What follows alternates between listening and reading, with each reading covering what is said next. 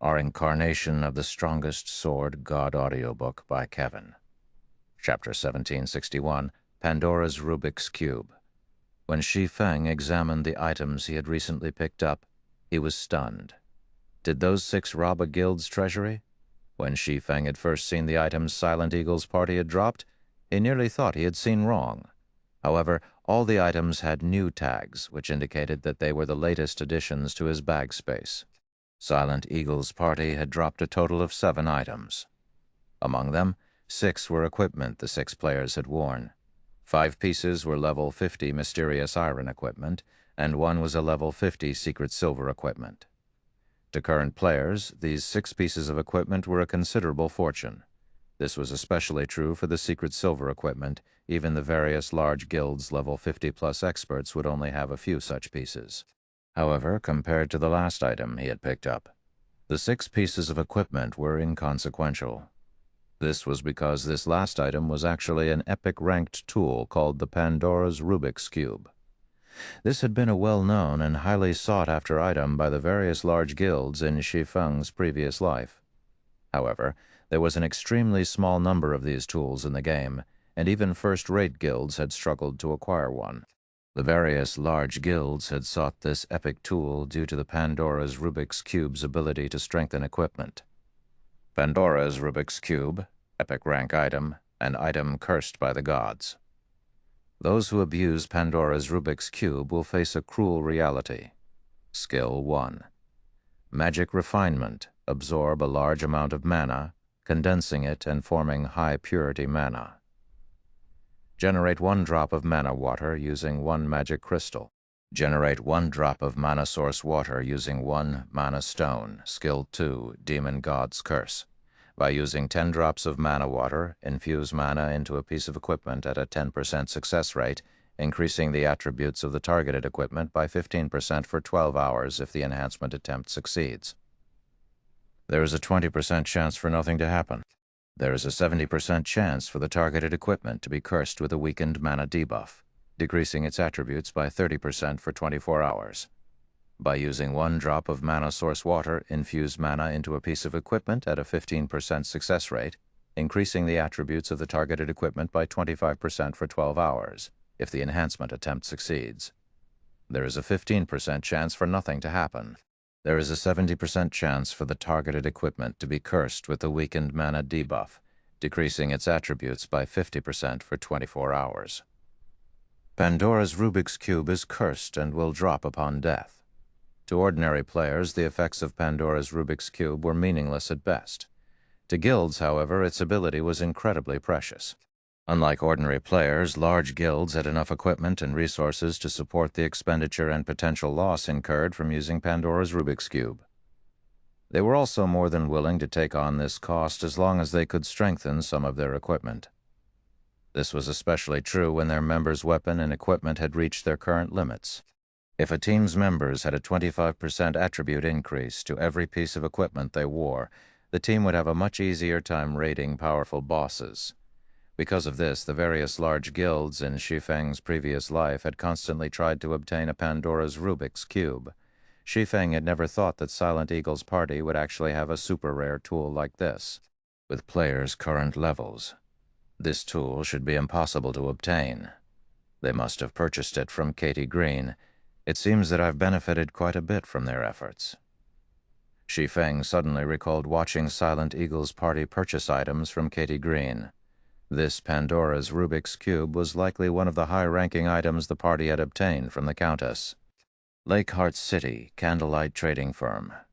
After Zero Wing had taken control of Lakeheart City, Candlelight had swiftly developed in the city. It had taken no time for Candlelight's shop to become the city's #1 shop. Including the recent increase in traffic, Lakeheart City's Candlelight Trading Firm was no less lively than the one in White River City. Moreover, in terms of quality, Lakeheart City's players were superior to White River City's players. Meanwhile, after the recent announcement regarding the new expansion pack, the number of players that visited the trading firm had reached an all-time high. As soon as Shi Feng left his carriage, he noticed a significant rise in traffic on the street. To secure as much of an advantage as possible in the upcoming conquest of the ice crystal world, The various large guilds had dispatched many of their experts to Lakeheart City. Shi Feng quickly spotted members from 2 first-rate guilds, not to mention those from second- and third-rate guilds. It seemed as if Lakeheart City had become the Black Dragon Empire's central hub. The various large guilds gathered in the city in droves. This only confirmed Shi Feng's need to hasten his plans. Immediately, he entered the candlelight trading firm and visited the trading firm's warehouse. As Shi Feng was about to enter the warehouse, Gentle Snow contacted him. "Guild leader, I just investigated the new expansion pack. High Lord Katie Green has already established a massive teleportation pathway in the city's central plaza. Although players are prohibited from entering the plaza right now, a notice has been issued stating that only level 50 and above will be permitted to use the pathway. Meanwhile, each player will have to pay a teleportation fee of 10 magic crystals," Gentle Snow said. "With our guild's current stock, I'm afraid that we won't be able to send many players to the Ice Crystal World." Initially, she had been fiercely interested in the Ice Crystal World conquest since Zero Wing's branch guild was located in Lakeheart City. With the home ground advantage, Zero Wing would have a considerable edge when developing in this new otherworld. Unfortunately, not only had the system set a clearly defined level limit for players, but the teleportation fee was also 10 magic crystals per player. This price was simply excessive. Just sending a 1,000-man team to the new otherworld would cost 10,000 magic crystals. Moreover, 1,000 players wouldn't be enough if a guild truly intended to join the conquest. At the very least, they would need to send 2,000 or 3,000 players. In other words, participating in this conquest would cost guilds at least 20,000 or 30,000 magic crystals. Even first-rate guilds would endure a headache over this cost. Moreover, it wasn't certain that they would make enough profits to cover the cost. 10 magic crystals per person? Shi Feng was astonished when he heard this price. It was too cheap. He had gone through great pains to clear the Ancient Shrine's trial and obtain the Shrine Warrior title. However, even with the Shrine Warrior title, he still had to pay 50 magic crystals to travel to or from the Ice Crystal World. Yet the teleportation pathway would only cost 10 magic crystals per player. It was infuriating. Out of all of the otherworld conquests he had heard about in his previous life, the teleportation fee for this conquest was definitely the cheapest. Generally, the teleportation pathways would cost around 30 magic crystals per person before the invading country's army broke through the otherworld's defensive net. Only after the invading country had established a city and stabilized the teleportation pathway to the targeted otherworld would the teleportation fee decrease. Now that the teleportation fee was only 10 magic crystals, more players would be able to join the Ice Crystal World conquest. The conquest would also finish faster than usual. It seems I really need to speed things up. Fortunately, players would only be able to truly enter the Ice Crystal World after Katie Green's army had broken through the Ice Crystal World's defensive net. He then instructed Gentle Snow to find out more about this conquest. He also instructed her to dispatch a small number of experts to follow the army into the Ice Crystal World and notify him of the army's progress.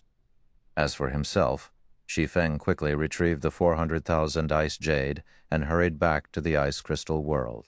Chapter 1762, Cold Wind City's #1 power Ice Crystal World, the Snow Rift.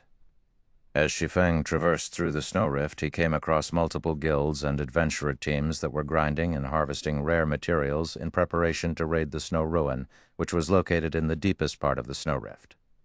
As long as players conquered the Snow Ruin, a path connecting the region of Cold Wind City to other regions would open.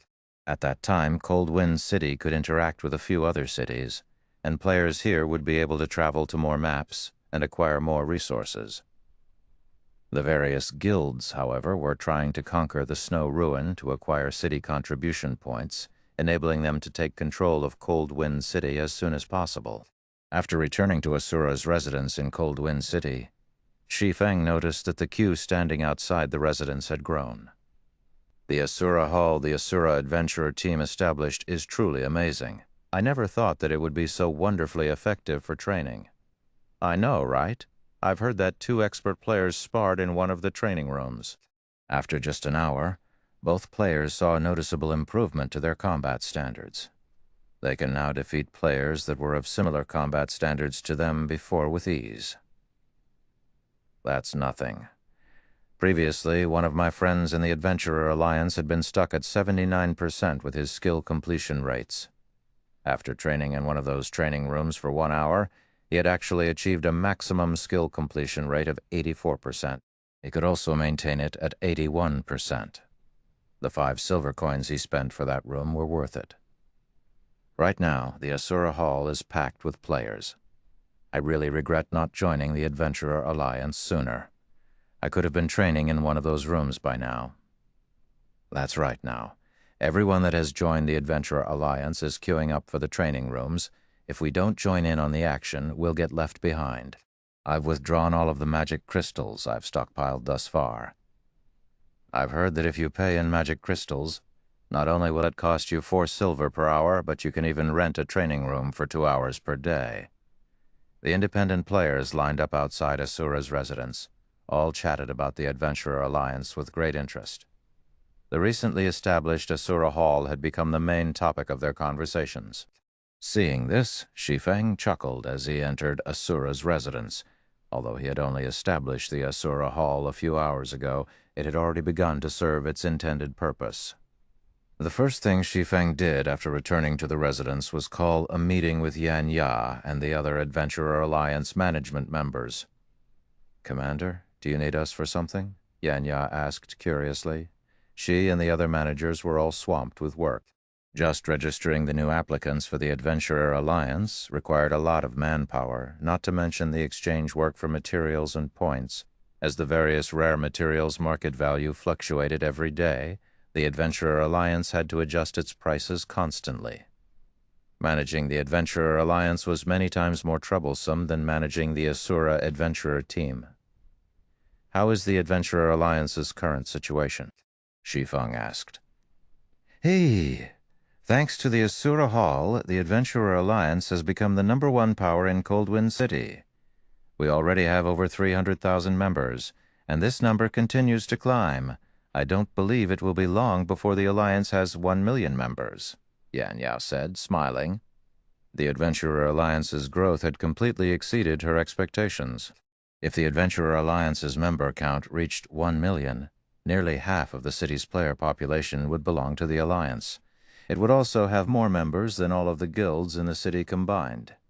With such a force, even if the Adventurer Alliance failed to gain true authority over Coldwind City, the Alliance would be the city's absolute overlord. The Alliance's word would be law.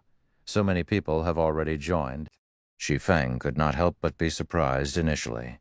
He had expected the Alliance to gain 100,000 plus members at best, hitting 500,000 before things started to slow down. However, it would seem that he had slightly underestimated the value of the Adventurer Alliance's exchange services and the Asura Hall. "Commander, that's not all. Many independent players have expressed interest in joining the Asura Adventurer team. They're hoping that we'll start recruitment soon. At the same time, several of the top-ranking adventurer teams in Coldwind City have requested that we grant them some authority in the Adventurer Alliance. If we do, they'll join the Alliance immediately and focus on supporting the Alliance's development," Yan Ya said as she took out several contracts a few of Coldwind City's top-ranking adventurer teams had proposed. Not only did the city's top-ranked adventurer teams wield considerable strength, but they also nurtured their own lifestyle players.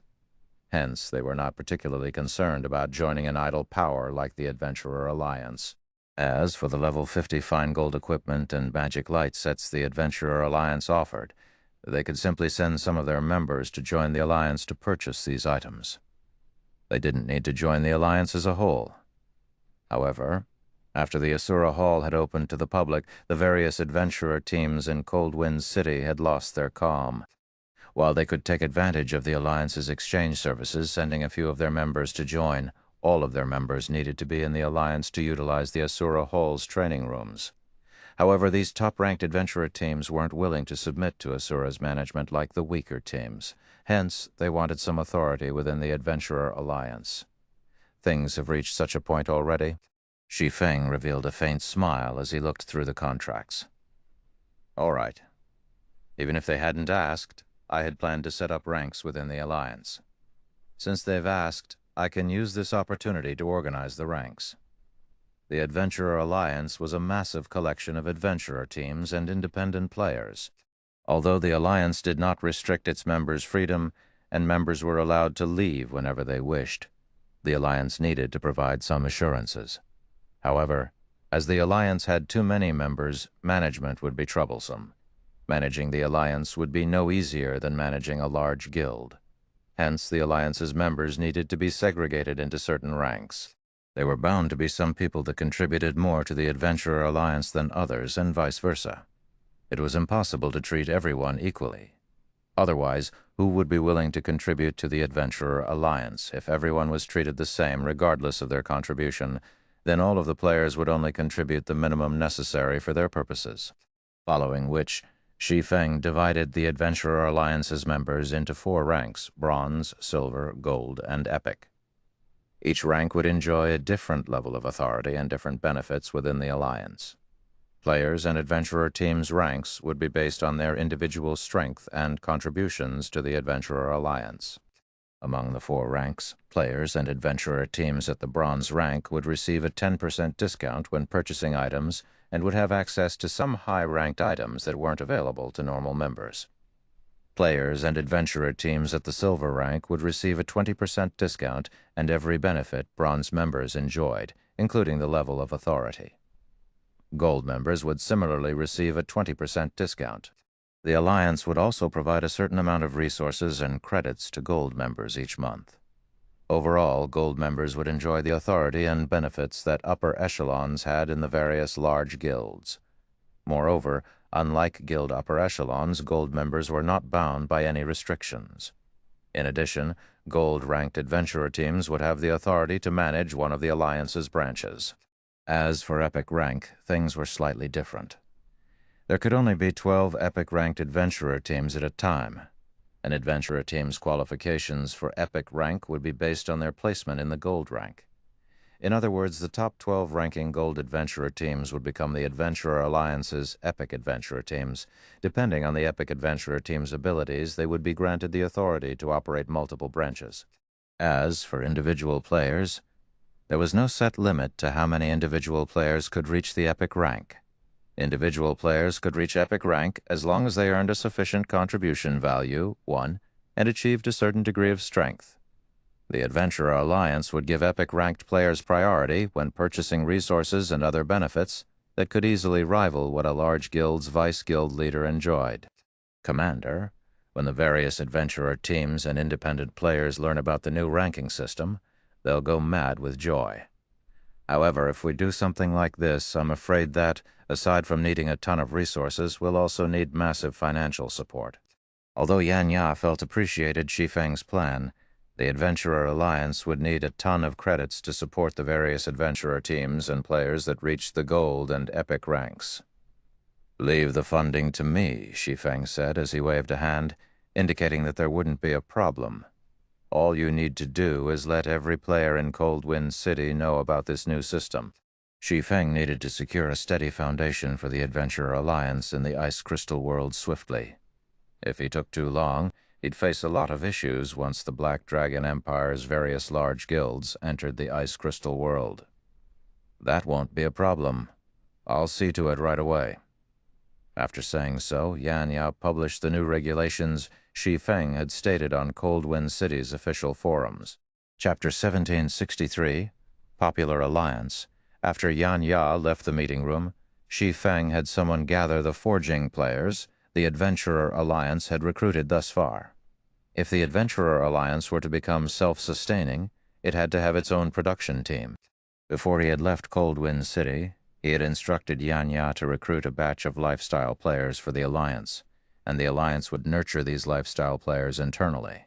For the 400,000 ice jades he had brought from Lakeheart City, selling them directly wouldn't be cost-effective. Only after the Alliance's advanced forgers crafted the ice jades into ice-resistance gemstones would the material show its true value. Although the Candlelight trading firm had quite a few advanced forgers, these advanced forgers had their own work to do. Candlelight simply couldn't afford to spare the time and manpower needed to handle 400,000 ice jades. Fortunately, the Ice Crystal World's lifestyle player standard was quite high. This was especially true for forging players that crafted weapons and equipment. One could easily find and recruit advanced lifestyle players. Around 10 minutes later, over 100 forgers had arrived to the meeting room. Every one of these players wore the advanced forger's insignia. If Shi Feng led this group to Star Moon Kingdom, it would definitely shock the kingdom's various major powers. Even the candlelight trading firm would be hard-pressed to show off over 100 advanced forgers. As for other trading firms and guilds, they had no hope of doing so. Only the 100-plus advanced forgers in the meeting room were no match for the advanced forgers on the continent of God's domain when it came to forging standards. Currently, all 100-plus advanced forgers waited quietly in Asura's meeting room, clearly anxious and excited. This was because they shared the room with Shi Feng, who in their opinion was unreachable. Their anxiety and excitement weren't just due to Shi Feng's aura, but more so because he was the Asura Adventurer Team's commander and the Adventurer Alliance's creator. One could say that Shi Feng was the true #1 player in Coldwind City. To independent forgers like them, Shi Feng lived in an entirely different world than they did. None of them had ever expected that they'd get to meet Shi Feng in person. Once they left, they'd be able to brag about this to their friends for the rest of their lives. You have already signed a partnership contract with the Adventurer Alliance. From now on, you are the Alliance's reserve members. You will be awarded contribution value based on your normal performance. Once you achieve a certain contribution value, you'll receive a promotion. Naturally, the higher your rank is within the Alliance, the better the benefits you will enjoy in the future. It is even possible for you to enjoy treatment and benefits rivaling Vice Guild leaders in large guilds, but with more freedom. Whether you reach this standard or not will depend on your personal effort. Hearing Shi Feng's words, the advanced forgers were stunned, their mouths hanging open. They simply could not believe their ears. As long as they contributed enough to the Adventurer Alliance, they would receive promotions. Moreover, they might even earn the power and benefits large guilds' Vice Guild leaders enjoyed if they worked hard enough. Ordinary players like them couldn't hope to compare to large guilds' Vice Guild leaders. As for the benefits that came with such a position, holding the position for several years would earn them enough money that they wouldn't have to worry for the rest of their lives. They had dreamed of enjoying such benefits many times before, but they also knew that players of their caliber could never reach such heights. Yet now these benefits were now within their sight. Such a dream was no longer an illusion. Why wouldn't they be shocked and excited? And since Shi Feng was the Adventurer Alliance's creator, they knew that his words were true. Immediately, fighting spirit flared in the advanced forgers. They all wanted to get to work immediately. Commander, tell us what you need us to do. We'll complete the task with perfection. Commander, give us our task. None of these players were fools. There was no way Shi Feng had gathered them here just to tell them about the new ranking system and the corresponding benefits. He had definitely called them here to do something, and they all watched him with eager gazes. All right, I won't mince words. I need you to help me refine an item, Shi Feng said, nodding in approval when he saw the fighting spirit burn in everyone's eyes. However, this refinement is slightly unique. As you refine the item, you must not complete the final step. In other words, you won't receive any proficiency, but you will earn corresponding adventurer team points and contribution value. If you don't have any problems with this, you can head to the Forging Association now. We've already prepared special forging rooms for you.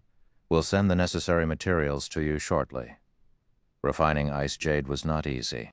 The ice jade itself was a rare material, and the complex refining process would take a considerable amount of time to complete. Meanwhile, the final process of turning an ice jade into an ice resistance gemstone had a very low success rate as well. Advanced forgers would have a theoretical success rate of only 20%. Only a master forger like himself had a slightly higher success rate of 30%. Including some support tools, he should reach a theoretical success rate of 35%. Although that was only a 15% increase, it was a massive improvement to any lifestyle player. Demand for ice jade was growing rapidly, and Gentle Snow couldn't collect as many as she had previously. To maximize the ice jades he currently had, Shi Feng decided to complete the final refining step himself. Although having advanced forgers complete most of the refinement process would reduce the production success rate slightly, the small decrease would be worth the large amount of time Shi Feng would save. Hearing Shi Feng's instructions, the advanced forgers charged out of the room and dashed towards the Forging Association, afraid that others would get a head start on them.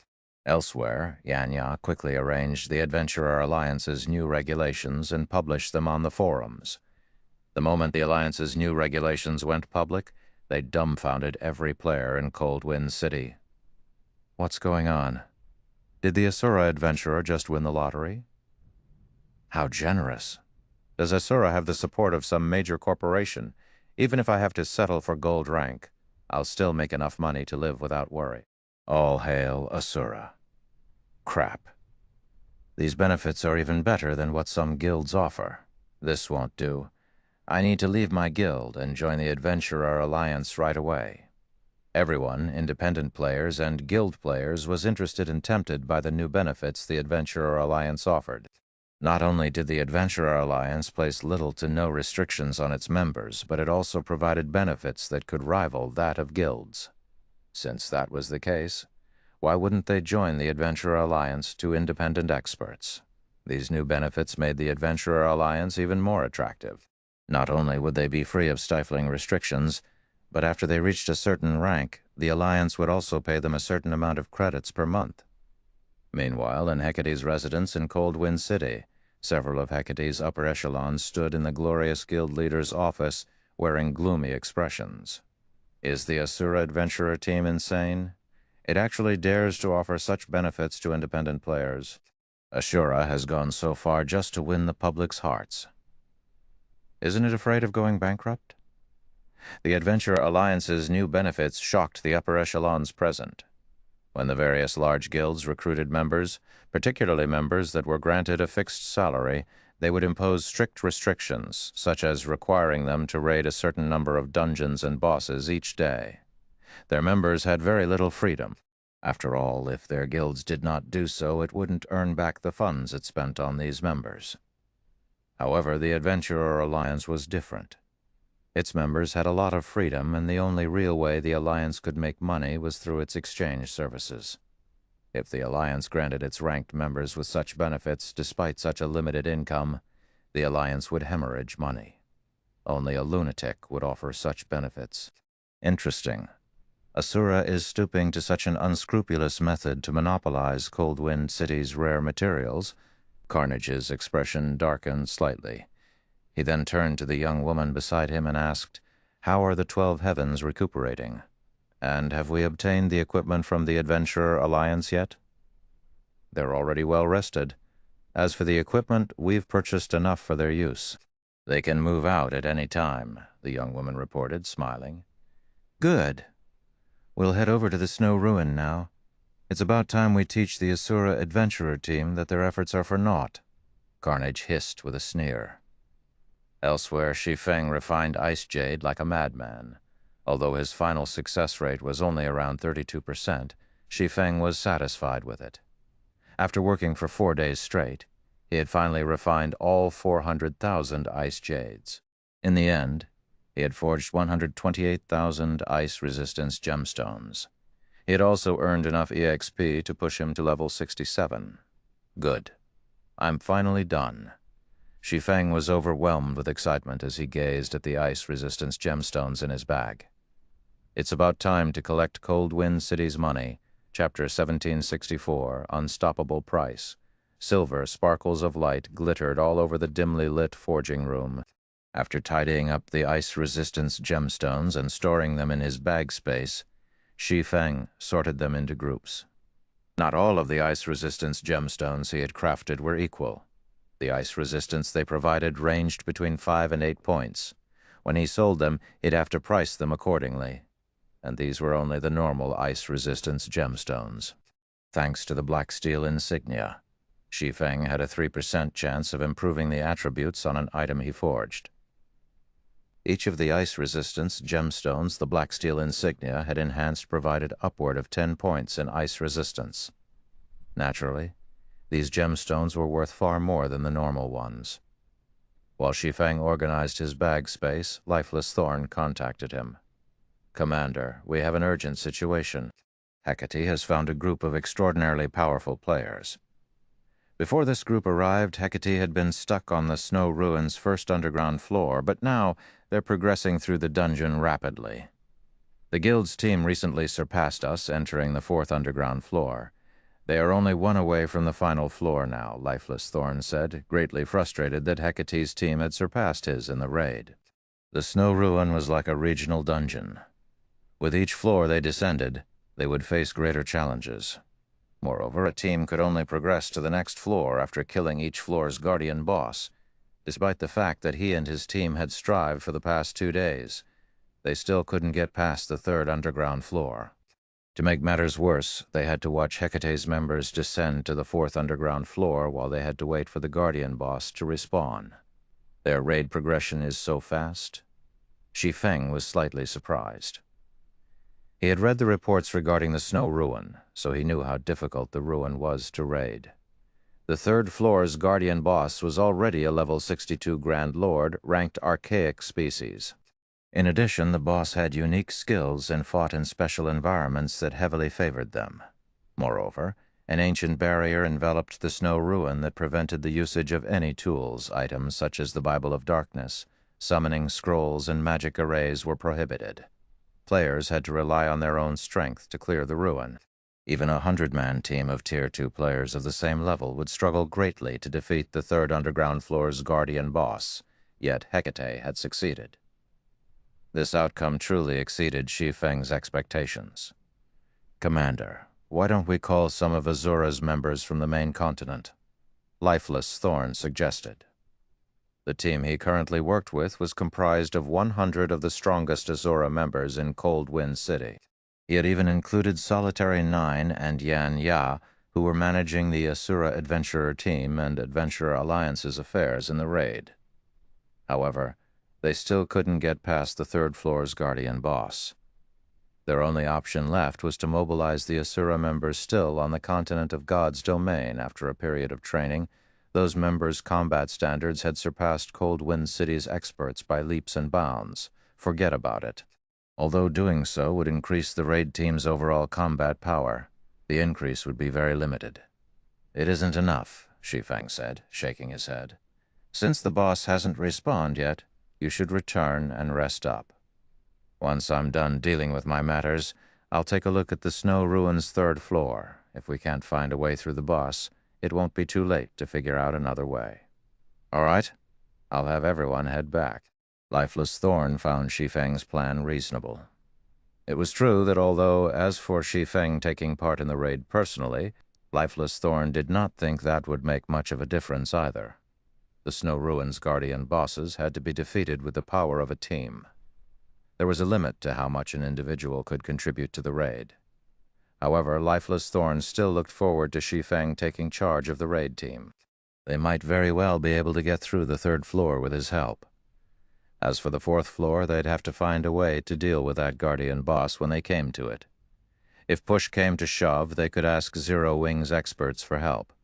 He was fully aware that the group from Zero Wing was far stronger than him. If these monstrous players took action, surpassing Hecate would be child's play.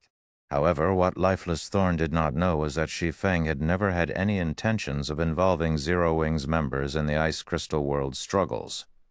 Moreover, now that Zero Wing had grown so large, the guild required manpower in many aspects. It could no longer afford to gather its top combatants, following which Shi Feng spent half an hour or so categorizing the ice resistance gemstones, delight filling his eyes as he did. There were 42,651 gemstones that added 5 points of ice resistance, 37,332 that added 6 points, and 12,451 that added 8 points. Shi Feng also had 2,921 gemstones that provided 10 points or more back on the continent of God's domain. 5-point gemstones currently sold for around 1 gold, 50 silver on the market. That was very close to the production cost. These were also the gemstones he had the most of, although he counted himself lucky since he had only crafted 40,000 plus 5-point gemstones out of the 400,000 attempts. Naturally, the 6-point gemstones were worth more, selling for around 2 gold. Most of the ice resistance gemstones on the market were 6-point gemstones. As for 7-point gemstones, they were slightly rarer and could sell for roughly 3 gold. The 8-point gemstones were very rare, selling for around 5 gold. Meanwhile, successfully forging over 33,000 7-point gemstones and over 12,000 8-point gemstones was truly beyond Shi Feng's expectations. As for the ice resistance gemstones that offered 10 or more points in ice resistance, needless to say, they could easily sell for 10 gold or more. After all, ice resistance gemstones would always retain their value. Even if players only had a full set of 5-point gemstones, they would acquire more than enough ice resistance to deal with frosty environments and ice-type bosses. Shi Feng then brought the ice resistance gemstones to Asura's residence, placing them in the Adventurer Alliance's trade window. He even placed the entry on the catalog's first page. However, unlike the catalog's other items, the ice resistance gemstones could only be purchased with the auction system. Moreover, players had to use both magic crystals and Adventurer Alliance points, with magic crystals having a higher priority. In other words, regardless of how many points players bid, the player that bid the most magic crystals would win the auction. The Adventurer Alliance points would only be used as a tiebreaker if the top contenders bid the same number of magic crystals. Meanwhile, Shi Feng set the minimum bid for the 5-point gemstones at 4 magic crystals. Not wanting to post too many gemstones at a single time, Shi Feng only posted 205-point gemstones. Shortly after Shi Feng updated the exchange catalog, the players who had visited the Adventure Alliance to purchase items noticed the change. Immediately, a commotion arose in Asura's residence. Ice resistance gemstones. The Adventurer Alliance is amazing. It actually has such an item as well? Amazing! One gemstone adds 5 points in ice resistance. That almost rivals the ice resistance from mysterious iron equipment. Crap! If I could fully equip myself with these ice resistance gemstones, I could explore the snow rift practically unhindered. Just where did the Adventurer Alliance get its hands on such an item? Items that provided ice resistance were highly sought after by Cold Wind City's players. Although the Ice Crystal world had many ice resistance items, none of them were like the ice resistance gemstone, which would not become obsolete after a certain level. News of the ice resistance gemstones spread like wildfire among the city's various adventurer teams and guilds. These organizations immediately sent representatives to purchase these gemstones. A flood of independent players also rushed to compete for the ice resistance gemstones. Although magic crystals were rare and hard to obtain in Cold Wind City, there weren't many places where players could spend them. This was especially true for independent players.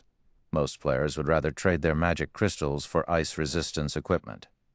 However, the various guilds hoarded most weapons and equipment that increased ice resistance. No guild would sell such items to independent players. Now that a treasure like the ice resistance gemstone had appeared, independent players had to fight for some of their own. Shortly after, the ice resistance gemstones' prices continued to rise. The price instantly rose to 5 magic crystals per stone. It then climbed to 5 magic crystals and 100 points, 200 points. Meanwhile, each Adventurer Alliance point was currently worth 20 copper coins. Very quickly, the price had reached 6 magic crystals. At this point, the ice resistance gemstones' prices had hit the limit of what independent elite players could afford. Even so, this outcome had greatly exceeded Shi Feng's expectations. Yet the price increase still showed no signs of stopping. Chapter 1765, Frightening Profit. In less than 5 minutes after Shi Feng updated the exchange catalog, the 5-point ice resistance gemstones had reached a price of 7 magic crystals. The demand for the gemstones had completely exceeded Shi Feng's expectations. He had never thought that Cold Wind City's players would be so desperate for them. In the end, Shi Feng had earned 1,320 magic crystals from the 200 ice resistance gemstones. In addition, the Adventurer Alliance had reclaimed a lot of the points it had awarded. Crap! I just got here, and they're already sold out. Why are there so many rich people? There are actually people willing to fork out 7 magic crystals for those gemstones. What? That's it. There aren't any more? Why are there only 200 gemstones? There aren't even enough for all of us here. Damn it. I knew I should have placed a bid. If I had 4 or 5 ice resistance gemstones, I could even solo tank that ice-type Great Lord I found earlier.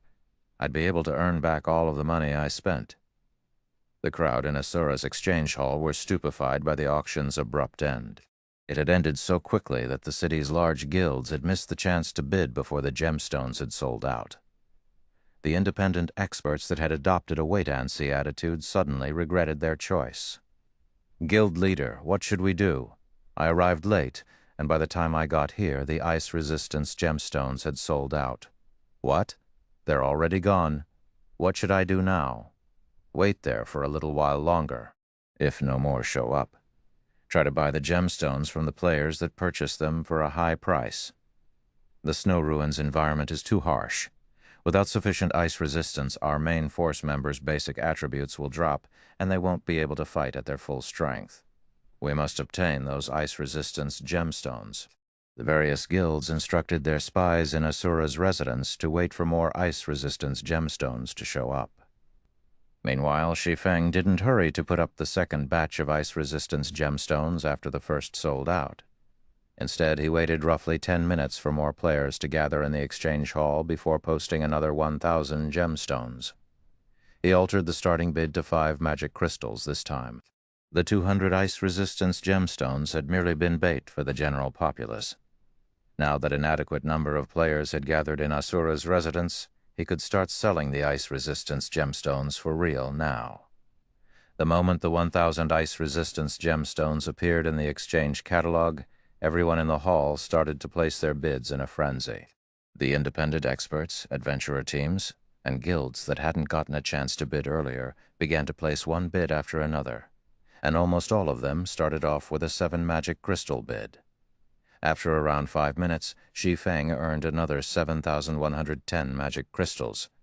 He was earning magic crystals several times faster than even Zero Wing City. However, Shi Feng knew that this was only the beginning. Cold Wind City had over 2 billion players.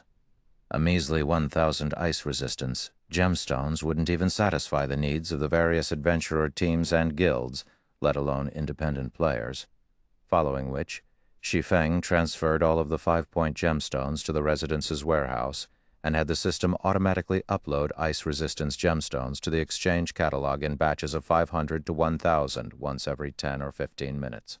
As for the other ice resistance gemstones, Shi Feng had no intentions of selling them for now. For the current Cold Wind City, 40,000 plus ice resistance gemstones should be just enough to meet demand. If he sold the higher quality gemstones, he wouldn't be able to get a good price. While Shi Feng sold the ice resistance gemstones, Lifeless Thorn and the others had returned to Asura's residence and rested. Splayers' stamina and concentration consumption rates increased drastically in the Snow Ruin. Even if they lay down and did nothing, their stamina and concentration would continue to drain. Commander, this is the information we have on the 3rd floor's Guardian boss. Although raiding this boss doesn't require a high amount of ice resistance, its passive skill, Frozen in Time, is very troublesome. This skill targets the top 20 DPS on the team and reduces their attack speed by 100%. In addition, it spawns a chieftain beside each of the affected players. These chieftains are the same level as the affected players and have very high attack power, even rivaling great lords of the same level. In addition, the boss has a second passive skill called Bloodlust.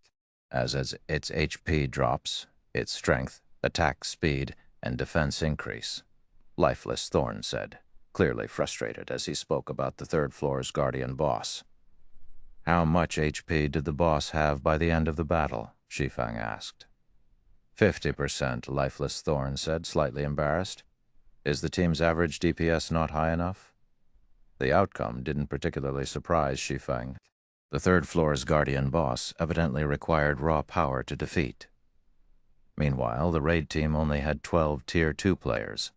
As the boss's passive skill restricted the top 20 players' DPS, Lifeless Thorn and the other Tier 2 players couldn't cause any damage, and the rest of the team's DPS obviously wasn't high enough. It was not surprising that the boss had managed to whittle the raid team down. Even if Shi Feng joined the team, the outcome would likely be the same. Everyone in the team is wearing the best equipment we have available. Honestly, though, if the team's DPS could land every attack, it should be possible to kill it. But the boss is very good at dodging and blocking incoming attacks. Without a sufficiently high combat standard, it is very difficult for players to damage the boss, Lifeless Thorn said, nodding. Got it. It seems that we need to improve everyone's equipment. Collect every piece of equipment your team is using and bring it all to me, Shi Feng said, after giving the matter some thought.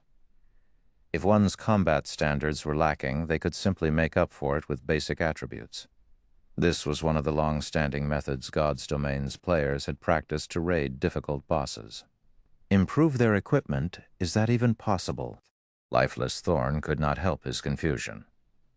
The raid team already wore the best equipment the Asura Adventurer team had. It was basically impossible to improve the raid team's equipment standard further. But since the order had come from Shi Feng, Lifeless Thorn did not give the matter much thought. He immediately gathered the raid team and had them hand over their equipment. In any case, he had planned to collect everyone's equipment to repair it all.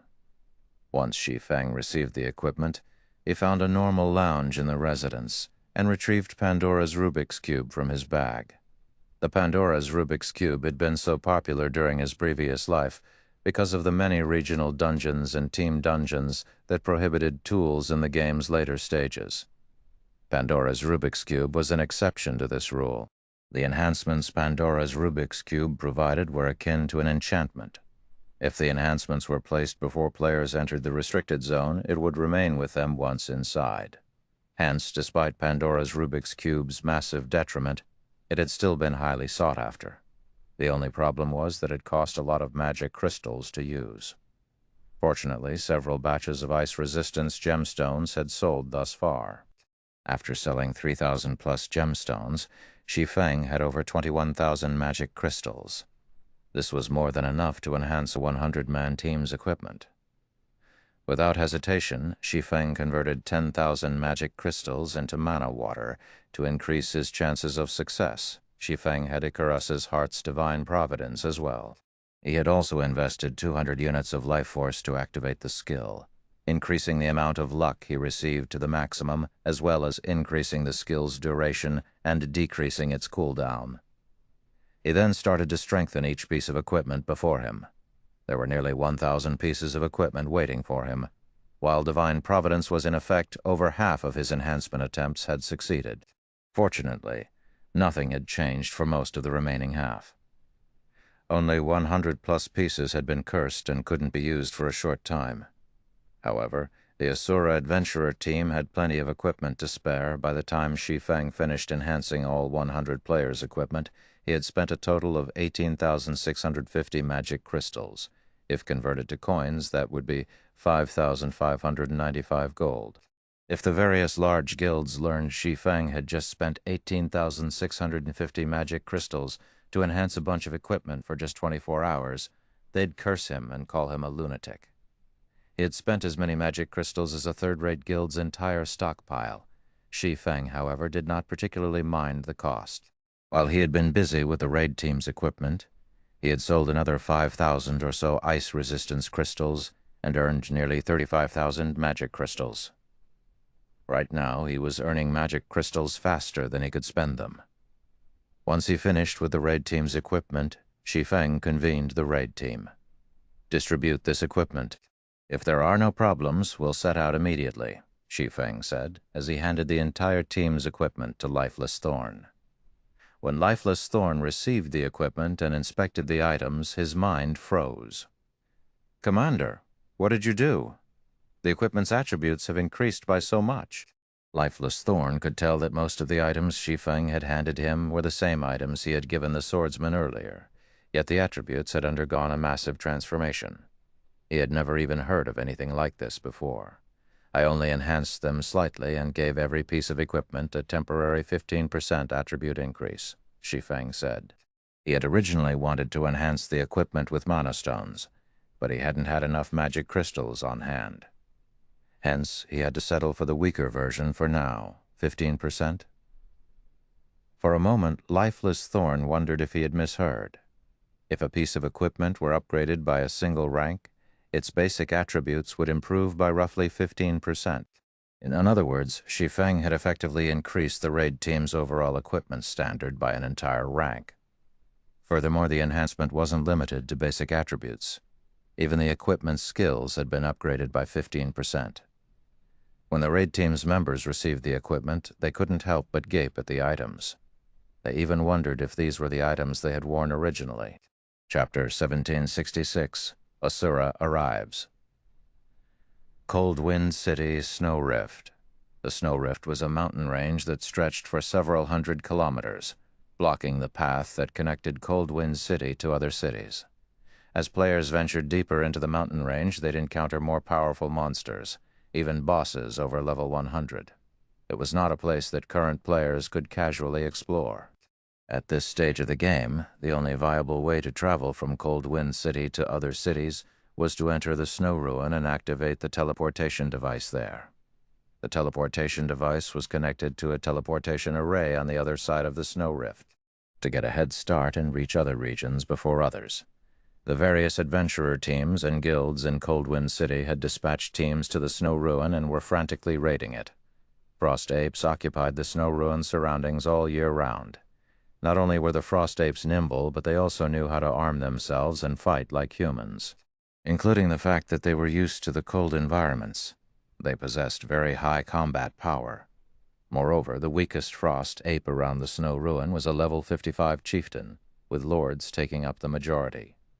The leader of each Frost ape patrol squad that wandered the Snow Ruin was even at the Great Lord rank, as the Snow Ruin's area was a Frost ape nest. A very large number of Frost apes could be found around the ruin. Moreover, as players approached the Snow Ruin, they'd encounter stronger Frost apes. An ordinary 100-man elite team would have almost no chance of even getting close to the Snow Ruin, which even the Frost apes considered a forbidden land, let alone challenge the dungeon. Meanwhile, a short distance away, a 100-man team rapidly approached the Snow Ruin. Dozens of Frost apes charged at the team, including 5 great lords and over a dozen lords, yet despite such a force, the 100-man team pushed the monsters aside and continued with ease. Seeing this, the other 100-man team some distance behind the advancing team could not help but grow envious. However, even though the other teams were jealous, they could do nothing about it. This was because the advancing team was Centurion Dynasty's main force. Every member was equipped with a minimum of level 50 mysterious iron equipment, with over half of their equipment consisting of level 50 secret silver equipment. A few of the leading figures even wore a few pieces of level 50 fine gold equipment. In contrast, the other teams barely had a handful of level 50 secret silver equipment among their players, not to mention fine gold equipment. These Frost apes are really persistent. They're always like this whenever we come here. Even after we kill one of them, another one just takes its place. Just getting into the Snow Ruin costs us a considerable amount of stamina and concentration, a level 53, Tier 2 Shield Warrior complained. Currently, the Shield Warrior used his dark gray tower shield to hold back 3 level 57, Great Lord ranked Frost ape captains. Although the Shield Warrior complained, his feet never stopped moving.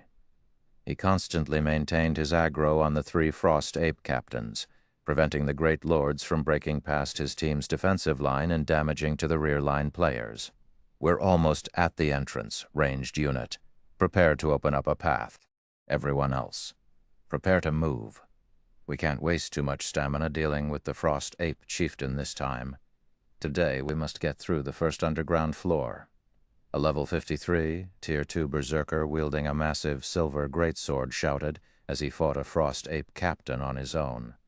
Under the might of his Tier 2 skills, the Great Lord was forced to retreat. The players around the berserker were in awe of the strength he displayed.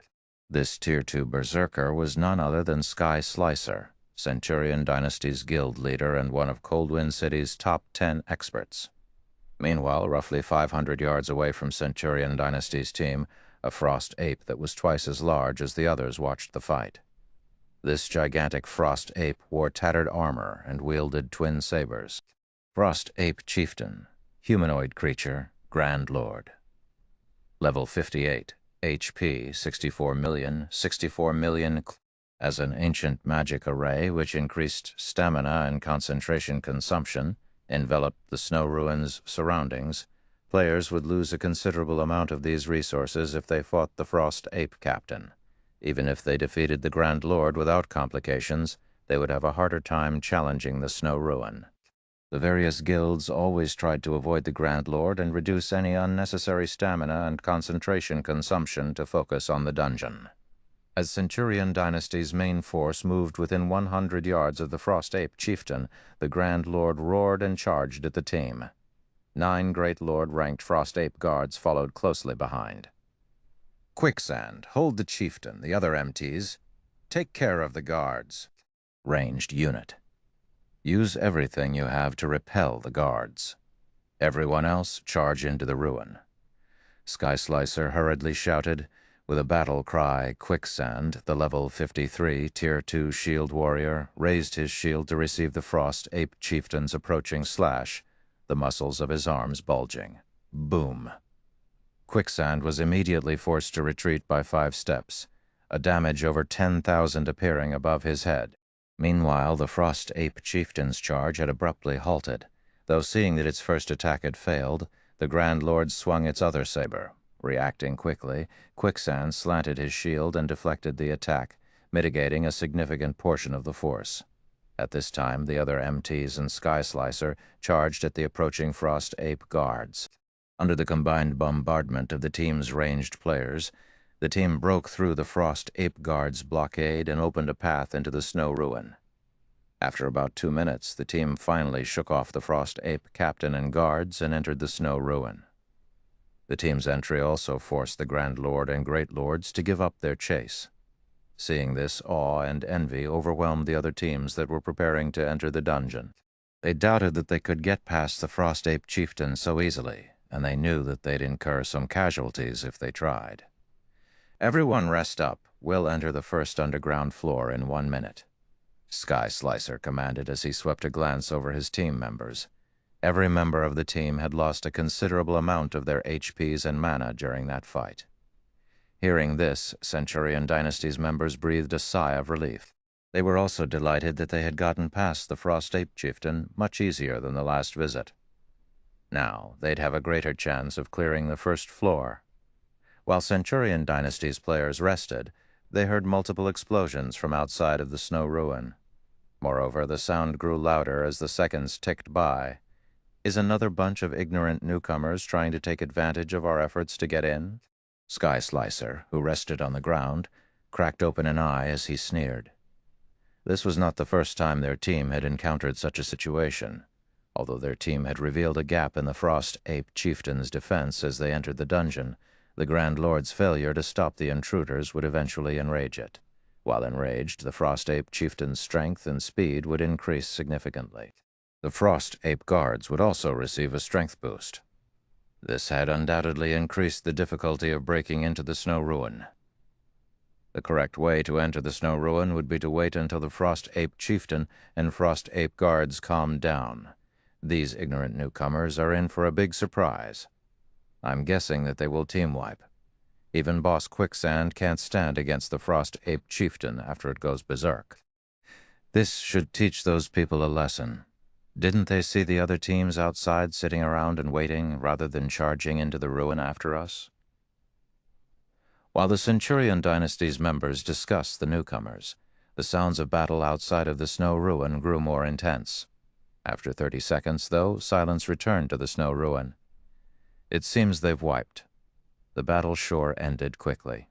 As the area fell silent, some of Centurion Dynasty's members expressed pity while others laughed in ridicule. "All right, let's get ready to set out," Sky Slicer said once he noticed that his team had mostly recovered. Just as the team members began to stand and head into the first underground floor, a team walked through the snow ruin's dilapidated entrance. Contrary to the raid team's expectations, however, these newcomers had lost barely any HP, let alone looking miserable. Moreover, the team still had all 100 of its members. What's going on? Sky Slicer stared at the intact 100-man team with wide eyes. Centurion Dynasty's other members also gaped at the newcomers. They simply couldn't believe their eyes. That was the enraged Frost Ape chieftain they were talking about. Who are these people? Hold on. Isn't that Asura's lifeless thorn? It's the Asura adventurer team. Meanwhile, after glancing at Centurion Dynasty's members, Shi Feng and the others moved past them into the snow ruin's first floor, leaving the stupefied guild members behind them. Chapter 1767, Hero Mode. In the quiet, dilapidated hall, Centurion Dynasty's members only snapped out of their daze after Shi Feng and his team had entered the first underground floor. So strong, they actually managed to enter the ruin despite going up against the enraged Frost Ape chieftain. It's no wonder why they can reach the third underground floor. Why are they here again? Didn't they just head back to rest some time ago? That's Asura's commander leading the team. It seems that Asura plans to go all out in the raid. This is going to be interesting. I've heard that Hecate has also started raiding the snow ruin with everything they've got and has reached the fourth floor already. I wonder how Asura's raid team will fare. Although Asura is powerful, this is the snow ruin where a team's overall strength matters more than the individual. I've heard that Hecate's main branch dispatched quite a few of its experts to ensure the guild's success in the raid. In terms of overall strength, Hecate's raid team should be far superior to Asura's. Asura will likely have a difficult time restoring its lost reputation. Indeed. The snow ruin's difficulty multiplies with each floor. Asura's team has been stuck on the third underground floor for several days now. Even if Asura's commander joins the raid, they'll probably still fail to beat the third floor's boss. Centurion Dynasty's members debated as they watched Asura's members depart. Although the Asura adventurer team had displayed frightening strength thus far, it was still only an adventurer team. Its foundations couldn't compare to Hecate's. Asura plans to compete with Hecate for first clear? Sky Slicer revealed a smile as he watched Shi Feng's group disappear. It seems that we'll have to take advantage of this situation. Sky Slicer shared the opinion that Asura was no match for Hecate in the struggle for the snow ruin's first clear. This was because he had already acquired some internal information regarding Hecate, so he knew just how powerful its current raid team was. The team had 19 Tier 2 players alone, and the guild had gathered the majority of its top combatants for the raid.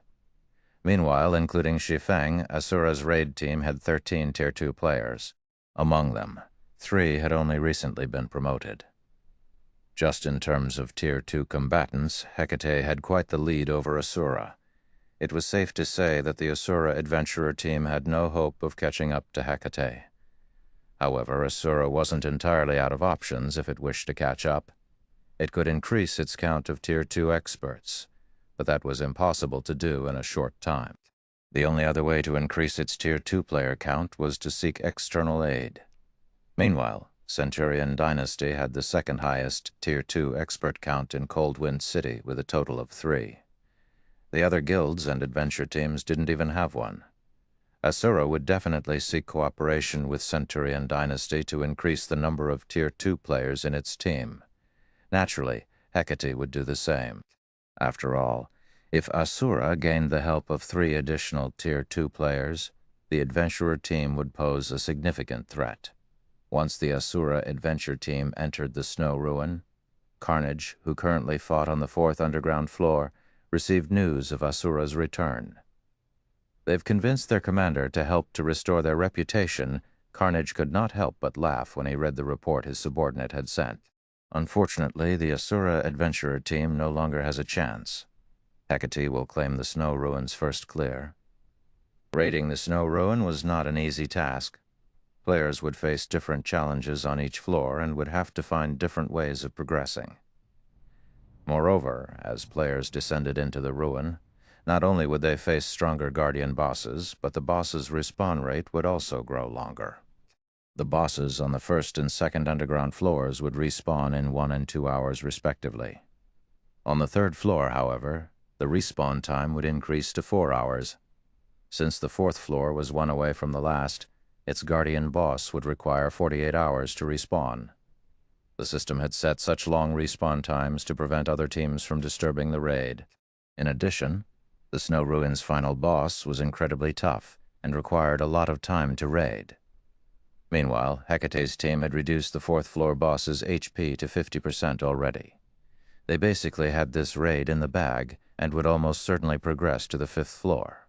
Even if Asura reached the fourth floor, the adventurer team's efforts would be a waste. Not only would Asura fail to learn about the fourth floor boss, but it would also have to waste a full day for the boss to respawn. During this time, Hecate's team could research the final boss and find a way to defeat it. In other words, Asura's raid progress would lag behind Hecate's by at least 2 days. This was not an easy gap to bridge. Furthermore, some of Hecate's experts who had left to challenge their Tier 2 promotions should finish their promotion quests and return to the guild before the team raided the final boss. Then, Hecate would have even more Tier 2 players on its team. Meanwhile, Shi Feng and his companions stood on the only teleportation array in the teleportation hall on the Snow Ruins' first underground floor. Esteemed adventurers, some of you already have the third underground floor's mark. You may teleport directly to the third underground floor. However, the Guardian boss has yet to respawn. Do you still wish to head to the third underground floor? A translucent elder's soul, who stood beside the teleportation array, asked Shi Feng's group. It still hasn't respawned. Shi Feng frowned slightly. He then continued.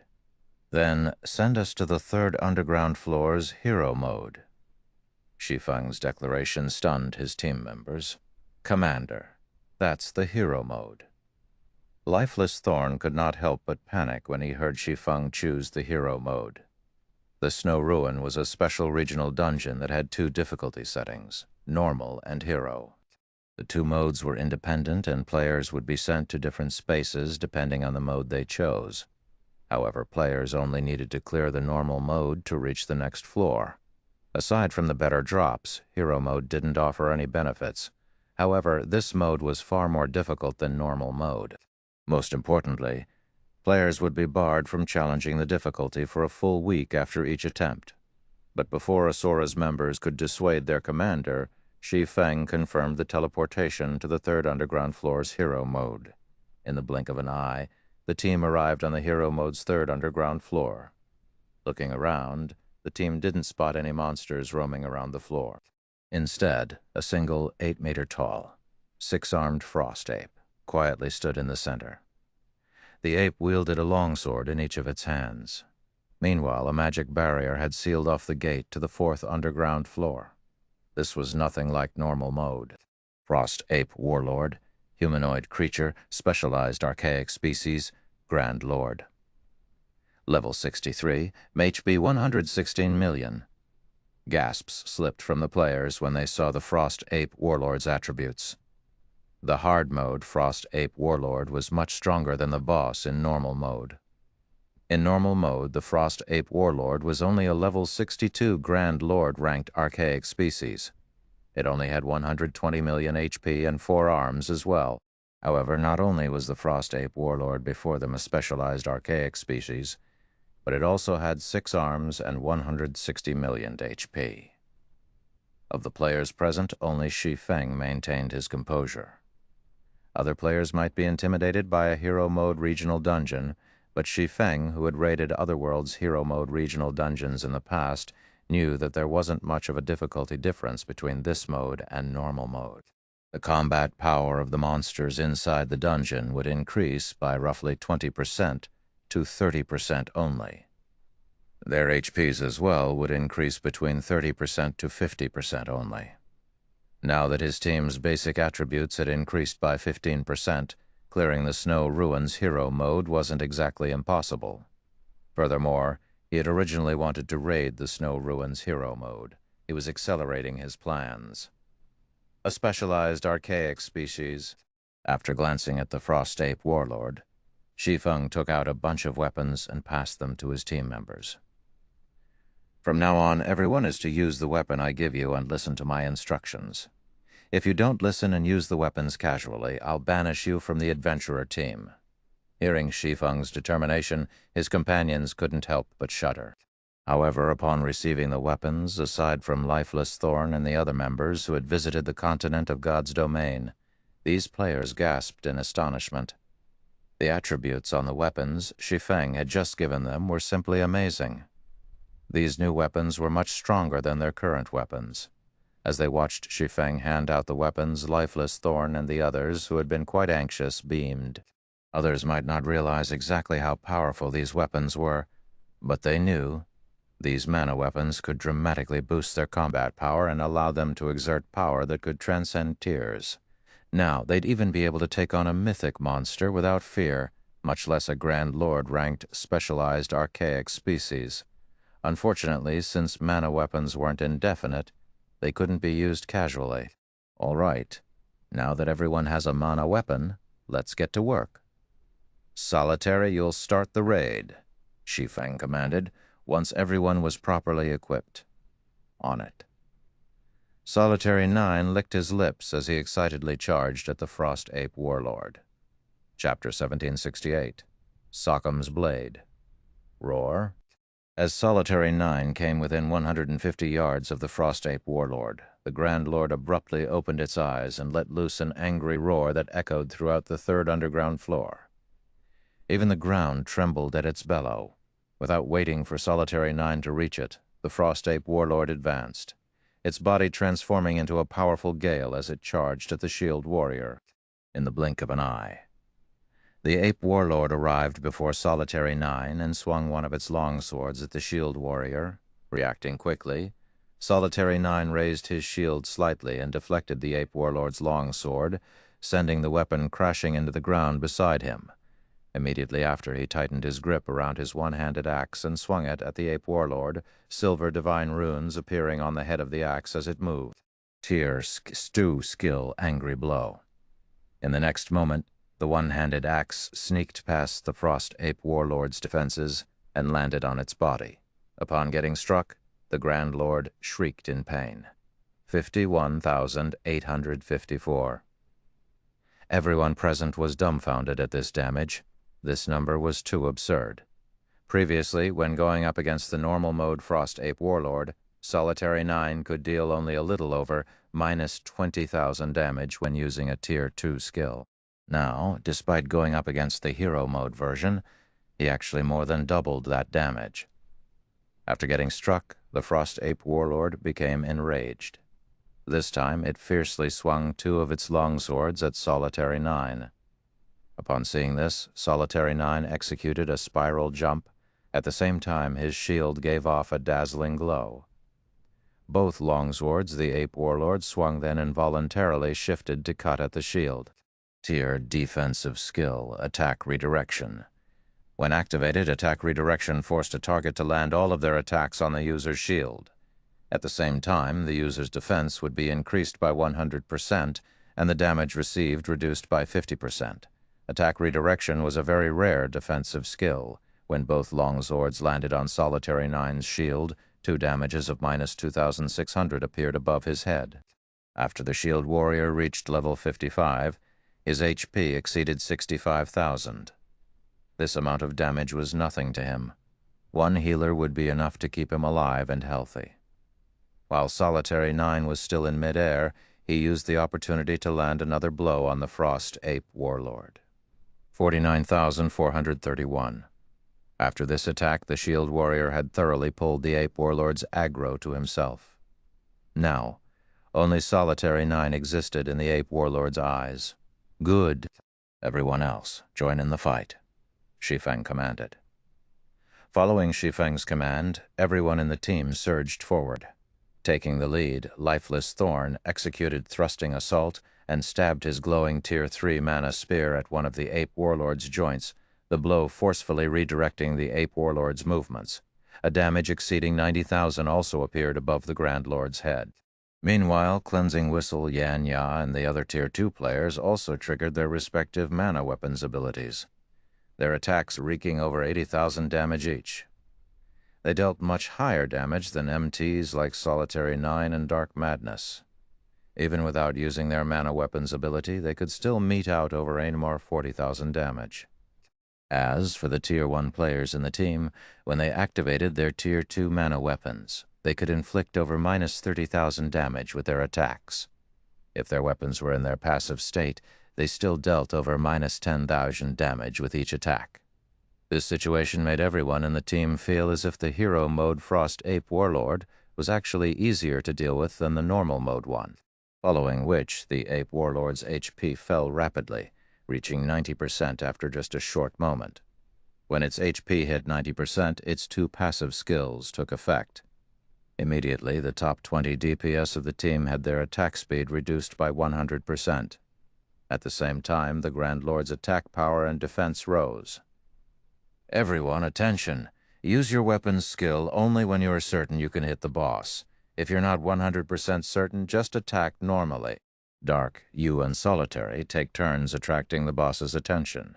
Prioritize killing the mobs that appear. Shi Feng instructed through the team chat. Although their attack speed had been reduced, that did not mean that their attack power had declined. So long as they could land their attacks on the boss, they could still deal damage. Following which, Shi Feng activated Abyssal Curse, lowering the boss's attributes by 10%, giving his team an easier time against the boss. Due to the mana weapons, although the Frost Ape Warlord's two passive skills had taken effect, the Tier 1 players in the team were still able to deal over minus 10,000 damage with their attacks. They were not much weaker than an ordinary Tier 2 player. As a result, the boss's HP still decreased at a rapid pace. 80%. 60%, 30%. Despite the Grand Lord becoming increasingly powerful as its HP diminished, it still failed to cope with Asura's team, which effectively rivaled a 100-man team of Tier 2 players. When the Ape Warlord's HP fell to 20%, it abruptly raised its 6 longswords into the air and started gathering a large amount of mana around the weapons. It was clearly planning to use a powerful team wipe skill, something that the normal mode Frost Ape Warlord did not possess. Everyone, gather at my location. Shi Feng did not grow flustered in this situation. After all, he had dealt with hero mode bosses plenty of times in the past. Hence, he expected the Frost Ape Warlord to possess a team wipe skill. Everyone present was an expert. Upon hearing Shi Feng's command, they speedily gathered around him. However, as the Ape Warlord's skill had a short channeling time of only 3 seconds, not everyone managed to get to Shi Feng before the boss's skill activated. In the next moment, the Grand Lord rapidly brandished its 6 long swords simultaneously, sending energy blades flying in all directions. The power contained within those energy blades shattered even the sturdy stone floor.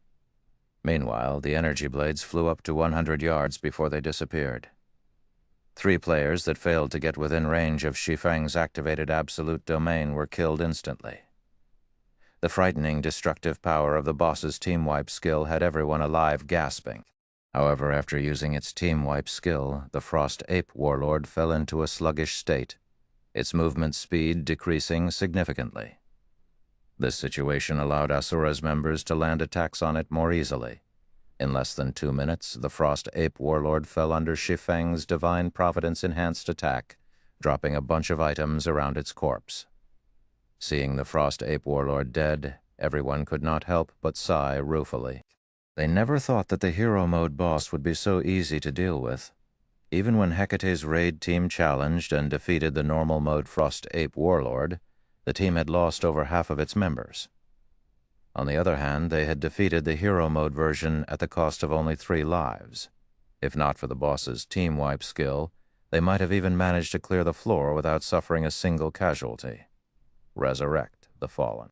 Once everyone's recovered, we'll head down to the 4th underground floor, Shi Feng instructed. He then proceeded to collect the boss's loot. Although he had activated Divine Providence at the end of the day, the Frost Ape Warlord was still a monster of the Ice Crystal world. Practically all of the items it dropped were materials, albeit epic ranked ones. Only 2 items were equipment. Level 50 fine gold ranked mage robes and a level 50 fine gold ranked 2-handed axe. Even so, this loot still made many of the team's experts drool. Among the 30-plus items that dropped, only one managed to catch Shi Feng's attention: the Sockham's blade forging design. Sockham's blade was a level 50 dark gold weapon to the current God's domain that had a severe scarcity of top-tier level 50 weapons and equipment. A level 50 dark gold weapon was an item beyond most players' reach. After tidying up the loot, Shi Feng noted that his team had already recovered fully. He then led his team down to the 4th underground floor. The 4th underground floor was a maze that was littered with traps, which made traversing the floor extremely difficult. After spending over an hour exploring the maze, the team arrived before a spacious hall. Sure enough, there aren't any mobs here either. After arriving at the end of the maze, Shi Feng noticed that the situation here was similar to that on the 3rd floor. There were no wandering mobs here at all. There were only 2 four-winged gargoyles standing at the entrance leading down to the next floor. Stone Guardian, Archaic Species, Grand Lord, Level 64, HP 130,013,000. We need to deal with 2 bosses on this floor. Shi Feng smiled as he looked at the 2 gargoyles. Solitary and dark, each of you take on one of these bosses. We'll split the team into 2 groups of 50 and raid the bosses separately. Other teams might find dealing with 2 bosses simultaneously to be headache-inducing, but the 2 Stone Guardians were not a problem for Asura's current raid team.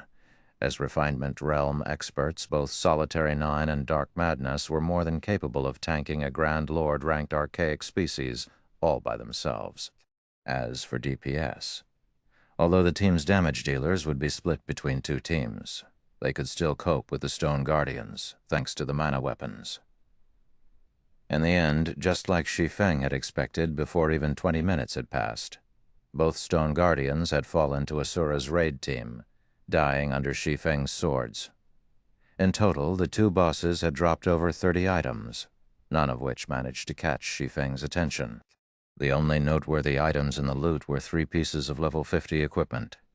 2 pieces were fine gold rank, while 1 was dark gold ranked leather boots.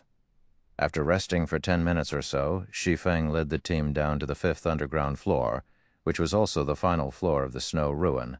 At the same time as Asura's team was descending to the final floor, a system announcement suddenly rang in everyone's ears. Chapter 1769, Hero Mode, First Clear Cold Wind City Region System Announcement. Congratulations. Hecate Guild has defeated the Snow Ruin Stone Guardian and completed the Stone Heart quest. Guild popularity increased by 2,000 points, rewarding Snow Ruin's blessing. The system announcement repeated 3 times, its contents echoing in every player's ears in the Cold Wind City region. Didn't Hecate recently reach the 4th underground floor? Could they have defeated the 4th floor's guardian boss? Hecate is too amazing. Not only did its team reach the Snow Ruin's 4th underground floor on their first try, but they also defeated its boss, as expected of a first-rate guild. Other guilds and adventurer teams really can't compare. Now that Hecate's raid team has completed its guild quest and obtained the Snow Ruin's blessing, the team will have a much easier time raiding the Snow Ruin. It seems Hecate is sure to obtain the Snow Ruin's first clear this time. The Asura adventurer team is pretty pitiful. Despite its efforts to expand the Adventurer Alliance and collect rare materials, Hecate is still the more powerful organization. The general public marveled at Hecate's achievement. The various powers that still challenged the Snow Ruin even considered giving up on contesting for the dungeon's first clear. At the same time, they expressed their sympathy for the Asura adventurer team. Damn it! How did things turn out this way? Sky Slicer frowned as he read the system announcement. He had thought that Hecate only had a slight advantage over the Asura adventurer team. He hadn't expected the guild's raid team to be powerful enough to reach the final floor in a single attempt. Moreover, Hecate had completed the epic guild quest Stoneheart. The Centurion dynasty had this guild quest as well. However, the quest's initial phase was extremely complex. Even now, the Centurion dynasty had yet to complete the initial collection quest. Yet, not only had Hecate completed the initial phase so quickly, but it had also slain the 4th floor's guardian boss and obtained the Stoneheart. Now that Hecate had completed the Stoneheart quest, every member of the guild would receive the Snow Ruin's blessing. with the Snow Ruin's blessing. Not only would Hecate's members receive an 8% increase to their basic attributes when inside the Snow Ruin, but they would also receive 10% less damage when hit. Their stamina and concentration consumption would reduce by 10% as well. With this, Hecate would have a much easier time dealing with the Snow Ruin's final boss. Meanwhile, on the normal mode Snow Ruin's 5th underground floor, unlike the previous floors, players were led straight to an ancient shrine immediately after descending from the 4th floor. A 6-meter-tall skeletal giant waited in the shrine's center to greet visiting players. Sacred golden armor was draped over the giant's bones, and a greatsword emitting a faint glow had been thrust into the ground before the guardian boss. Although the skeletal giant stood there, doing nothing, it radiated an indescribable sense of majesty and power. Skeleton King, Undead, Specialized Archaic Species, Grand Lord, Level 65, HP 220 million through 120 millions. Currently, a group of players stood outside the shrine with resolute expressions. This group was none other than Hecate's main force. Good. Now that we've completed our quest, and the Snow Ruin's blessing is in our hands, we'll proceed according to plan. We'll prioritize defense and study the boss's movement patterns and skills first. Once we have a clear idea of what we're dealing with, we'll raid it with everything we've got, Carnage said, smiling as he looked at the system announcement. Vice Guild Leader, you're being overly cautious. We just got an 8% boost to our basic attributes and a 10% damage reduction. Although the boss is a specialized archaic species, it is only a Grand Lord, a 2-meter-tall, robust shield warrior said, flashing the Skeleton King a contemptuous look. The 11 players around the robust man nodded in agreement. They were not taking the Skeleton King seriously whatsoever. However, the other Hecate members broke out in a cold sweat as they listened to the shield warrior. Only Hecate's 12 Heavens would dare to make such a claim. Anyone else would likely be terrified of challenging the Skeleton King, much less make light of the boss. However, Hecate's 12 Heavens were indeed qualified to make such a claim. Not only were all 12 of them Tier 2 players, but they also wore dazzling equipment. The most inferior piece on them was level 50 Secret Silver rank, with the majority consisted of level 50 Fine Gold rank. Some even wore epic equipment. As for their levels, all 12 were level 55. Their combat standards were also ridiculously high, and even a refinement realm expert like Vast Heaven could not last more than 20 moves against them. It was also due to the 12 Heavens that Hecate had qualified to begin its path towards becoming a super first-rate guild. It's better to be safe than sorry. I don't want to waste too much time on the Snow Ruin. Carnage responded indifferently. He was very familiar with the 12 Heavens' strength. All 12 were Hecate's apex combatants. All right, let's start the raid. As soon as Carnage gave out the command, the 12 Heavens charged forward with everyone else following closely behind them. The moment the 12 Heavens set foot in the shrine, emerald fire flashed in the Skeleton King's hollow eye sockets. The skeletal giant then turned to the approaching players. This is the world of the dead. The living are not permitted here, the Skeleton King bellowed. It then removed the greatsword from the ground and swung it at the 3 Tier 2 MTs leading the charge. Purple flames burst forth from the Skeleton King's greatsword, threatening to devour the players. However, just before the purple flames reached the Tier 2 MTs, a Tier 2 elementalist at the rear line chanted an incantation and pointed her staff upward. Tier 2 defensive spell, Frost Barricade. In the next moment, a translucent barrier of ice formed before the 3 Tier 2 MTs, blocking the path and preventing the purple flames from reaching them. Only after the purple flames dissipated did the Tier 2 elementalist forcibly remove the Frost Barricade. When the Frost Barricade disappeared, the 3 level 55 Tier 2 MTs took action simultaneously, sneaking 3 Tier 2 skills past the Skeleton King's defenses and striking the Grand Lord directly. Each skill dealt over minus 20,000 damage. The round of attacks also solidified the 3 MT's hold on the Skeleton King's aggro. Once the other Hecate members were in position, they bombarded the Skeleton King with their own attacks. The Skeleton King's single-target attacks were far more powerful than those of the previous Guardian bosses. Even its normal attacks could push a Tier 2 MT backward by over a dozen yards and cause over minus 26,000 damage.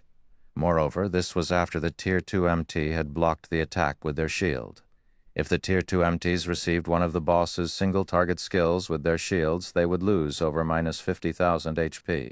If the MTs failed to block a skill attack, it was safe to say that they would die instantly. Moreover, every time the Skeleton King's HP fell past a certain threshold, the boss would summon a large group of skeleton warriors. If these skeleton warriors were not defeated within a certain time, the Skeleton King would convert them into HP. To make matters worse, the Skeleton King would randomly cast Hell Flame, an AoE spell. The boss aimed this spell at random targets each time it cast it, not the 3 MTs. If players came into contact with the Hell Flame, even an MT would not last more than 2 seconds. Overall, the Skeleton King was a very tough boss to raid.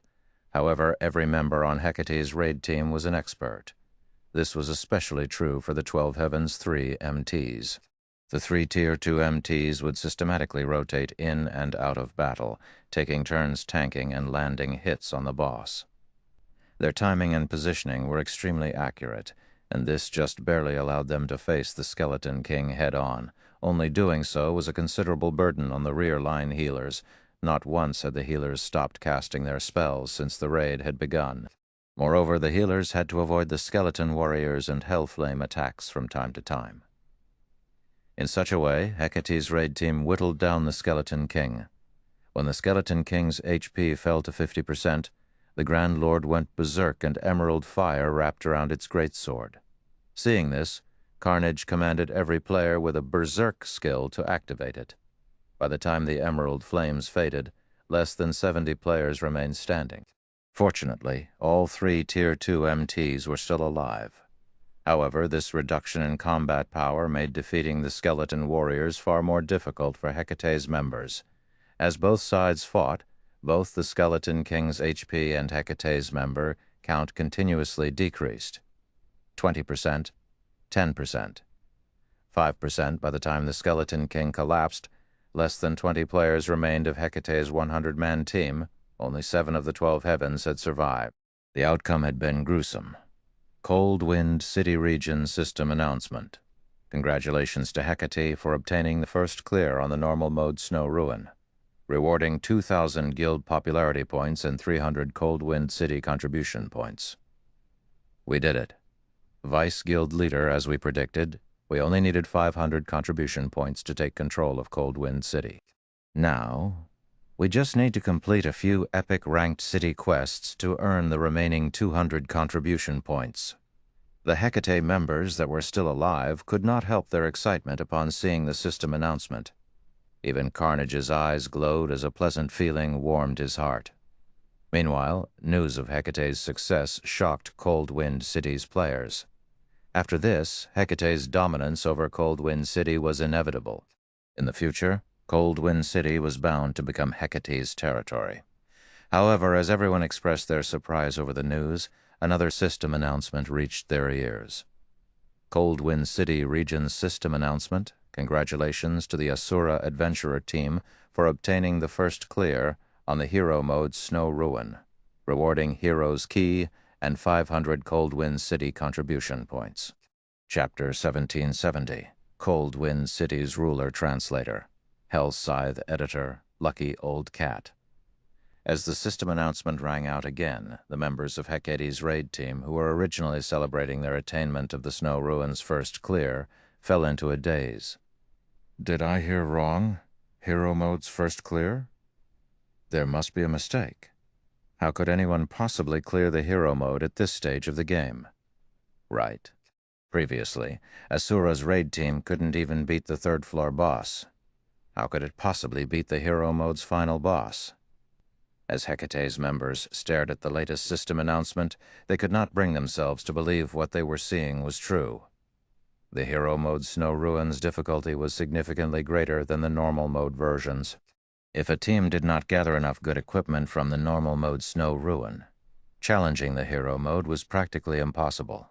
Meanwhile, Asura's raid team wasn't even capable of clearing normal mode before. So, just how could it possibly clear hero mode? Hero mode? Carnage's expression darkened at this sudden turn of events. He had never thought that Asura would actually challenge the hero mode. However, the fact that Asura had cleared the hero mode Snow Ruin was still not the most important part. The crucial point was that Asura had gained 500 Cold Wind City contribution points currently. The minimum requirement for an organization to take control of Cold Wind City was to have 500 contribution points.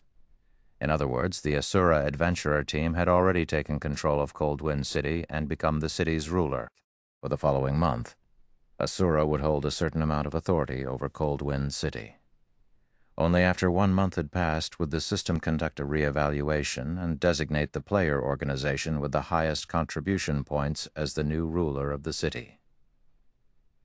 During this 1 month, Asura would gain plenty of benefits as the ruler of the city. If Hecate wished to overtake Asura in terms of city contribution points, then the guild would have to put in many times the effort it was putting in now. While Hecate's members were reeling from Asura's clearing the hero mode Snow Ruin, Cold Wind City was in an uproar. All hail Asura. Amazing, Asura managed to secure the first clear of the hero mode Snow Ruin. Just how strong is Asura's main force? Hecate is truly pitiful. Shortly after it got the first clear of the normal mode Snow Ruin, its achievement immediately got overshadowed by Asura's. However, with this, we independent players will have a great time in Cold Wind City. Since the Adventurer Alliance belongs to the Asura Adventurer team, the Adventurer Alliance will definitely develop into an even better organization. In the future, it might actually be possible to exchange for level 50 Dark Gold equipment from the Alliance. The system announcement of the Asura Adventurer team claiming the hero mode Snow Ruin's first clear brought endless joy to Cold Wind City's independent players. Now many of them wished to join the Asura Adventurer team. As for the various guilds of Cold Wind City, this news signaled the beginning of their nightmare. Had Hecate been the one to take control of Cold Wind City, the guild would have definitely placed heavy pressure on the Asura Adventurer team and the Adventurer Alliance. At that time, the independent players of Cold Wind City would have been made to realize the strength of guilds. However, now that Cold Wind City had fallen into Asura's control, more players would feel that joining the Adventurer Alliance was better than joining a guild. If that happened, then guilds would have even less living space in Cold Wind City. Meanwhile, Sky Slicer of the Centurion dynasty was also dumbfounded when he received the system announcement. He simply could not fathom how the Asura Adventurer team had accomplished such a feat. That was the hero mode Snow Ruin they were talking about. Even Hecate's raid team, which had 19 Tier 2 players, did not dare to challenge hero mode. Yet, Asura had managed to clear it with just 13 Tier 2 players in its team. No matter how he looked at it, this had to be a joke from the system. With this, his plans to take advantage of the situation to gain some benefits for his guild were ruined. To make matters worse, his guild's living space in Cold Wind City would even get further constricted. While the outside world was in an uproar over the latest system announcement, inside the hero mode Snow Ruin's 5th underground floor, Shi Feng was currently collecting the Skeleton King's loot. As for everyone else in the team, they were lying on the floor and panting in exhaustion.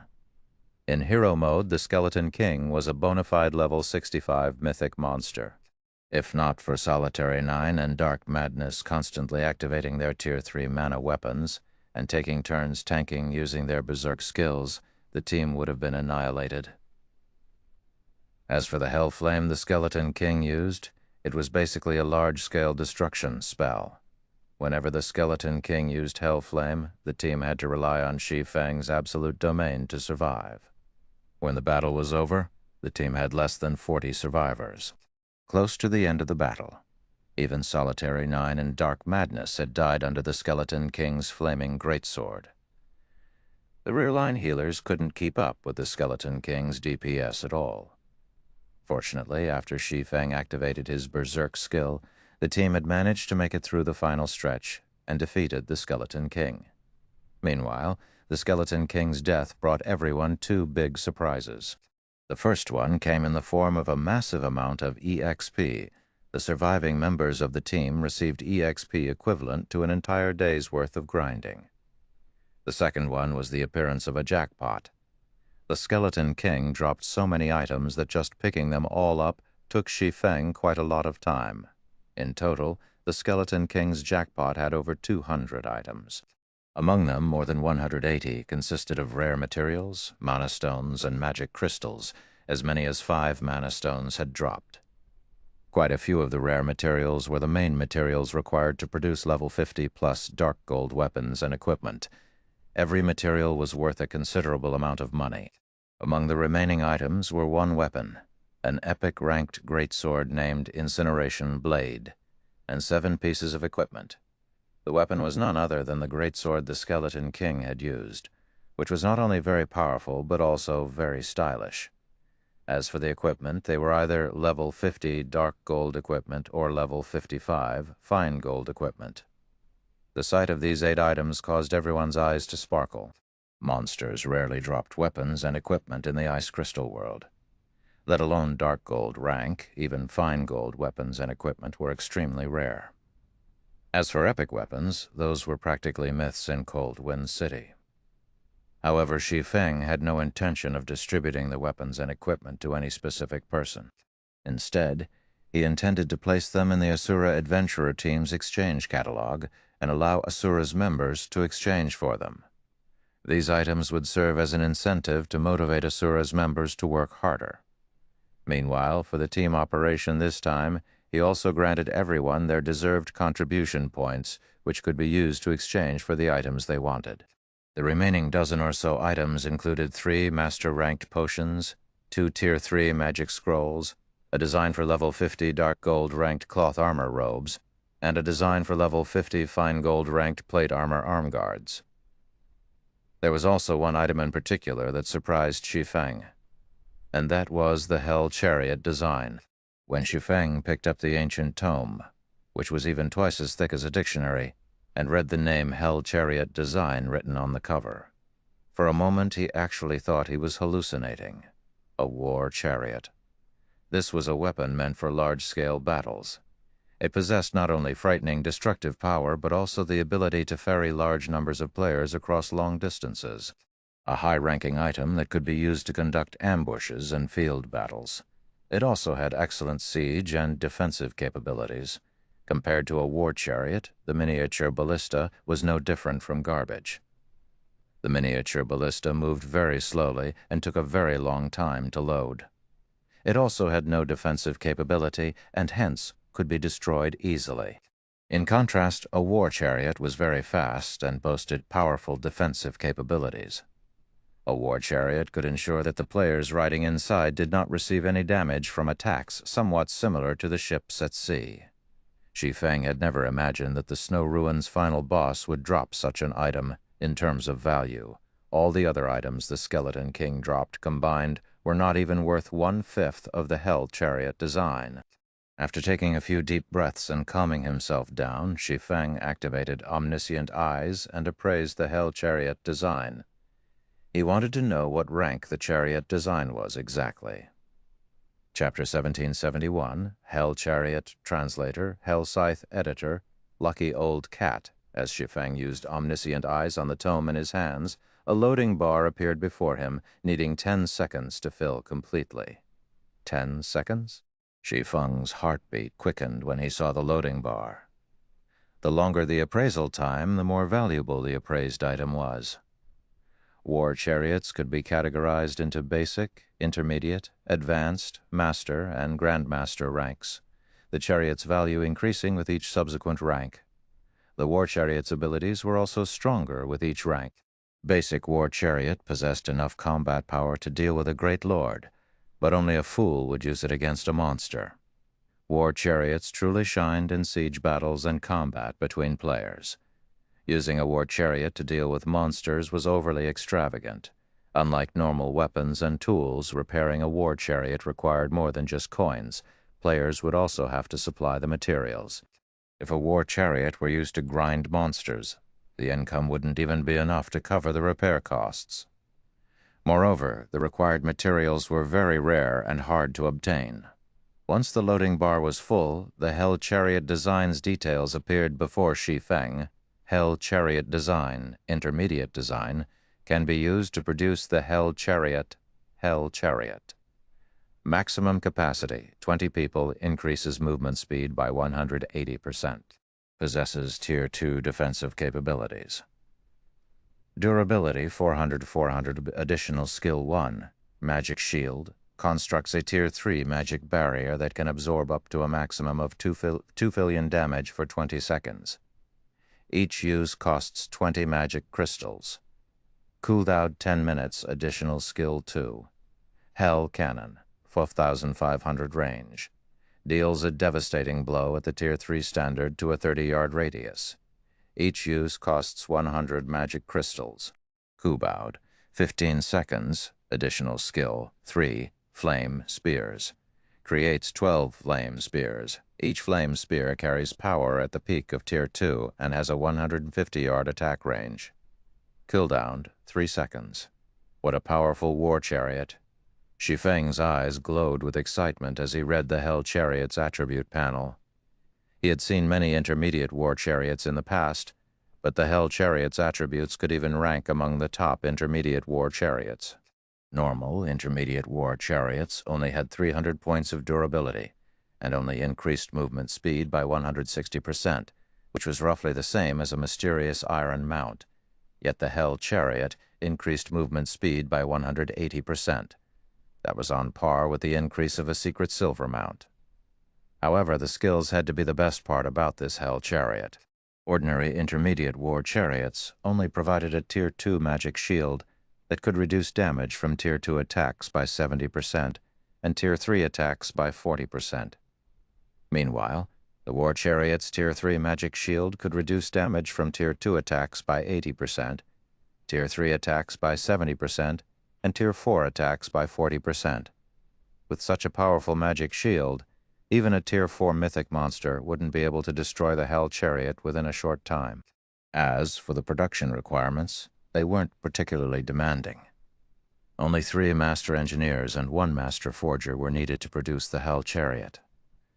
The only troublesome part was the main material, Titan ore. A single Hell Chariot required 500 pieces of Titan ore, a super rare ore that was even hard to find in the Storm Empire, which was famed for its production. This was because Titan ore was one of the main materials for epic equipment. It seems that I'll need Melancholic to focus on collecting Titan ore. Shi Feng started plotting as he gazed at the Hell Chariot design in his hands. It wouldn't be impossible for the Candlelight trading firm to gather 3 master engineers and a master forger. The materials were the only other problem. Once they solved that, they could mass-produce the Hell Chariot. If Zero Wing had a tool like the Hell Chariot, its members could easily venture deep into neutral maps to grind and explore. The guild's members wouldn't need to compete with other guilds for nearby maps. In that case, Zero Wing's members would acquire more resources for the guild and themselves. A war chariot wasn't just a weapon of war, it was also a powerful transportation tool, much better than a mount. This was because players would not lose stamina and concentration when traveling in a war chariot. Moreover, war chariots could regenerate players' stamina and concentration, although its ability to do so wasn't as good as a normal NPC city. The most important point was that war chariots could hold simple repair tools. This allowed players to repair their weapons and equipment without visiting a smithy. Only, the repair fees were extremely high, 3 times a city's prices. Also, there was a limit to how many repairs a war chariot could conduct. The simple repair tools that could be loaded onto an intermediate war chariot could only repair up to a maximum of 10,000 points of durability. However, to expert teams that valued time over money, this was a wonderful perk. Following which, Shi Feng carefully stored the Hell Chariot design and inspected the hero's key, which he had acquired for securing the first clear of the hero mode Snow Ruin. Hero's key, Snow Ruin. Dark gold rank item, can be used to activate the Snow Ruin's primordial teleportation magic array. can teleport up to a maximum of 500 players to the other side of the teleportation array. Cooldown, 144 hours, 3 natural days, as expected of the first clear reward for hero mode. The system actually gave out such an item. Shi Feng was astonished as he read the hero's keys attribute panel. Unlike on the continent of God's domain, traveling between cities in any other world was not an easy task. If other worlds' players wished to visit other cities, they had to acquire an entry permit. The teleportation function between 2 cities would only activate after a certain number of players had secured entry permits. Before this requirement was fulfilled, players with a teleportation entry permit would physically have to travel to the city specified in the entry permit or use some secret passage. There was no other way for players to travel between 2 cities. Meanwhile, after killing the Skeleton King, a golden chest had appeared in the shrine, containing teleportation entry permits. When raiding the normal mode Skeleton King, players would only gain between 100 and 150 entry permits. Meanwhile, Hero mode provided between 200 and 300 entry permits. Moreover, once players cleared the Snow Ruin, regardless of which mode they challenged, they would be prevented from challenging the Snow Ruin again for 7 days. However, the hero's key could teleport 500 players to a different region directly. Moreover, it only had a 3-day cooldown to the various guilds and adventurer teams that were trying to find a foothold in a different region as quickly as possible. This was a godly tool. Commander, there are a total of 265 entry permits in the golden chest. What should we do with them? Yanya could not help but ask as she retrieved the entry permits. Currently, throughout Coldwind City, only Asura and Hecate possessed entry permits to other cities. Meanwhile, these entry permits would only bind to players after use. In other words, they could be sold or traded. For Coldwind City's players, traveling to another region was a golden opportunity. Many of these players dreamed of acquiring an entry permit, especially the city's various guilds. If they sold the entry permits they had right now, they could definitely make a fortune. For the time being, our priority is to expand our development to other cities, Shi Feng said, shaking his head. Head back to Coldwind City immediately and find some experts and trustworthy management individuals that are willing to develop in another city from the adventurer team. Have them gather in the residence. I'll head over to meet with them once I've finished my task.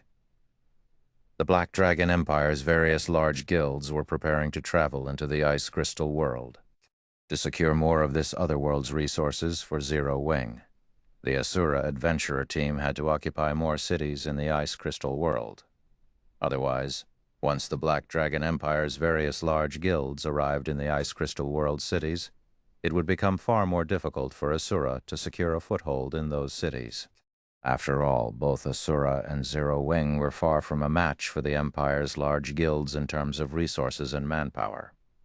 We're expanding our development to other cities. Yanya's eyes sparkled with excitement upon hearing Shi Feng's words. She was painfully curious about the Ice Crystal world's other cities.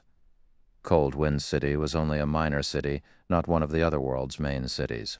Following Shi Feng's command, Yanya promptly left the Snow Ruin to gather the Asura adventurer team's expert players. As for Shi Feng, he made his way to Coldwind City's City Hall. Chapter 1772. Acting City Lord, Translator, Hellscythe Editor, Lucky Old Cat. After Shi Feng entered the City Hall, he noticed that quite a few Hecate members stood at the front desk to pick up city quests. It was evident that Hecate had no intention of giving up on Coldwind City, and was preparing to compete for the city's authority once again. The guild had even picked up 2 of the top 5 most difficult contribution quests available. There were many contribution quests available in Coldwind City, but they were all very difficult and could not be completed by ordinary experts.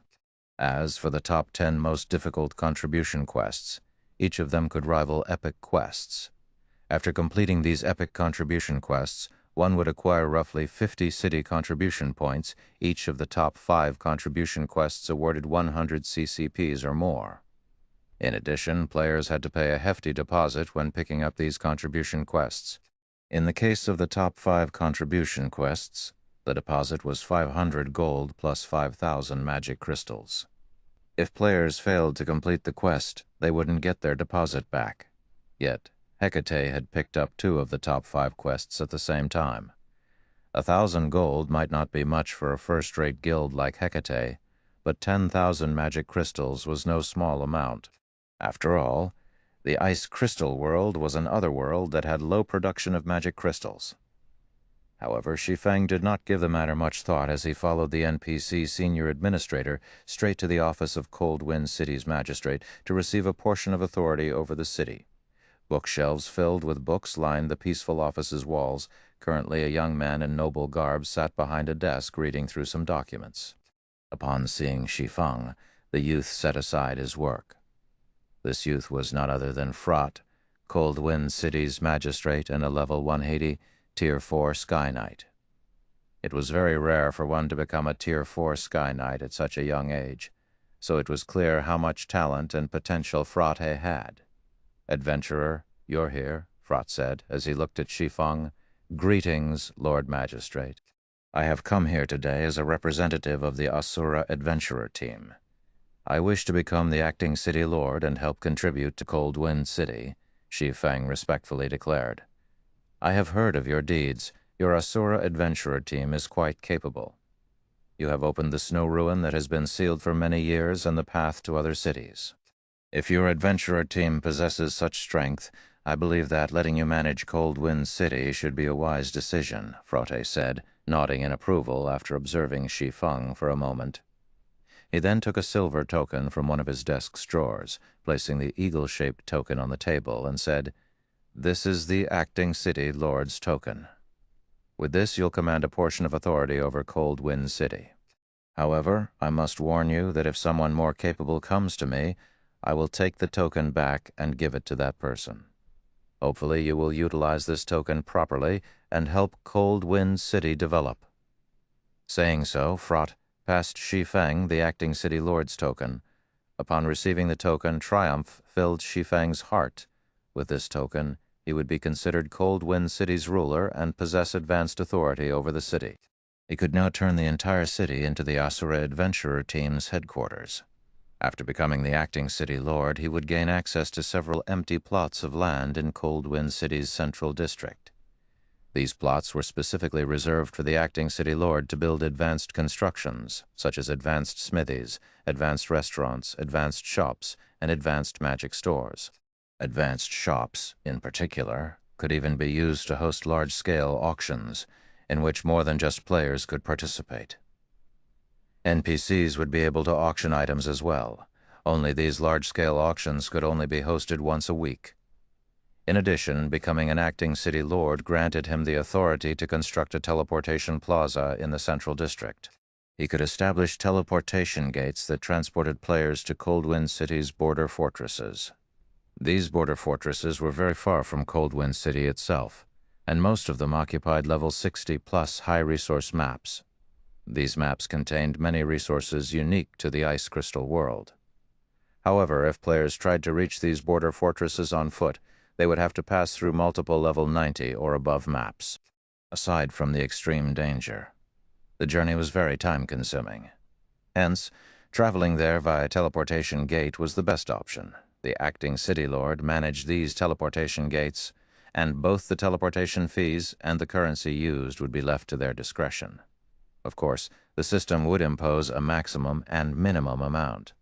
Meanwhile, the acting city lord would receive 20% of the income from the teleportation gates.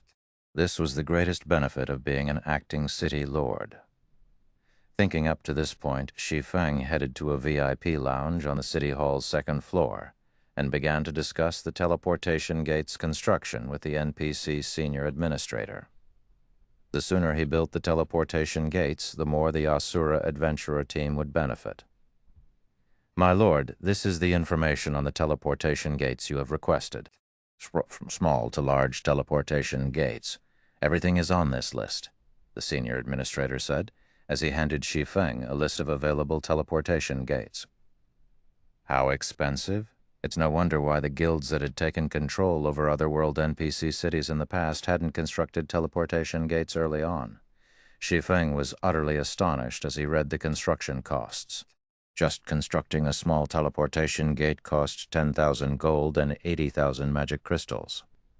Meanwhile, a small teleportation gate only allowed travel to 3 fortresses and would only teleport a maximum of 50 people at a time.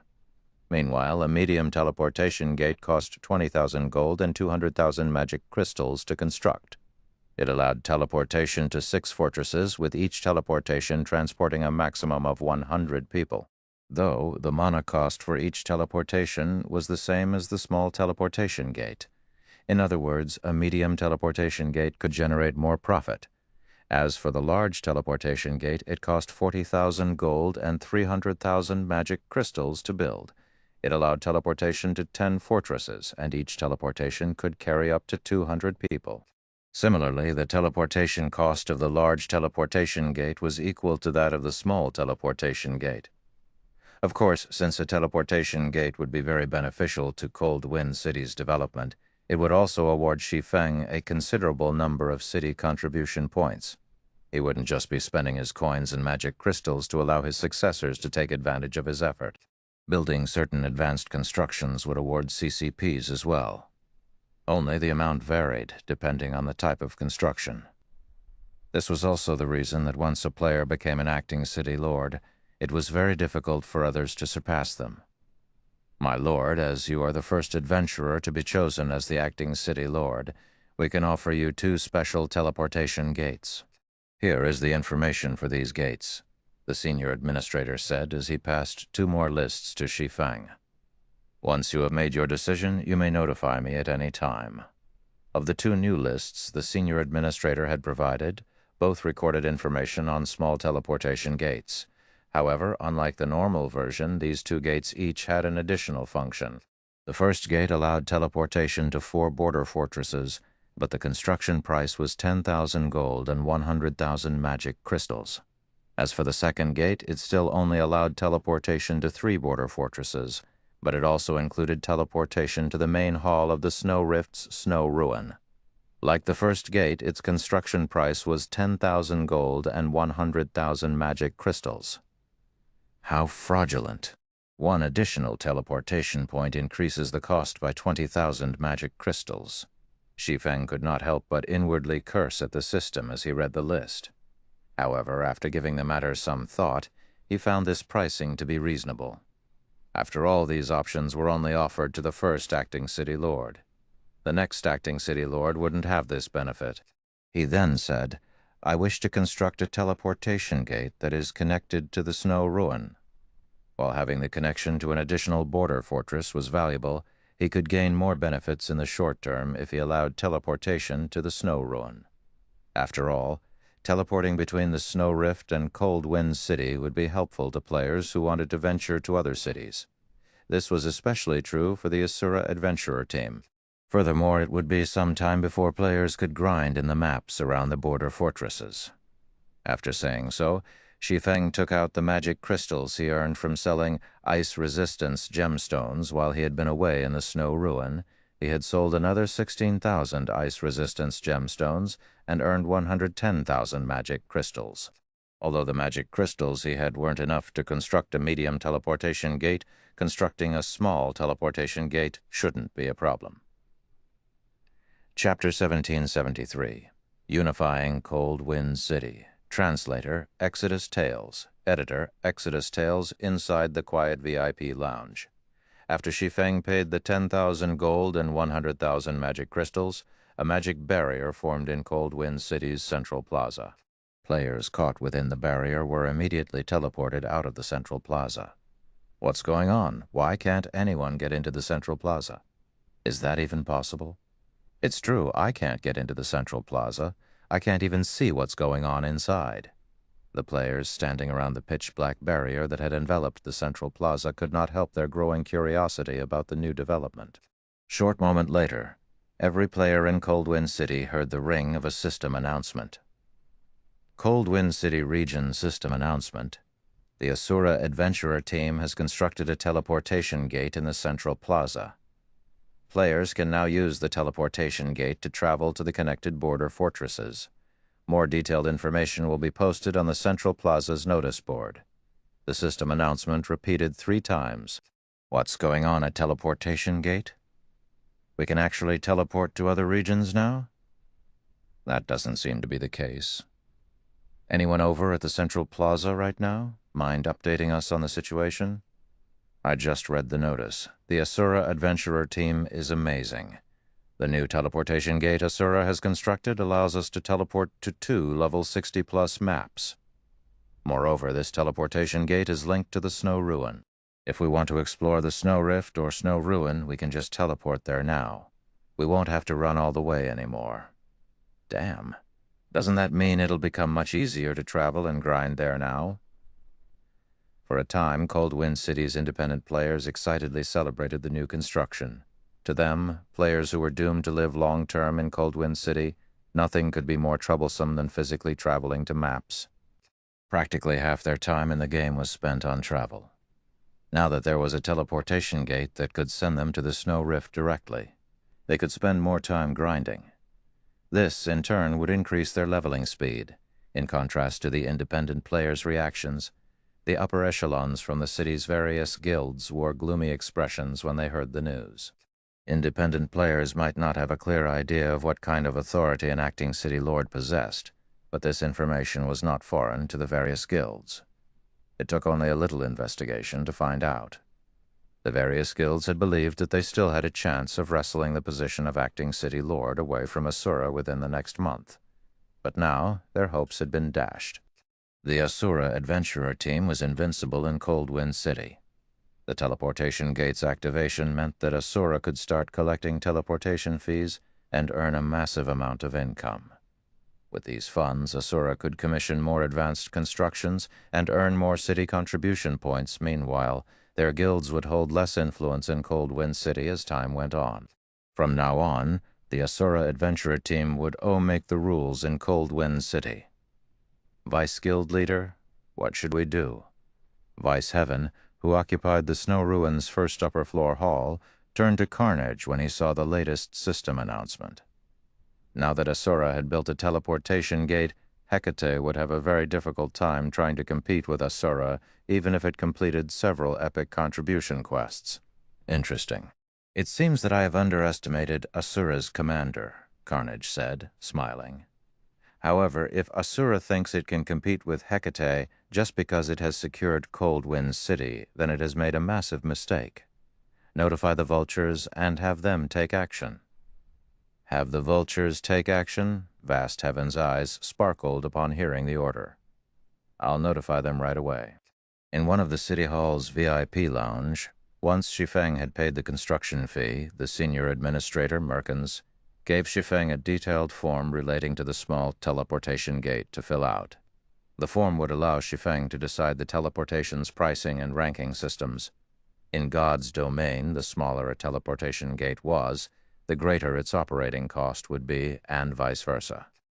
The system had determined that the minimum teleportation fee for traveling to the Snow Ruin was 1 silver 50 copper, and its maximum could be set to 5 silver. In the end, Shi Feng had decided to set the teleportation fee for the Snow Ruin at 2 silver. While this price might be a little high for current ordinary players, it was affordable for elite players. With the amount of time players could save, they could easily earn back the 2 silver and more. As for the ranking system, Shi Feng had settled on 3 ranks: basic, silver, and gold. At the basic rank, players would not receive any discounts when using the teleportation gate. Players at the silver rank received a 10% discount, and players at the gold rank received a 20% discount.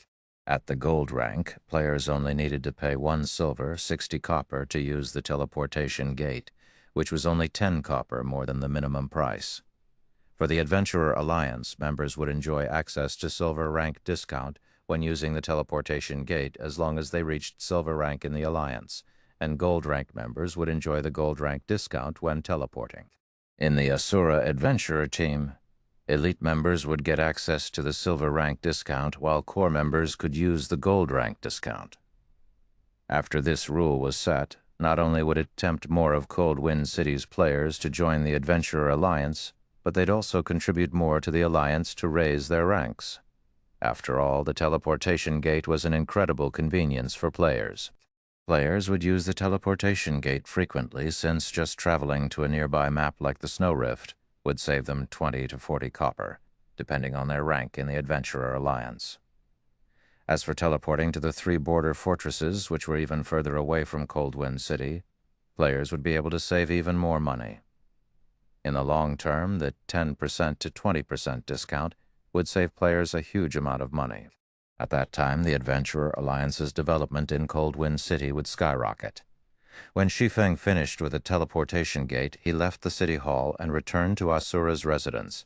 Constructing the teleportation gate was only a small matter to Shi Feng. He still had much larger problems, which were his original purpose for visiting the ice crystal world collecting soul-dissolving flowers. Despite exhausting all options, he had only collected 6 soul-dissolving flowers thus far.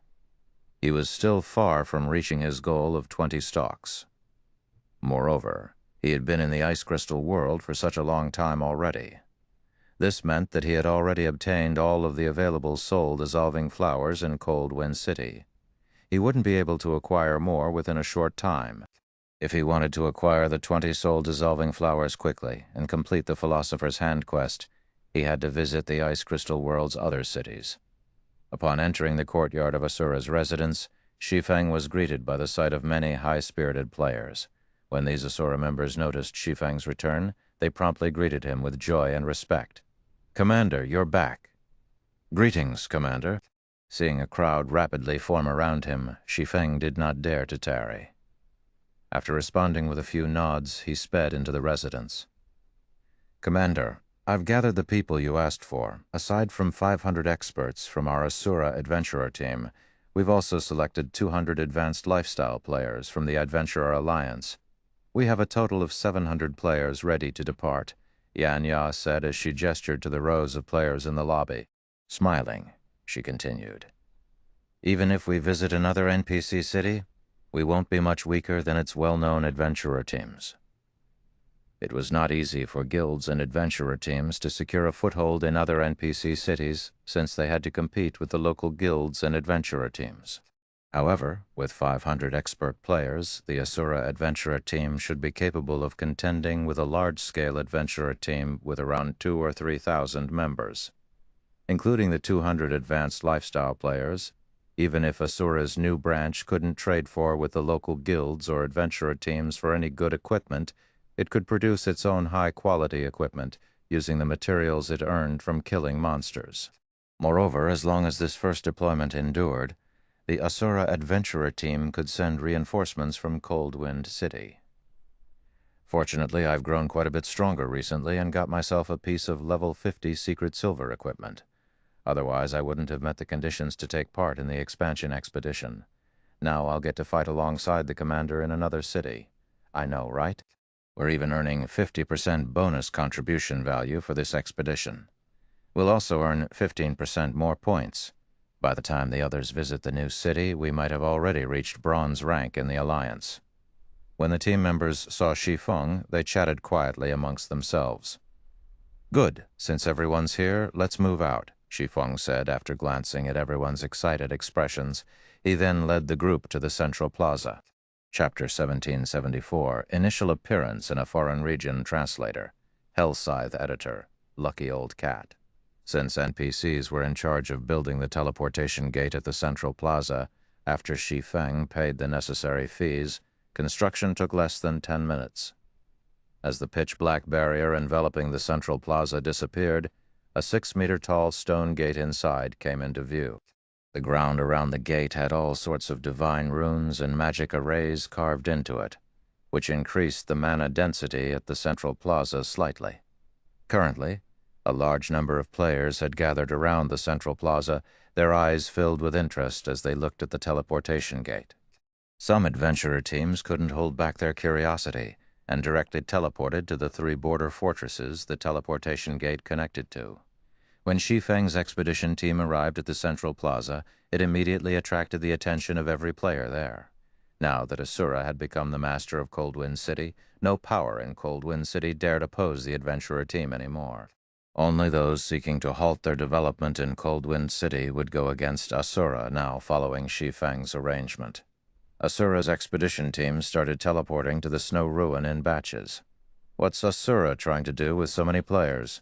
Didn't you see that they teleported to the snow ruin? Moreover, there are quite a few low-leveled lifestyle players in the team. I guess that they plan to develop in another region's city. Crap. Asura is too amazing. It's already trying to expand to another city. With this, the guilds of Coldwind City will fall even further behind Asura. I know, right? I heard that some of the smaller guilds have already disbanded in order to join the Asura adventurer team. Asura's recruitment standard is very high. Although I've reached the Trial Tower's 4th floor already, I was still deemed too weak when I tried applying. Right now, I can only slowly improve my ranking in the Adventurer Alliance. While the bystanders at the Central Plaza were discussing the Asura adventurer team, Shi Feng's group had arrived at the Snow Ruins main hall. Once everyone was present, Shi Feng used the hero's key and teleported 500 players to the other end of the primordial teleportation magic array. As for everyone else, they teleported there using the teleportation entry permit. When everyone opened their eyes again, they had already arrived inside an abandoned shrine. The shrine was so dilapidated that snowy white clouds peeked through the many holes in the roof. Meanwhile, this shrine was located at the other end of the snow rift. System, congratulations. You have arrived in the Frozen City region. We made it over just like that. When everyone heard the system notification, they had a sense of unreality.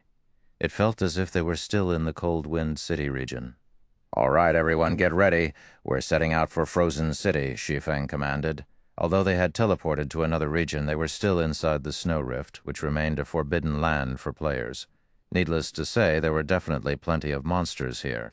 However, before the expedition team even got 1,000 yards away from the abandoned shrine, a group of players suddenly surged out from the snow-capped forest on both sides of the team. Very quickly, these new arrivals not only blocked off the expedition team's path of advance, but also formed an encirclement around the team. With a glance, Shi Feng and the others could easily tell that this group of new arrivals comprised at least 30,000 players, every one of them wearing Hecate's guild emblem from the sneers and killing intent these Hecate members displayed. These guild players obviously held bad intentions towards them. Before Shi Feng and the others could do anything, the sky above them suddenly darkened. Moment later, everyone in Asura's team gained a debuff that prevented them from using teleportation tools and teleportation skills for 3 hours. The Tier 3 magic scroll wore blockade. Shi Feng could not help but frown as he looked at the debuff on him. Commander, this is bad. They clearly came prepared. Right now, we can't even use instantaneous movement magic scrolls to leave this place, Yanya said, an ugly expression on her face as she looked at the Hecate members surrounding them. Their opponent outnumbered them by too much. Moreover, these Hecate members were all very well equipped. Even the weakest piece of equipment on them was level 50 mysterious iron rank. As for their levels, they were all at least level 53.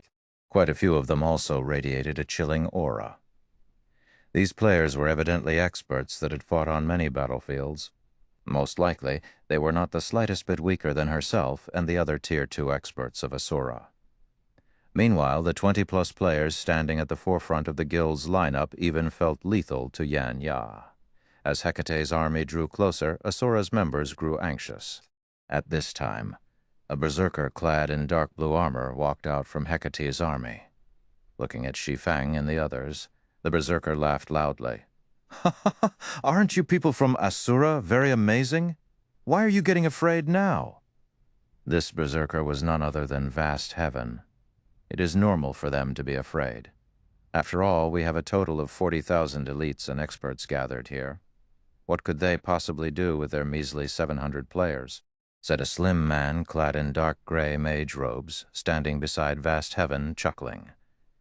However, the vice guild leader sure has a high opinion of them to have actually sent so many of us here to stop them. The 11 Tier 2 players standing beside him nodded in agreement with the gray-robed man's words. The vice guild leader has told me to remind you all to be careful of Asura's commander. That man is very strong, vast heavens said as he fixed his gaze on Shi Feng. That person is Asura's commander? He doesn't look like much at all, regardless. Since the vice guild leader has already said so, leave that person to us. We'll leave the small fries to you, the slim man said as he glanced at Shi Feng, a hint of playfulness in his eyes. Blade, I'll attack first later on. You ambush him from the side. We'll give this brat a taste of what it feels to be utterly helpless. Sure. The level 55 Tier 2 assassin standing beside the slim man replied indifferently before disappearing from where he stood.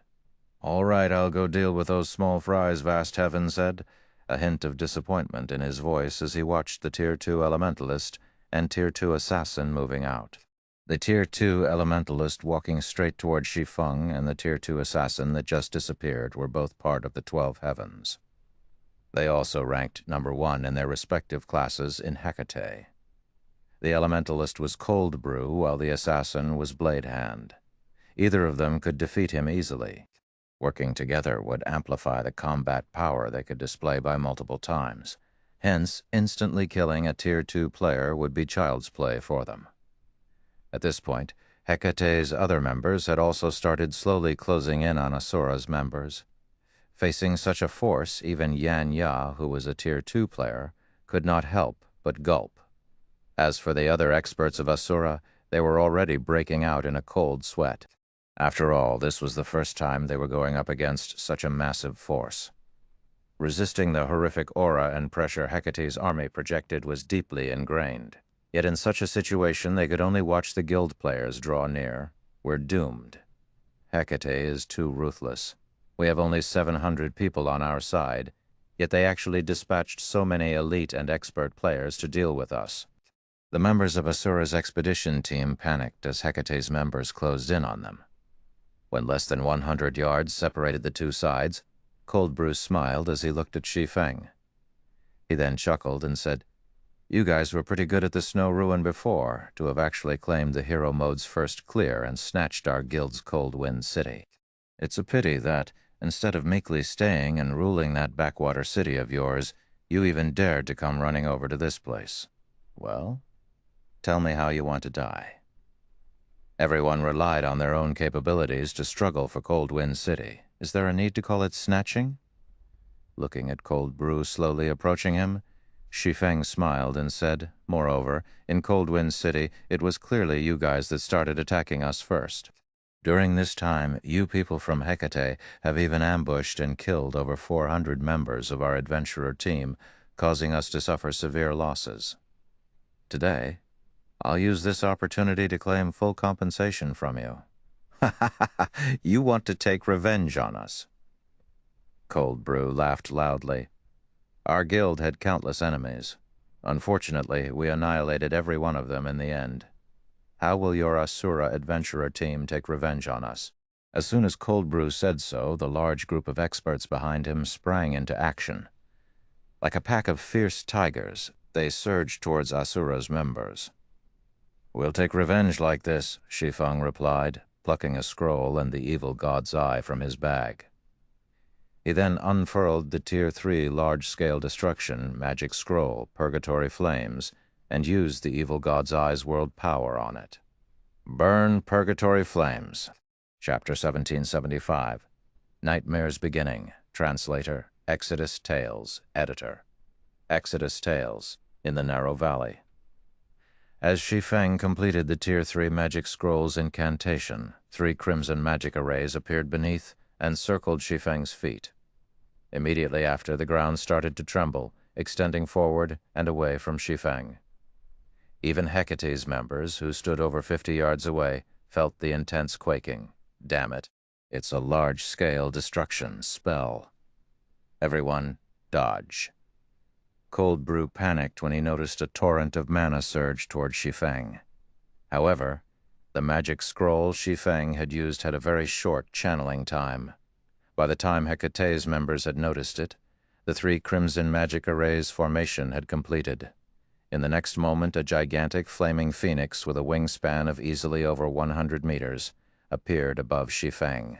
The heat the phoenix radiated melted the snow around it. Boom!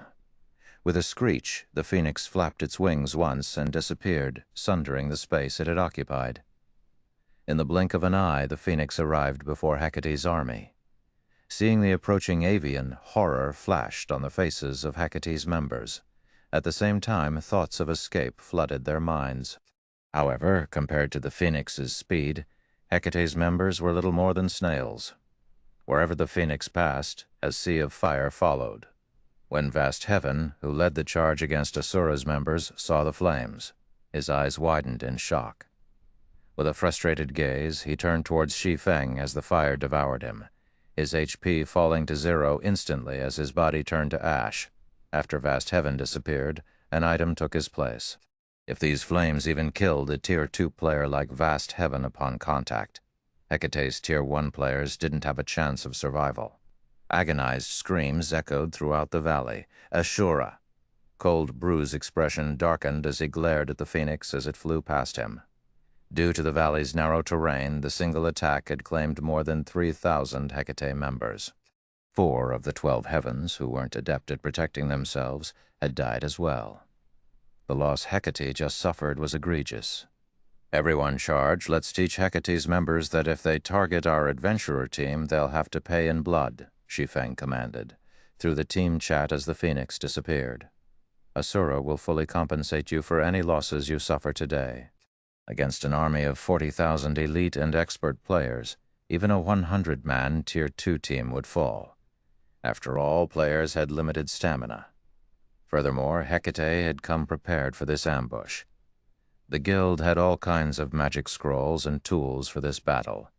Even if the 100 Tier 2 experts could maneuver around the battlefield and dodge incoming attacks, some hits were bound to land. All these players could do was try to flee. Fighting was simply suicide. Originally, Purgatory Flames was an AoE spell that dealt fire damage to an area of 20 to 500 yards, but with World's Powers enhancement, its range had grown to 400 yards. It was just enough to open a path through Hecate's army. As long as they could break free from this encirclement, they would have a chance of survival. Right. At worst, we'll just die once. Isn't that just one piece of equipment? Let them have it. We follow the commander's orders. Nice. I've been itching for some payback. Hearing Shi Feng's words, Asura's members burned with fighting spirit, their fear of Hecate vanishing. Good, let's charge. As his team brimmed with fighting spirit, Shi Feng nodded approvingly.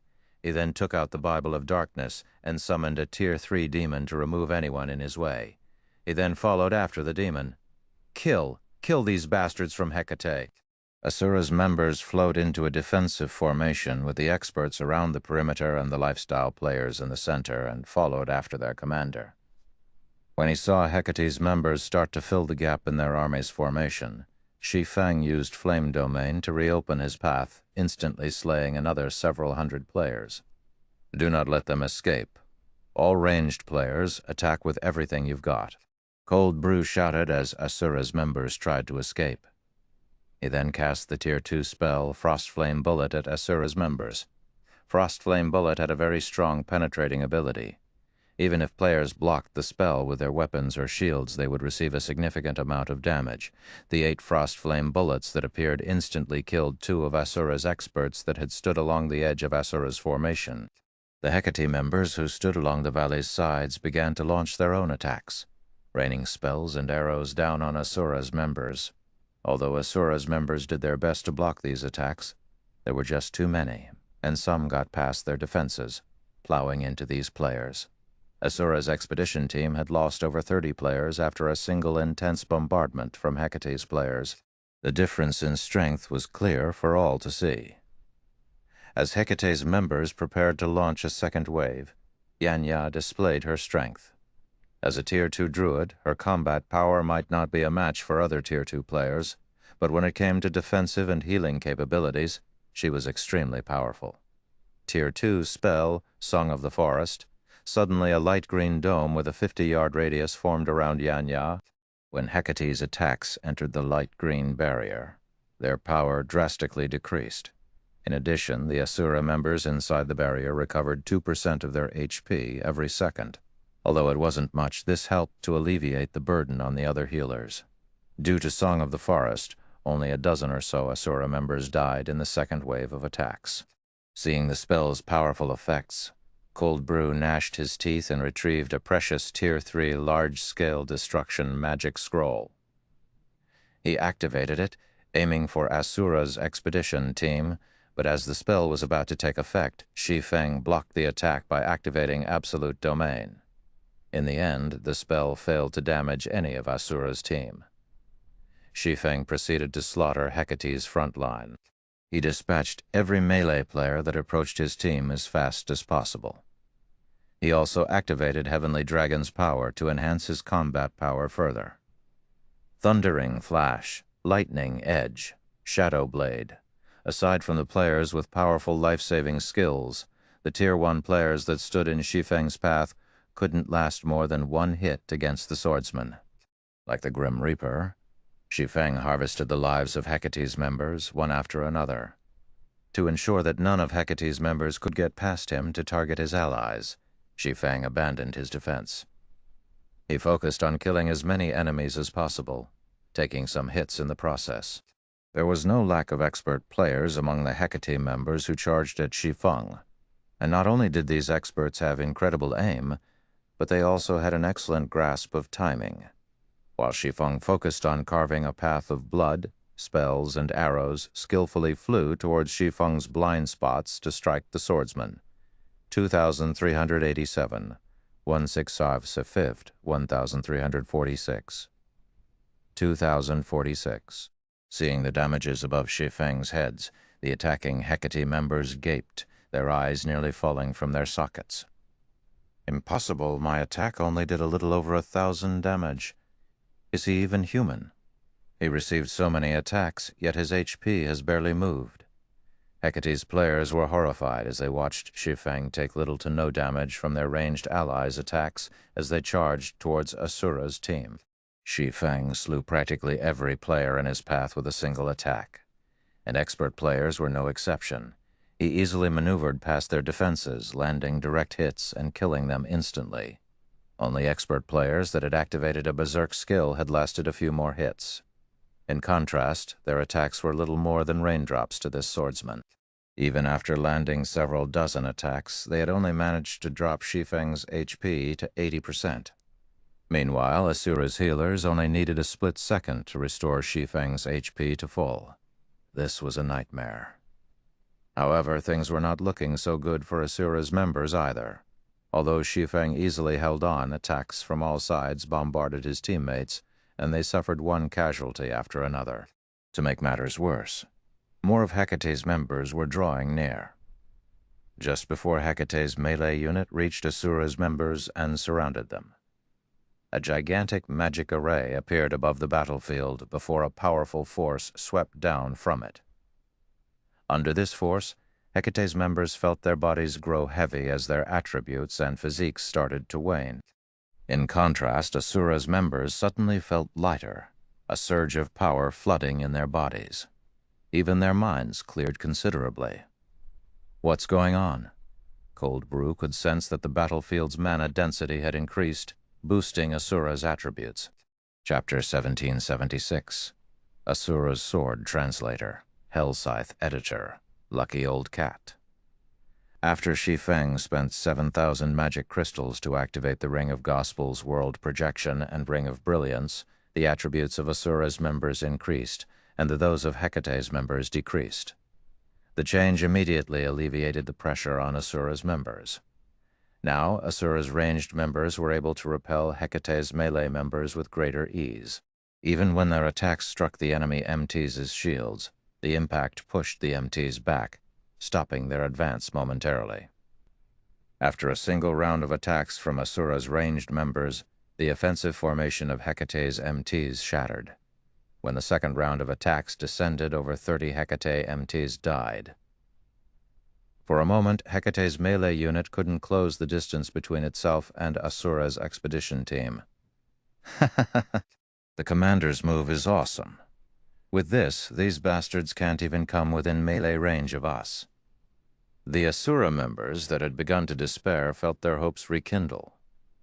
They might be able to cope with Hecate's ranged attacks by blocking and dodging, but if they allowed Hecate's melee members to come in close and personal, they would definitely be in a bind.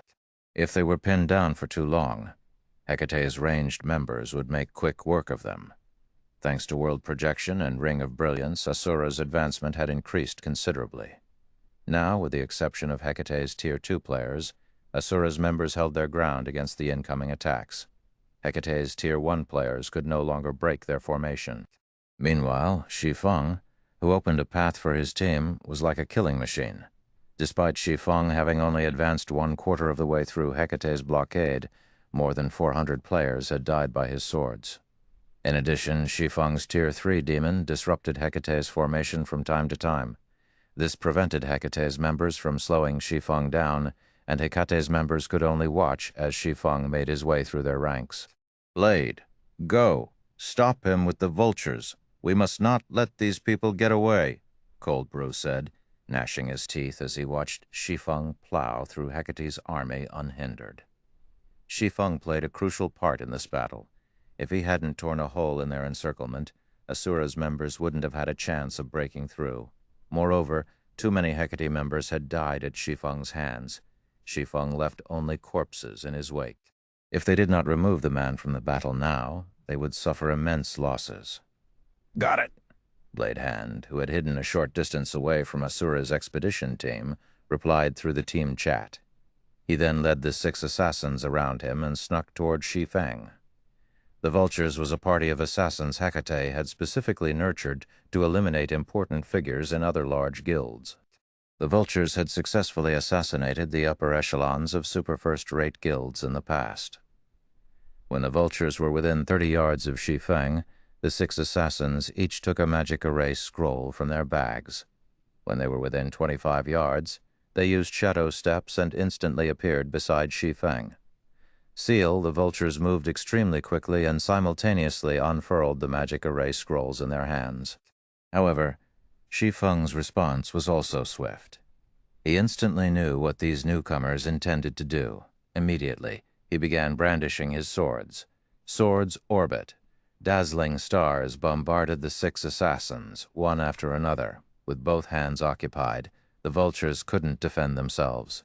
They promptly activated wind steps, utilizing the brief invulnerability the skill provided to block Shi Feng's strikes while they continued to activate their magic array scrolls. Suddenly, a magic array formed beneath Shi Feng's feet. He then felt a powerful gravitational pull as chains emerged from the magic array and wrapped around his body, reducing his basic attributes, movement speed, and attack speed by 60%. Moreover, a magic barrier formed around him, Blade Hand and the Vultures, sealing them off from the outside world. No attack spells or healing spells would be able to get through this barrier. Die. Blade Hand appeared behind Shi Feng, slashing his 2 daggers at the swordsman while he activated his Berserk skill. Similarly, the 6 Vultures activated their Berserk skills and used Absolute Strike, the assassin class's strongest Tier 1 skill. Since the attacks had been launched from such a close range, and Shi Feng's attributes and speed had been drastically reduced, he couldn't defend himself in time.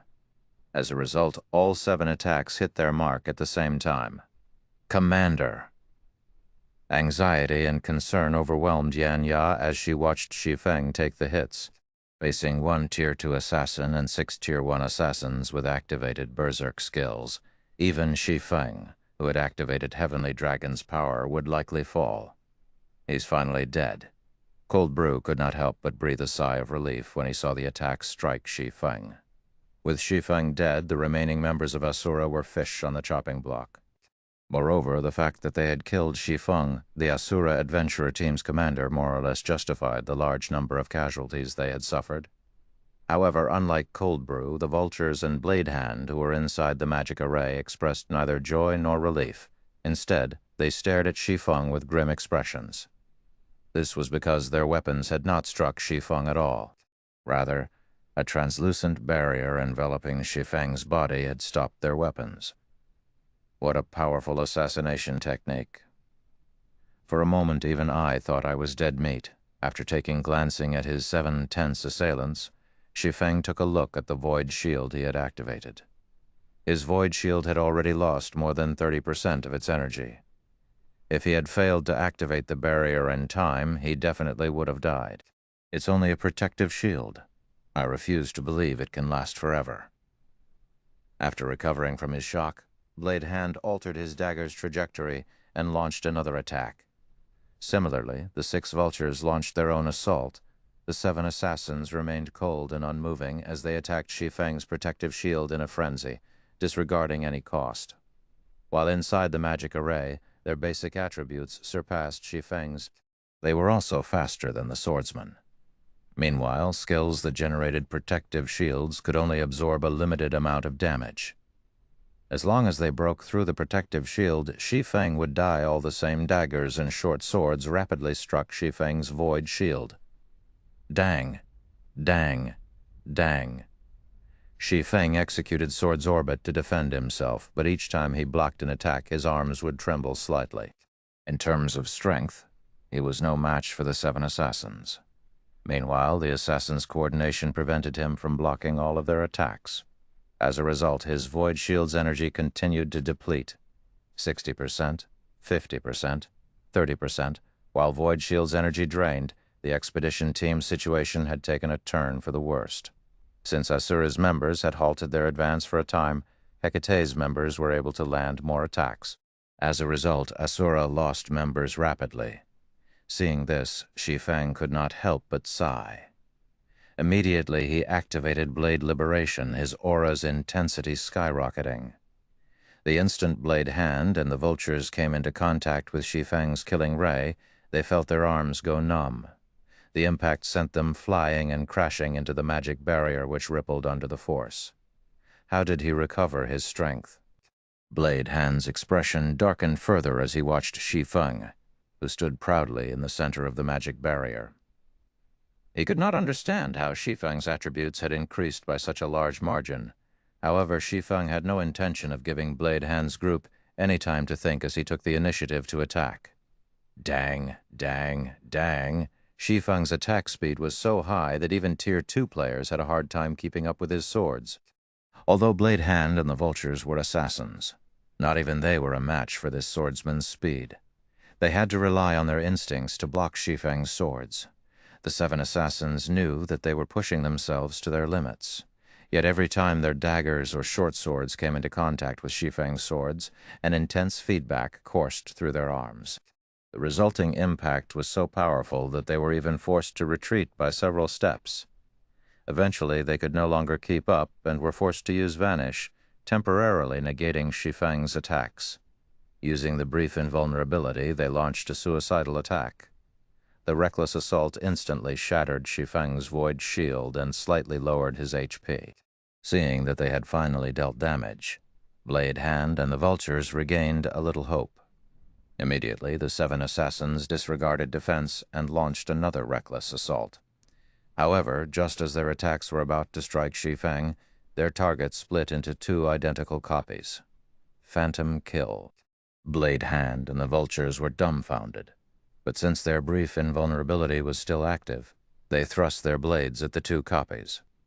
However, with the 7 assassins' attacks divided, and the fact that Shi Feng had an absurd amount of HP and defense, the assassins failed to kill either of Shi Feng's copies. When the 7 assassins' temporary invulnerability ended, Shi Feng and his doppelganger simultaneously activated Shadow Blade, sending 20 strikes flying at the assassins. There was little space for players to move around inside the magic barrier, and as a result, 5 of the 7 assassins were killed instantly. Shi Feng and his doppelganger then executed Purgatory Pentaslash, each bombarding the 2 remaining assassins with 5 slashes. The power of each slash grew stronger than the last, and by the time Shi Feng and his doppelganger landed their 5th hit, their opponents were paralyzed. Suddenly, a streak of blue light cut down Blade Hand and the last vulture. This time, the 2 assassins were powerless. When the streak of light cut through the 2 assassins' leather armor, both were thrown into the magic barrier, staring with widened eyes as they died. They simply could not bring themselves to believe that some commander of a measly adventurer team had turned the tables on Hecate's vultures, who were powerful enough to make the various large guilds tremble with fear. Although Blade Hand wanted to say something, his HP had reached 0. His vision faded to black as his body transformed into a streak of light and disappeared, leaving behind a piece of equipment shortly after. The magic barrier around Shi Feng shattered and vanished. Chapter 1777, Scourge, Translator, Hell's Scythe, Editor, Lucky Old Cat. Along with the magic barrier's disappearance, Hecate's members, who were slowly closing in on Asura's members, could not help being stunned. Everyone in Hecate knew of the vultures. The group was second only to the guild's pride, the 12 Heavens, in terms of strength. When it came to fame, the vultures were far more renowned than the 12 Heavens because the vultures had killed many people in the upper echelons of first-rate guilds before, and even someone in the upper echelon of a super first-rate guild. Moreover, Blade Hand, Hecate's #1 assassin, had even led the assault on Shi Feng this time. Yet, after fighting for just a little over 10 seconds, all 7 of the vultures actually got killed. He's not dead, even after all that? A hint of fear flashed across Cold Brew's eyes as he watched Shi Feng collect the items dropped by Blade Hand and the vultures. Although he had long since known that Shi Feng was very strong, he hadn't thought the swordsman was this strong. Gritting his teeth, Cold Brew immediately commanded, "Everyone nearby, listen up. Stop Asura's commander at all costs. He has already used up all his trump cards. We cannot let him get away no matter what. I will reward 4 pieces of level 50 fine gold equipment or 1 level 50 dark gold weapon to whoever manages to kill him." With such strength, if they allowed Shi Feng to develop freely, he would undoubtedly become a scourge on Hecate in the future. Only by killing Shi Feng once now and damaging his vigor would they be able to disrupt Shi Feng's development. Moreover, it wasn't very easy to hunt down and encircle players out in the field. They had succeeded this time only because Shi Feng had not been prepared. After today, they definitely wouldn't find another good opportunity like this to strike at Shi Feng in the future. Anyhow, the sudden boost in Shi Feng's attributes definitely wouldn't last long. Once they outlasted its duration, victory would be theirs for the taking. "Kill!" Meanwhile, when Hecate's members heard the reward Cold Brew was offering, their eyes promptly turned bloodshot. The guild had precious few level 50 fine gold weapons, much less level 50 dark gold weapons. If they could get their hands on one, it would definitely boost their combat power significantly. Following which, the Hecate members that were previously drawing closer to Asura's members suddenly changed course for Shi Feng. Dozens of melee players swarmed Shi Feng simultaneously. Spells and skills also flew at him one after another. Seeing this, Shi Feng swung Killing Ray lightly, summon lightning. Suddenly, with Shi Feng as the center, countless streaks of lightning spread out into his surroundings. As he was still under the effects of twofold berserk, every player that came into contact with the lightning strikes were killed, their bodies becoming piles of ash on the ground. Before the might of this attack, Hecate's members, who were fired up with bloodlust, instantly cooled down, their charge coming to an abrupt halt. Sure enough, there are still too many people. Shi Feng paid no attention to the Hecate members that had stopped approaching him. Instead, he shifted his gaze to his teammates, who were currently fighting a heated battle. Although the Ring of Gospel skills had helped Asura's members significantly, the disadvantage in numbers was simply too massive.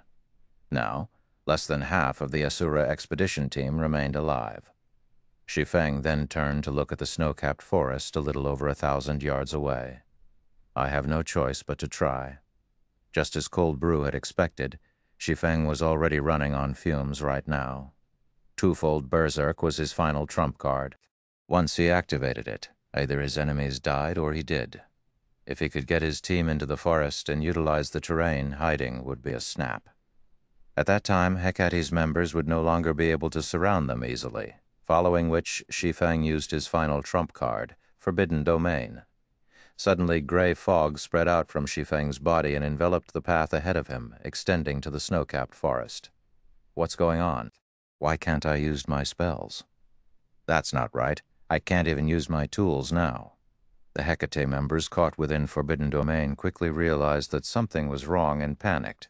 After all, players relied mainly on skills and spells to do combat. Not being able to use these things was akin to a tiger that had lost both its teeth and claws. Most importantly, the healers could no longer heal themselves or their allies. Everyone, charge forward together with me.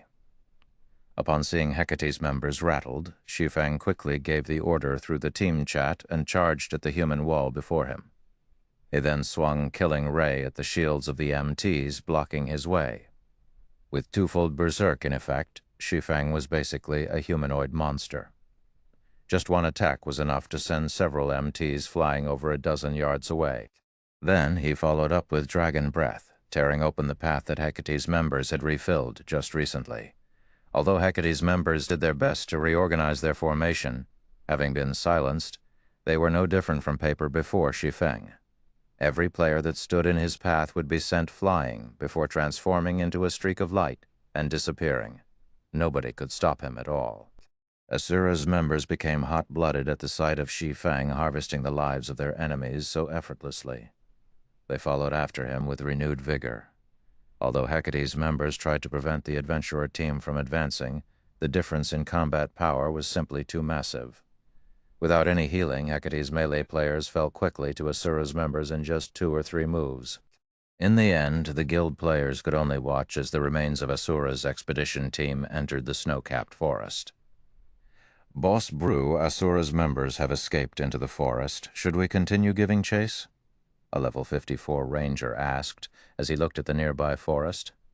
No, we're retreating. The terrain inside the forest is too complex.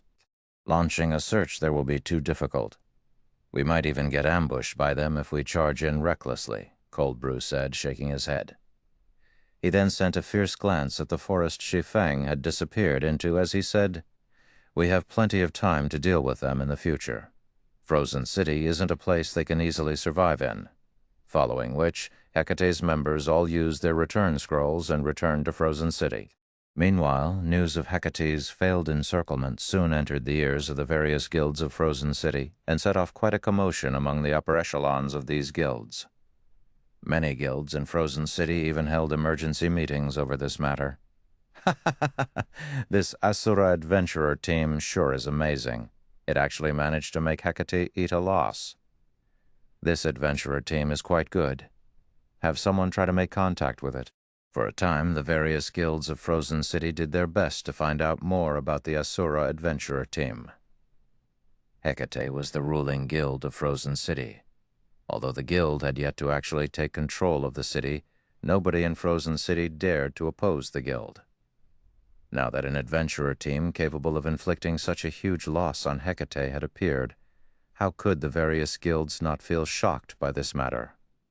Aside from Frozen City's guilds, the top-ranking adventurer teams of the city also obtained news of Hecate's failure through their own sources. A level 54 assassin suddenly entered one of Frozen City's high-class bars with hurried steps.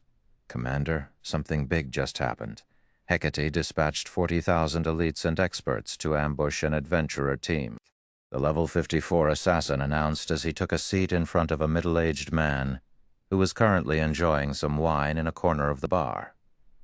This middle-aged man was Brilliant Heaven, the commander of the Frost Lion adventurer team, Frozen City's second-best adventurer team. With great enthusiasm, the level 54 assassin continued, "What do you think the outcome was?"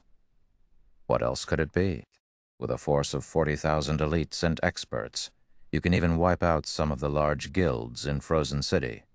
Brilliant Heaven replied disinterestedly, "You guessed wrong. Hecate failed. I also heard that Hecate lost several thousand members as well," the level 54 assassin said, shaking his head. "Several thousand? Which adventurer team did Hecate target? Even White Soul, the current #1 adventurer team, doesn't have this kind of capability." Brilliant Heaven could not help but be surprised by the assassin's words. No. Based on some insider information from Hecate, it seems this adventurer team came from another region, the level 54 assassin said. "Another region? What's it called? How many people did they send over?" Several tens of thousands? Brilliant Heaven's curiosity was now piqued despite himself. "It seems the adventurer team is called Asura, and it sent roughly 700 people over this time," the level 54 assassin said after taking another look at the message he received previously. "Moreover, I heard that Asura's commander killed the vultures and Blade Hand all by himself. 700? And their commander killed the vultures and Blade Hand by himself? Upon hearing the assassin's words, brilliant Heaven could not help wondering whether the assassin was drunk. However, the assassin had spoken very clearly and seriously.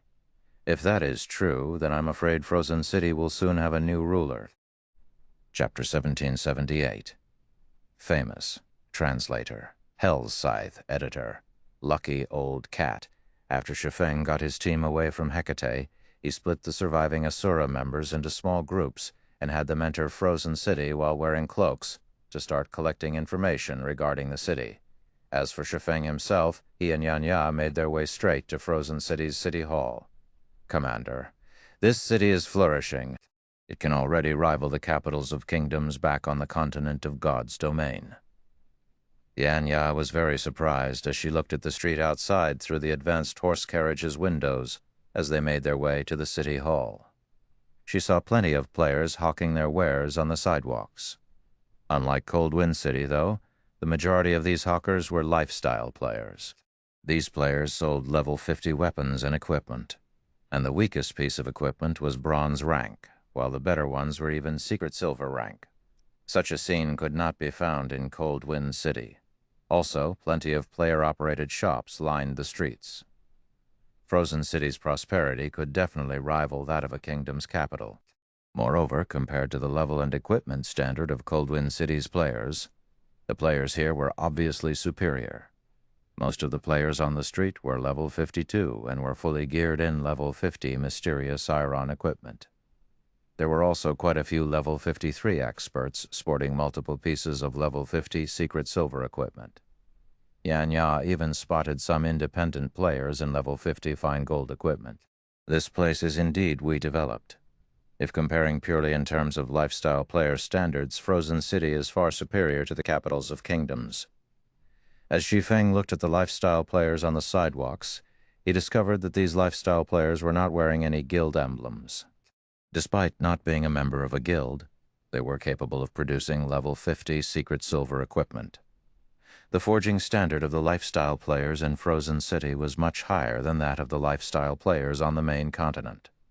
For example, inside Star Moon Kingdom, only the lifestyle players of the Candlelight trading firm could produce level 50 secret silver equipment at a feasible cost. By the looks of it, Frozen City should be one of the Ice Crystal World's main cities. Main city? Yan Ya repeated. This was her first time hearing this term. That's right, a main city. You can think of other worlds as a kingdom or an empire. Although other worlds have not been unified, some cities are the counterparts of kingdom capitals and imperial capitals. These cities are known as main cities. They function as an intersection for neighboring regions. However, other worlds do not have only one main city. Depending on the size of another world, it can have around 3 to 7 main cities. A city as large and as prosperous as Frozen City should be a main city, Shi Feng explained. Based on the investigations Asura's members had conducted, Frozen City's player population exceeded 8 million, which was much higher than Cold Wind City's. In fact, Frozen City's player population exceeded even White River City's slightly, which was simply impossible for an ordinary city. In addition, Frozen City had opened a path to 2 other cities just a little while ago. At the same time, the Frozen City region had multiple maps leading to other regions. All this proved that Frozen City was a main city in the Ice Crystal world. Originally, Shi Feng had expected to arrive at an ordinary city similar to Cold Wind City. He had never imagined that he would actually land himself in a main city. This came as a pleasant surprise. The importance of an otherworld main city was much greater than that of a kingdom capital or imperial capital on the continent of God's domain. The reason for this was access. Players in most ordinary cities in other worlds had to transit a main city in order to travel to other ordinary cities. On the other hand, players on the continent of God's domain could teleport freely between cities belonging to the same kingdom or empire. Moreover, regions housing ordinary cities had access to only one main city. One could travel to other main cities only via the main city they were connected to. Due to these reasons, the main cities of other worlds were very important. At the same time, the difficulty of taking control of a main city was also much greater. However, once players successfully seized control of a main city, they could monopolize a sizable portion of another world's resources, which also made main cities prime targets for the various large guilds. Now that Shi Feng had managed to arrive at Frozen City ahead of the Black Dragon Empire's various large guilds, he had a much better chance of taking control of the city. After riding on the horse carriage for about 20 minutes, Shi Feng and Yan Ya arrived at Frozen City's City Hall. Currently, merchant players crowded the main lobby. Some of these merchant players were standing before the front counter and browsing through the shops available for purchase in the city. Others were sitting in the lounge and chatting while waiting for their turn. "Did you hear Hecate ambushed an adventurer team in the Snow Rift just recently?" In the end, however, not only did Hecate lose several thousand elite and expert players, but it even let nearly half of the adventurer team get away. "Of course I've heard about it. I also know that the targeted adventurer team is called Asura, and that it's an adventurer team that came from Coldwind City, a city that Hecate is trying to occupy. This Asura adventurer team sure is amazing. It actually managed to deal such a grievous blow to Hecate. I also heard that Asura's commander is an absolute monster that's 3 meters tall and has arms several times thicker than my thighs. He managed to wipe out the vultures and kill several thousand elite and expert members of Hecate all by himself. Even Tier 2 experts are like tofu before him. What a monster. It's no wonder even the vultures got annihilated. Commander, they seem to be talking about you," Yanya, who overheard the conversation of some resting players, giggled as she sneaked a glance at Shi Feng. "Am I that gigantic?" Shi Feng could not help being flabbergasted by the conversation of these players. The rumors about him were growing increasingly ridiculous. Hecate's ambush this time had indeed dealt a severe blow to Asura's expedition team. However, Asura had also gained a considerable harvest from the ambush, and this harvest came in the form of free promotion. After all, Hecate had caused quite a commotion when it dispatched an army of 40,000 players to hunt a single adventurer team. The fact that the guild returned in failure only served to garner even more attention from the general populace. At this point, practically every player in Frozen City had heard about the Asura adventurer team already. After Shi Feng arrived on the second-floor hall of the City Hall, he revealed his City Protector title. "Lord Protector, how may I be of service to you today?" An NPC senior administrator promptly walked over to greet Shi Feng. "I wish to purchase a plot of land in the city," Shi Feng said. "All right, these are the available lands in our city right now," the senior administrator said as he took out a map of Frozen City. Green and red markers dotted the map, with the green markers signifying ownerless lands and the red markers signifying owned lands. Looking at the city map, Shi Feng could not help but smile. Sure enough, the lands around that street are still untouched, Shi Feng thought as he looked at a section of the city that was all green, labeled the Old City District. This section was located in the outer area of the city, and it would seem that nobody was interested in purchasing the lands there. After all this time since the launch of God's Domain, the important lands of NPC cities, whether on the main continent of God's Domain or in other worlds, had already been bought by the various guilds. No good locations would be left unclaimed. However, the NPC cities in other worlds were slightly different, particularly the old city districts of the main cities. In other worlds, only main cities had access to other main cities. This was like how teleportation between countries was limited to the capitals. Players needed to travel to the capital in order to teleport to another country. However, the way this access was gained wasn't by opening up a path in a particular map, but by activating the air routes between cities. Once the air routes were activated, players could then ride a flying ship from one main city to another. These flying ships would dock at the main city's old city districts, where the main cities would construct an airport. In the past, the various large guilds had been ignorant of this fact. As a result, some merchant players that had gambled their money on the lands of the old city districts ended up making a fortune for themselves.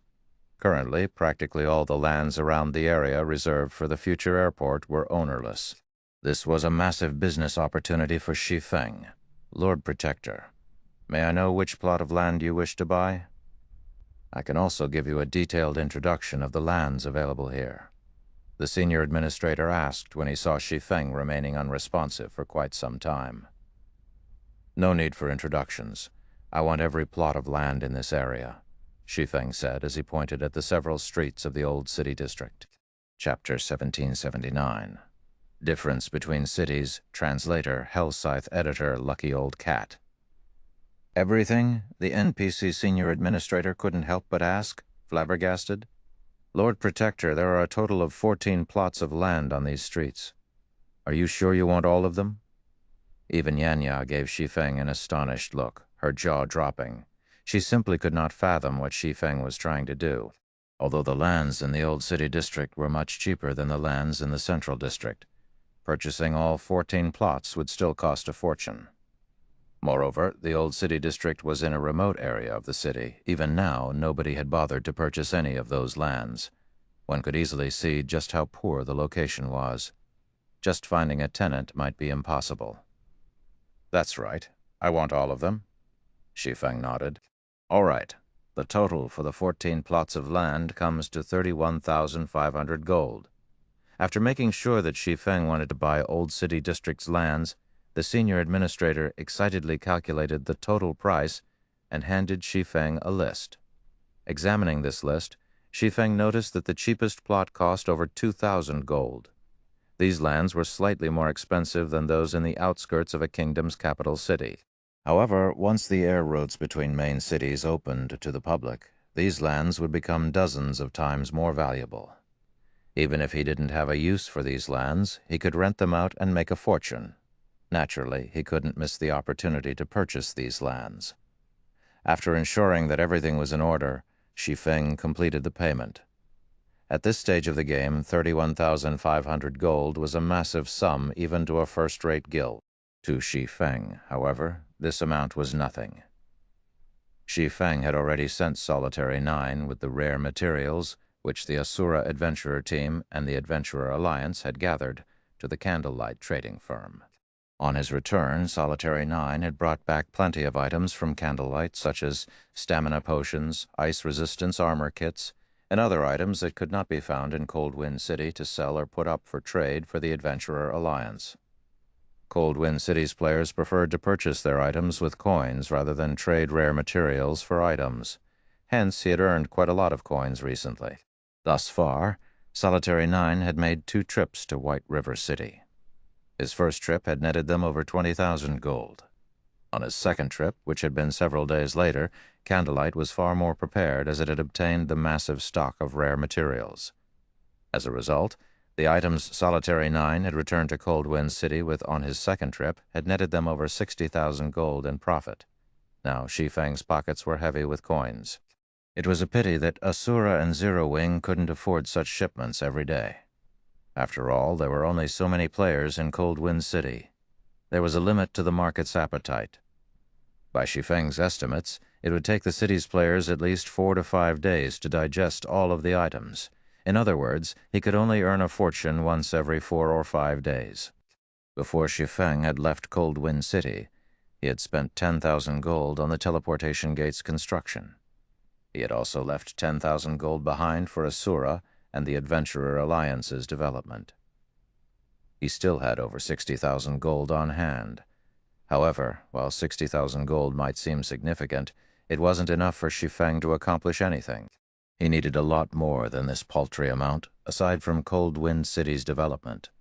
Shi Feng was responsible for the development costs of Zero Wing's branch guild, Ilverwing Town, and the Lost Town in the Boneless Land, all of which required a massive amount of funds. This was especially true for Silverwing Town and the Lost Town. Silverwing Town was located beside a primordial divine ruin that was connected to Primordial City.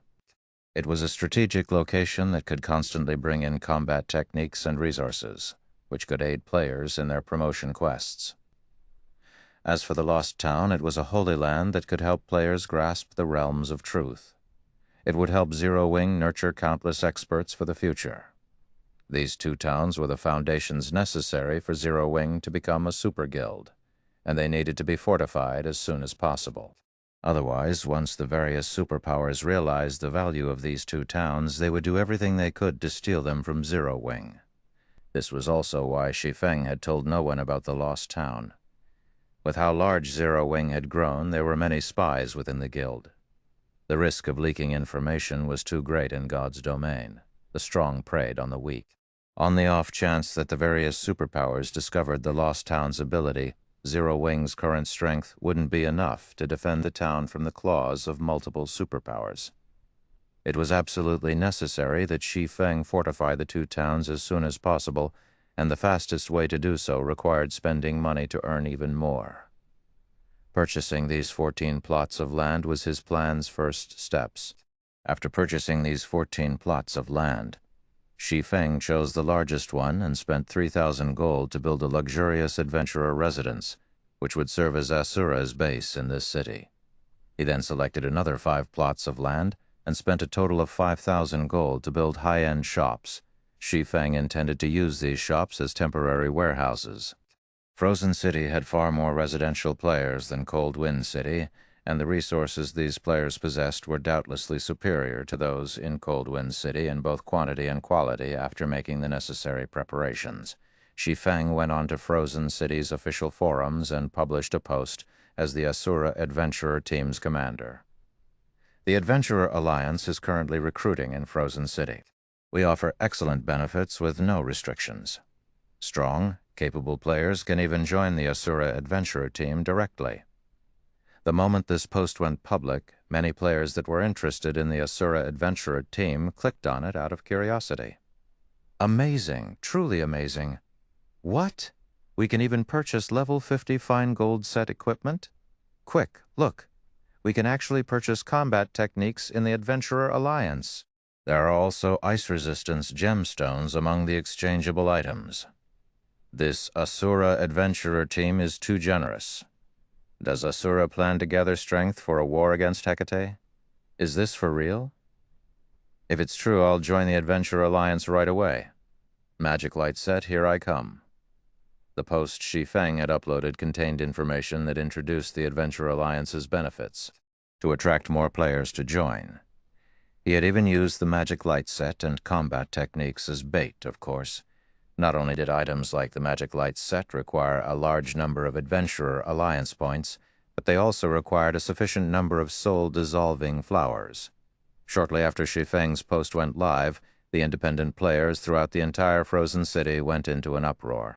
Every one of these independent players rushed toward Asura's residence. Although the majority of them did not have soul-dissolving flowers, they were still curious to find out whether the Asura Adventurer Team's claim was true, wanting to confirm the situation with their own eyes. Before 10 minutes had even passed, over 10,000 independent players had crowded around Asura's residence, seeking to join the Adventurer Alliance. They packed the street outside the residence, forcing Asura's members to step up and maintain order. When Frozen City's independent players joined the Adventurer Alliance and saw the exchange list in the main lobby, they were ecstatic. The magic light set was on the list, as promised, and there were actually 3 available. After getting their fill of the magic light set, the independent players in the lobby turned their bloodshot eyes toward the ice resistance gemstones that increased one's ice resistance by 5 points. They immediately began to bid on the gemstones. Frozen City had far more resources than Cold Wind City, especially when it came to magic crystals. This was because Frozen City had an Asura Mode regional dungeon in its area. Players could visit the regional dungeon to harvest the magic crystals they needed. Hence, Frozen City's players had slightly more magic crystals in their possession than Cold Wind City's players. Very quickly, the prices for the ice resistance gemstones shot up to 7 magic crystals, with some even reaching 8 magic crystals. Roughly 30 minutes later, the 5,000 5-point gemstones Shi Feng had brought from Cold Wind City had sold out. Frozen City's appetite for the ice resistance gemstones was many times stronger than Cold Wind City's. The sales had also earned Shi Feng over 35,700 magic crystals. Realizing that demand for the gemstones was so high here, Shi Feng posted 10,000 6-point gemstones for sale as well, with their minimum price set at 7 magic crystals. However, instead of selling batches of 1,000 at a time, as he had before, he only sold the 6-point gemstones in batches of 200 and 300. To Shi Feng's surprise, all 3 magic light sets had sold roughly 3 hours after he had established the Adventurer Alliance in Frozen City, netting him 18 soul-dissolving flowers. Despite all of his efforts to collect the soul-dissolving flower in Cold Wind City, he had only collected 6 stalks, yet he had secured 18 stalks only 3 hours after arriving in Frozen City. The difference between the 2 cities was greater than he had imagined. Although the magic light sets had likely been purchased by players from large guilds, potentially adding to these guilds' strength, Shi Feng didn't care. After all, he had finally secured the 20 soul-dissolving flowers. After Shi Feng withdrew the 18 soul-dissolving flowers from Asura's warehouse, he nearly lost himself to his excitement and clicked to remove the curse on the philosopher's hand. Fortunately, he managed to suppress his elation and found a private room in the residence. Only after ensuring that he was alone did he retrieve the crystalline hand from his bag system. It has been detected that you have 20 soul-dissolving flowers. Do you wish to remove the curse on the philosopher's hand? Seeing the system notification, Shi Feng clicked Accept without hesitation. Chapter 1780, Initial Unsealing of a Legendary Item.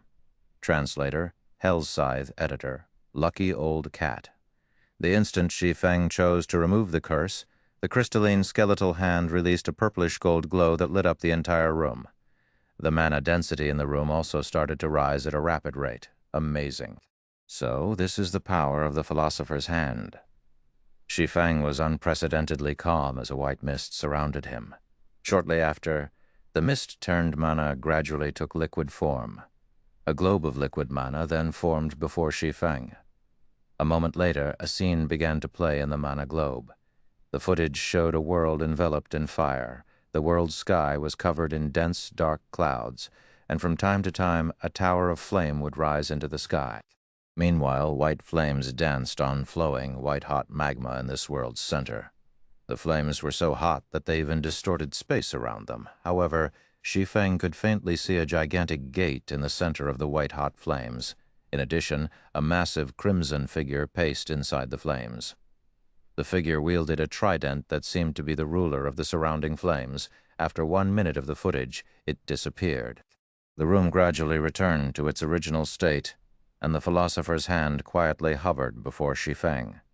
However, the item was now decorated in carved divine runes. The philosopher's hand's attributes had also undergone significant changes. Cursed philosopher's hand, legendary rank item. As the creator of the philosopher's hand failed to complete his wish before death, the creator's soul had attached itself to the philosopher's hand and cursed it to lose all of its power.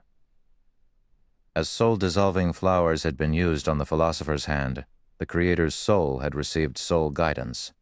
As a result, the curse has been weakened slightly. Additional skill, philosopher's soul. Offers players guidance for 1 hour when crafting items. Cooldown, 3 hours. What an amazing skill. I've only partially removed the curse, yet the philosopher's hand has gained such a heaven-defying skill. It's no wonder why it had been known as an alchemy treasure. Shi Feng was astonished when he saw the updated attribute panel. Most likely, the effects of philosopher's soul could rival even the value of a meditation potion.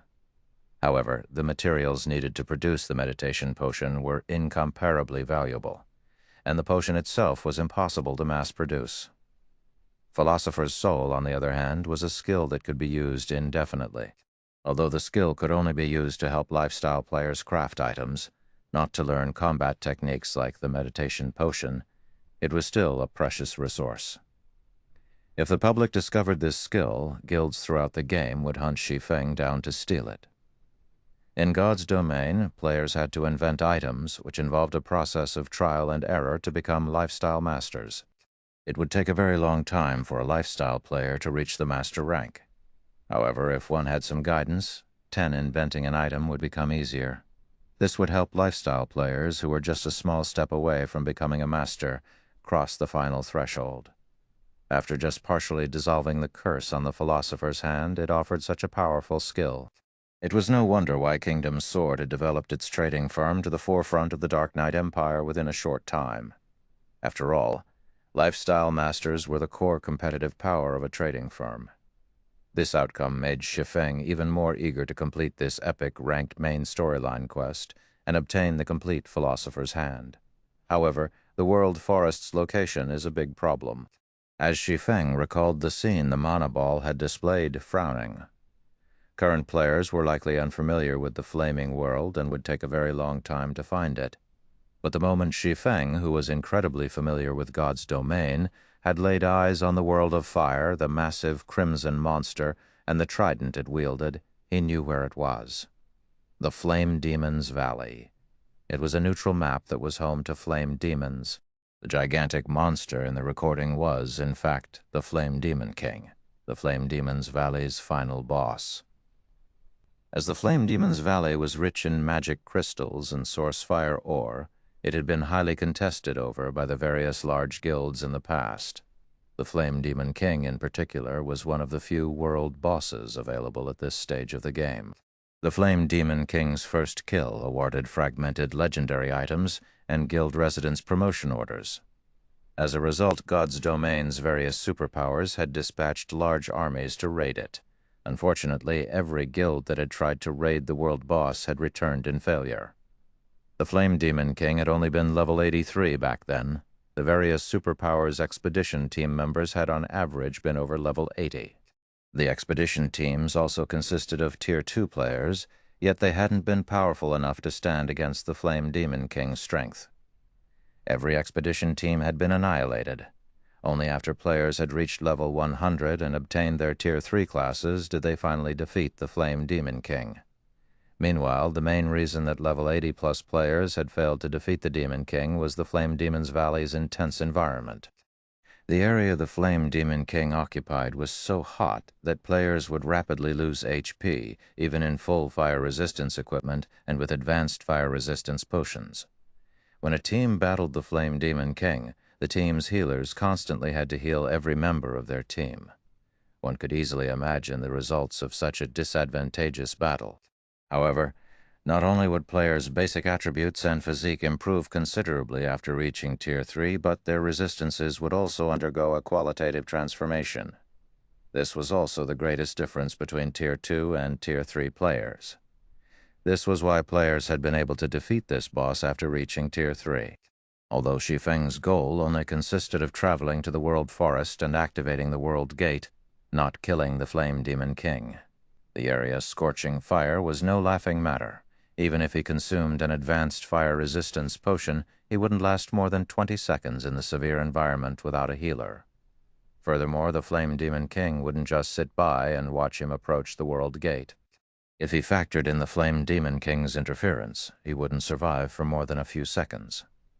Then, how was he supposed to activate the World Gate? It seems that I'll have to find a way to increase my fire resistance. No matter how Shi Feng thought about it, the only way he could activate the World Gate and complete his quest as soon as possible was to raise his fire resistance. Moreover, just increasing his fire resistance wouldn't do. He needed to help improve enough players to form a 20-man team at the very least. Otherwise, he wouldn't accomplish anything, even if he was immune to the map's heat with the Flame Demon King harassing him. He needed others to distract the Flame Demon King while he activated the World Gate. At the moment, Shi Feng could only think of 3 methods to improve a player's fire resistance. The first method was to wear fire resistance equipment, the second involved fire resistance potions, and the last required raising one's tier. The last option was unrealistic. Hence, he could only rely on the first and second method. Creating advanced fire resistance potions was not a problem for the Candlelight trading firm. The problem now lay in how to acquire a large stock of fire resistance equipment. Moreover, the fire resistance equipment in question had to provide a significant amount of fire resistance. Otherwise, players wouldn't be able to survive in the Flame Demon King's abode. Trying to secure a large stock of powerful fire resistance equipment within a short time was unrealistic at this stage of the game. This was because mainstream players were just starting to cross the level 50 threshold. Team dungeons that dropped resistance equipment were still extremely rare, Hence, resistance equipment was very rare at this level, much less excellent resistance equipment. Only after players reached level 70 and above would resistance equipment start to become available in greater quantities. There's no other choice. I can only return and have Aqua Rose and Gentle Snow prioritize team dungeons that drop fire resistance equipment. Shi Feng sighed. Following which, Shi Feng stored the Philosopher's Hand and called Yan Ya over to discuss the works that needed to be done in Frozen City after he left the Ice Crystal world. He then filled his bag with the 60,000 magic crystals which he had earned through the ice resistance gemstones that provided +6 ice resistance, and a large amount of rare materials he had acquired from Frozen City and Cold Wind City. He then used a guild transfer scroll and teleported back to the continent of God's domain. Thank you for listening to the story on KevinAudio.com, Chapter 1781, Tremendous Changes. Translator, Hell's Scythe. Editor, Lucky Old Cat, Star Moon Kingdom, Zero Wing City. When Shi Feng entered the guild hall's first-floor hall, he noticed that the main hall was crowded with guild members either eagerly picking up a quest or exchanging for an item from the guild warehouse. With a glance, he noticed that the players present inside the hall were all level 51 and above. Some Tier 2 players sporting Zero Wing's core member emblem were forming guild teams to raid team dungeons. The entire first-floor hall bustled with prosperity. Things here were completely different from before he left for the Ice Crystal world. After observing the situation in the guild hall for a short while, Shi Feng hurried to the candlelight trading firm. As he rode through the streets of Zero Wing City on an advanced horse carriage, he noticed that there were many more players in the city than before, especially merchant players. In addition, he also saw quite a lot of leisure players wearing virtual clothing designed and made by real-world companies. It was obvious that players had started treating Zero Wing City as a place where they could enjoy life. Aside from merchant players and leisure players, there was also a marked increase in expert players in the city. Just within his field of vision alone right now, Shi Feng already spotted several dozen level 53 and above expert players, and even 2 extremely rare Tier 2 players. This was a situation that could not be found even in Frozen City. However, the greatest change to Zero Wing City was the horse carriages on the streets. Convoys of carriages frequently drove past Shi Feng. These convoys mostly belonged to NPC merchant caravans, the presence of which also represented the prosperity of a city. And the more there were of such caravans inside a city, the more prosperous a city was. After Zero Wing City's prosperity reached a certain degree, so long as the city met certain safety requirements, it could get promoted from a basic city to an intermediate city. In Shi Feng's opinion, Zero Wing City's promotion was imminent. If a guild wished to promote its basic city to an intermediate city, the city needed sufficient popularity. The presence of NPC merchants on the streets was a good benchmark for a city's popularity, something which the various large guilds in the past had discovered after collecting sample information from multiple guild cities. Normally, when half of the merchant caravans present in the city were made up of advanced transport carriages, a basic city already possessed sufficient popularity to become an intermediate city. Meanwhile, roughly 1/3 of the merchant-owned carriages present inside Zero Wing City were advanced transport carriages. The city was not far off from attaining the needed popularity. Zero Wing City's development speed thoroughly exceeded Shi Feng's expectations.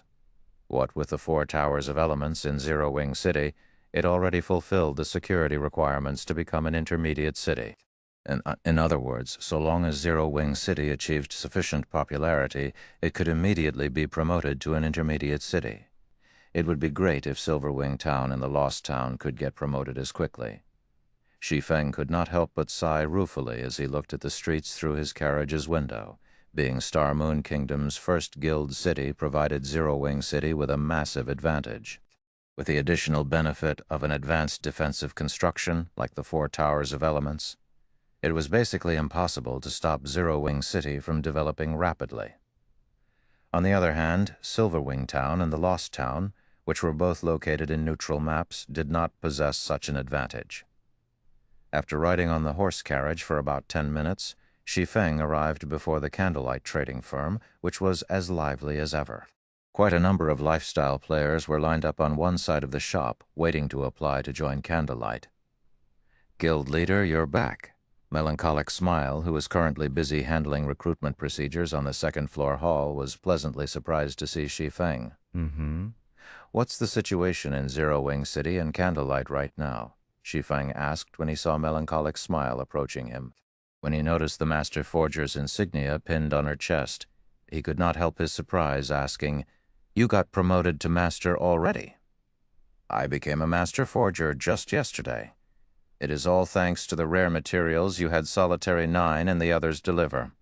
Those materials allowed me to carry out many experiments. In the end, I managed to create an entirely new piece of equipment," Melancholic Smile said. However, despite her humble words, Melancholic Smile still felt a little proud of herself. After all, the threshold of Master was a huge one to cross. At this point in time, tons of lifestyle players were still stuck at the advanced rank, nowhere close to creating a new item. "Since you've already been promoted to a Master Forger, I'll hand over these designs to you," Shi Feng said, taking out a few designs from his bag. He had obtained these designs from the Snow Ruin. One of these designs was for the level 50 dark gold weapon Sockham's Blade, one was for level 50 fine gold rank plate armor arm guards, and one was for level 50 dark gold ranked cloth armor robes. Upon taking a closer look at these designs, Melancholic Smile immediately fell into a daze, her hands gripping the designs for Sockham's Blade and the fine gold-ranked arm guards tightly. "Guild leader, can I really learn these?" she asked excitedly.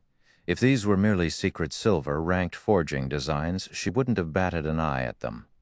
However, it was a different story for level 50 fine gold and dark gold ranked designs, because forging items of such quality required completely different techniques and the proper matching of materials to unleash the full potential of the materials used. In short, the rank of a forged weapon or equipment was determined by a forger's capability to utilize the materials involved. If a forger was capable of forging only bronze and mysterious iron-ranked weapons and equipment, then their ability to unleash the potential of raw materials was only at a rudimentary level. Weapons and equipment at the dark gold rank, on the other hand, could be considered works of art. At this rank, the matching of materials was practically at a perfect level. Meanwhile, if players wished to create such works of art of their own, they needed to keep learning level 50 plus fine gold and dark gold ranked forging designs. However, designs of such rank were extremely rare and difficult to obtain. Thus far, aside from the fine gold rank and above designs from the Holy City of Titan, the Candlelight trading firm did not possess any other high-ranking designs, of course. "If Candlelight has a tailor who has reached the master rank, then that robe design will be theirs," Shi Feng said, chuckling. This situation made him realize that, aside from various rare materials, he could also get high-ranking designs for lifestyle players from the Ice Crystal world. It wouldn't be a bad idea to have Solitary 9 transfer some of the high-ranking designs they acquired at the Ice Crystal world. "Thank you, Guild Leader. I'll make sure to produce weapons and equipment that will be to your satisfaction very quickly." Melancholic Smile was brimming with joy as she stored the designs. Afterward, she started reporting on Zero Wing's current affairs to Shi Feng. Thanks to Zero Wing City and Silver Wing Town, Zero Wing's development was zooming along. The guild already had over 240,000 elite members and 7,000 expert members. Those numbers could already rival those of first-rate guilds, with Zero Wing City's player population having exceeded 5 million during this period. It was close to catching up to White River City. Just the entrance fees collected daily provided massive income to the guild. Only as the guild's member count increased, the guild's expenditures likewise increased. Moreover, the Zero Wing members developing over at Silver Wing Town were constantly ambushed and harassed by the Evil God's Temple and dark players. This forced the guild to construct more defensive structures in Silver Wing Town, as well as pay compensation to members that got killed in battle. Right now, the guild was basically investing every coin it earned back into itself. As a result, it was just barely running properly right now. However, it was also thanks to Silver Wing Town that Zero Wing was gaining a bountiful harvest from the primordial divine ruin. The guild was now sending many more players into the ruin. After hearing Melancholic Smile's report, Shi Feng, who had been cudgeling his brain over the collection of fire resistance equipment, relaxed considerably. Now that the guild had so many experts, having a portion of them focused specifically on collecting fire resistance equipment would not hamper the guild's operation. At the very least, it would not affect the main force's development. As for funding, that was not a problem at all. Afterward, Shi Feng emptied the rare materials inside his bag and stacked them up into miniature mountains inside Candlelight's warehouse. The sight of the materials Shi Feng took out rendered Melancholic Smile speechless. The amount of materials greatly exceeded the total amount that Solitary Nine's group had brought over in 2 trips. With so many rare materials, they could earn a fortune just by selling the materials directly. If they turned these materials into products and sold them, they would earn even more. After all, many of these materials were suitable for producing level 50 weapons and equipment at the Secret Silver rank and above. If they made these weapons and equipment and sold them, they would rake in a ridiculous amount of money. Right, guild leader. I have an item here that the Secret Pavilion sent over. Originally, the Secret Pavilion's representatives stated that they had to hand it over to you in person. However, since you weren't around after they made several visits, they ended up giving up and passed it to me for safekeeping instead, Melancholic Smile said. She then took out a pitch-black gift box from her bag and handed it to Shi Feng. An item from the Secret Pavilion? After receiving the gift box, Shi Feng immediately opened it out of curiosity. Chapter 1782, Raising Funds, Translator, Hell's Scythe, Editor, Lucky Old Cat. When Shi Feng tapped on the item, the exquisite gift box opened slowly. Inside the gift box was an exquisite golden card. Embossed on the card were the words, Secret Pavilion Auction Invitation Card. The invitation card for the Secret Pavilion's auction? Shi Feng took out the card to inspect its attribute panel. This is interesting. Recorded on the card's attribute panel was the address for the venue of the Secret Pavilion's internal auction. The card also served as an electronic pass that allowed entry into the auction. Meanwhile, the card could allow up to 5 people to participate in the auction. Shi Feng knew very clearly what an internal auction hosted by the Secret Pavilion entailed. These internal auctions were a hub of high-class items. Moreover, the auctions weren't limited to items found in God's domain. Real-world items that could be of help to one's progression in the game would also be available. During the first 2 years after God's Domain's launch, not even the Dark Arena's Dark Auction could have compared to the Secret Pavilion's internal auction. Epic items were commonplace in these internal auctions, not worth mentioning. More importantly, the auction would include fragmented legendary items and clues that could lead to legendary items. The internal auction also offered a massive quantity of items. Sometimes the internal auctions would last 2 days due to so many items for sale. As long as one attended, they could reap a considerable harvest. For Shi Feng, this auction's timing could not be more perfect. He currently needed a large stock of high-quality fire resistance equipment, and the Secret Pavilion, which reached all across the continent of God's Domain, definitely had some fire resistance equipment to sell. Many of God's Domain's outstanding experts would be there due to the auction's tradition. To prevent the participating superpowers from monopolizing the finale items, leaving nothing for the other powers, the Secret Pavilion would hold a competition to decide how many of the finale items each power could purchase. Of course, one could refuse to take part in the competition, but they'd be limited to 2 or 3 of the finale items at most. To avoid missing out on anything precious, the various participating powers would show some effort in the competition. After all, the Secret Pavilion's finale items were all extraordinary. Of course, not just anybody could participate in this competition. Only 25-year-olds and younger could participate. If old monsters were allowed to take part, then up-and-coming powers might as well sit still and do nothing. Because of this, the various powers usually brought their outstanding experts to the internal auction. Although these experts were relatively unknown in the current God's Domain, they would definitely become famous figures in the future. As Aqua Rose and Gentle Snow were Zero Wing's Vice Guild leaders, it was best to let them keep an eye out for these up-and-coming experts. After all, nobody knew if these up-and-coming experts would become enemies in the future.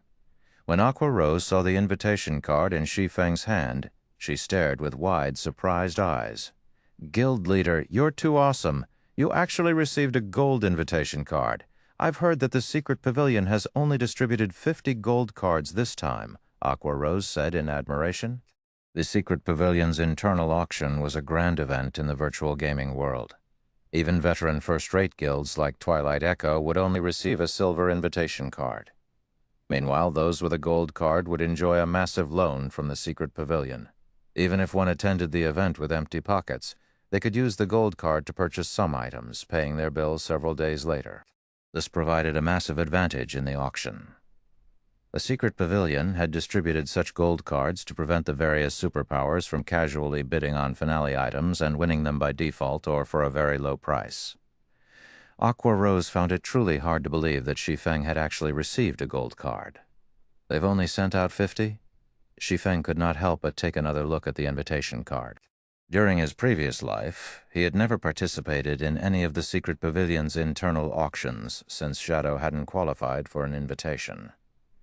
He had only heard details about the internal auction from other guilds. He certainly hadn't expected the secret pavilion to send Zero Wing such a high-ranked invitation card. "Guild leader, can I bring a friend to the auction as well?" Aqua Rose asked hesitantly. Depending on the type of invitation card one received, players could bring a certain number of people with them. Bronze cards, the most common invitation cards, only granted entry to 2 people, and silver cards granted entry to 3 people. Only gold cards granted entry to 5 people. "Sure. We have plenty of slots in any case," Shi Feng answered. He had only intended to bring Aqua Rose and Gentle Snow to the auction. No one else really mattered. They were only going to get a glimpse at the various major powers' up-and-coming experts. This information would only be useful to management-level figures in Zero Wing. Bringing guild experts wouldn't benefit the guild. On the contrary, he would be wasting his experts' time. "Thank you, guild leader," Aqua Rose said joyfully. Shi Feng, Aqua Rose, and Gentle Snow agreed on a specific time to meet up at the internal auctions venue in the real world. Before this, though, Shi Feng had the 2 of them lead a team of their own to raid specific team dungeons to acquire some fire resistance equipment. As for Shi Feng, he did his best to collect funds. The secret pavilion's internal auction used 3 different currencies. The first was credits, which was also the most preferred currency of the various superpowers. The second was in-game coins, and the third currency was magic crystals. Currently, Zero Wing severely lacked credits. Hence, that only left the option of paying with coins and magic crystals. Fortunately, the secret pavilion preferred magic crystals and coins. Hence, during the auction, magic crystals and coins would have a priority over credits. However, Shi Feng had no intention of purchasing items using magic crystals, since they weren't easy to obtain. Moreover, Zero Wing currently needed a lot more magic crystals to sustain its operation compared to other guilds. Hence, he would have to rely on his coins. Shi Feng had spent 3 full days cooped up inside one of Candlelight's special forging rooms, constantly producing advanced mana armor kits. Even at this stage of the game, advanced mana armor kits were still highly sought after. There simply weren't enough to satisfy market demand. However, Shi Feng hadn't had much time to craft the kits, so supply hadn't increased. Now, not only could he use these advanced mana armor kits to make money, but he could also use them to increase his forging proficiency. 100,000 proficiency points were required for a basic master forger to become an intermediate master forger. Only after a basic master forger had the required forging proficiency and created the necessary number of weapons or equipment could they become an intermediate master forger. Producing both the Bronze Guardian puppet and the Hell Chariot required an intermediate master forger. Between the Bronze Guardian puppet and the Hell Chariot, it was easier to acquire the necessary materials and manpower to craft the Hell Chariot. If Candlelight could produce Hell Chariots, it would be of immense help to Zero Wing. Aside from Shi Feng, the only basic master forger in the Candlelight trading firm was Melancholic Smile. However, as Melancholic Smile had just reached that rank, she would need some time to become an intermediate master forger. The best candidate to become an intermediate forger right now was Shi Feng himself. While Shi Feng had worked to maximize his coin profits, he had Melancholic Smile sell some of the less important rare materials they had in stock. Since the various large guilds were so eager to acquire these rare materials, they could sell for a high price. However, based on the latest market trends, Shi Feng could sense that these guilds were trying to save their funds, likely due to the secret pavilion's upcoming auction. Some guilds were even selling strategic resources to raise funds. This caused the various large guilds throughout God's domain to sense the impending arrival of a storm. Only small guilds and powers remained ignorant about the situation. Some minor powers even felt lucky that they had been able to purchase quite a few items they normally couldn't find. After the advanced mana armor kits and rare materials had sold, Shi Feng had earned over 80,000 gold, including some of the coins Zero Wing City and Stone Forest Town generated. Shi Feng had a total of 124,000 gold coins in his bag. This was definitely enough to inspire awe in any first-rate guild. This should be enough. After taking a look at the time, Shi Feng chose to log out and head to the Secret Pavilion's internal auction. Chapter 1783, Secret Pavilion Auction. Translator, Hell Scythe Editor, Lucky Old Cat. Tianyuan City, Secret Pavilion Branch. The branch headquarters was a 181-story tall building that stood in the city's business district. The area the building occupied could fit a stadium that could accommodate 100,000 people. It was one of the most iconic buildings in the entire city. It was also where countless gamers wished to work currently. Curious passers-by had gathered on the street outside of the building. This was because today the Secret Pavilion branch, which generally saw little traffic, was quite lively. One luxury hovercar after another slid to a stop before the building's entrance, with easily over 100 in line. The crowd also gaped in shock when they saw the individuals who alighted from these hovercars. Isn't that 1,000 Miles, the Vice Guild leader of the Super First-Rate Guild Miracle? Why is he at Secret Pavilion's branch? Look, that is Cleansed Rue, the Vice Guild leader of the First-Rate Guild 100 Flowers Pavilion. She is so beautiful. Even the Dragon Phoenix Pavilion's 9 Dragons Emperor is here. What's going on? Why have the upper echelons of so many powerful guilds come to the Secret Pavilion's branch?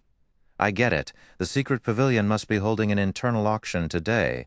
The auction is so grand this time, though. So many guilds have been invited. I'm getting goosebumps from seeing so many of God's domain's VIPs. It would be great if I could join the auction just once. The crowd was relatively familiar with the people that had stepped out of the luxury hovercars. The virtual gaming world had already solidified its position in society. Large gaming guilds' upper echelons were far more famous than celebrity singers or movie stars among the general populace. Moreover, since God's domain had gained so much popularity throughout the world, many people had started to pay attention to the virtual gaming world's matters. As the crowd watched one guild VIP enter the Secret Pavilion's branch headquarters after another, awe and admiration filled their hearts. Inwardly, they hoped that one day, they too could take part in such a grand event instead of being a silent spectator. Sure enough, the rumors were true. The Secret Pavilion has gone all out this time. It has invited so many major corporations 1,000 Miles, who stood in a corner of the branch headquarters' main lobby, revealed a smile as he watched the VIPs enter the building. Commander, if that is true, then we'll be in a tight spot. Based on our investigations, plenty of major corporations will be participating. I'm afraid that these corporations will compete with us over that item, a beautiful woman in a dark purple one-piece said, frowning. If Shi Feng were present right now, not even he would have guessed this beauty to be Silent March, the vice commander of Miracle's Purgatory Legion. She was far more charming and intellectual than her appearance in the game. We might not be a match for these corporations in terms of financial strength, but when it comes to resources in God's domain, Miracle doesn't need to fear anyone. They won't necessarily win that item, 1,000 Miles said, smiling as he eyed the dozen or so corporation representatives conversing in the lobby. This internal auction was indeed much grander than before. Usually, major corporations that weren't related to the virtual gaming world didn't make an appearance.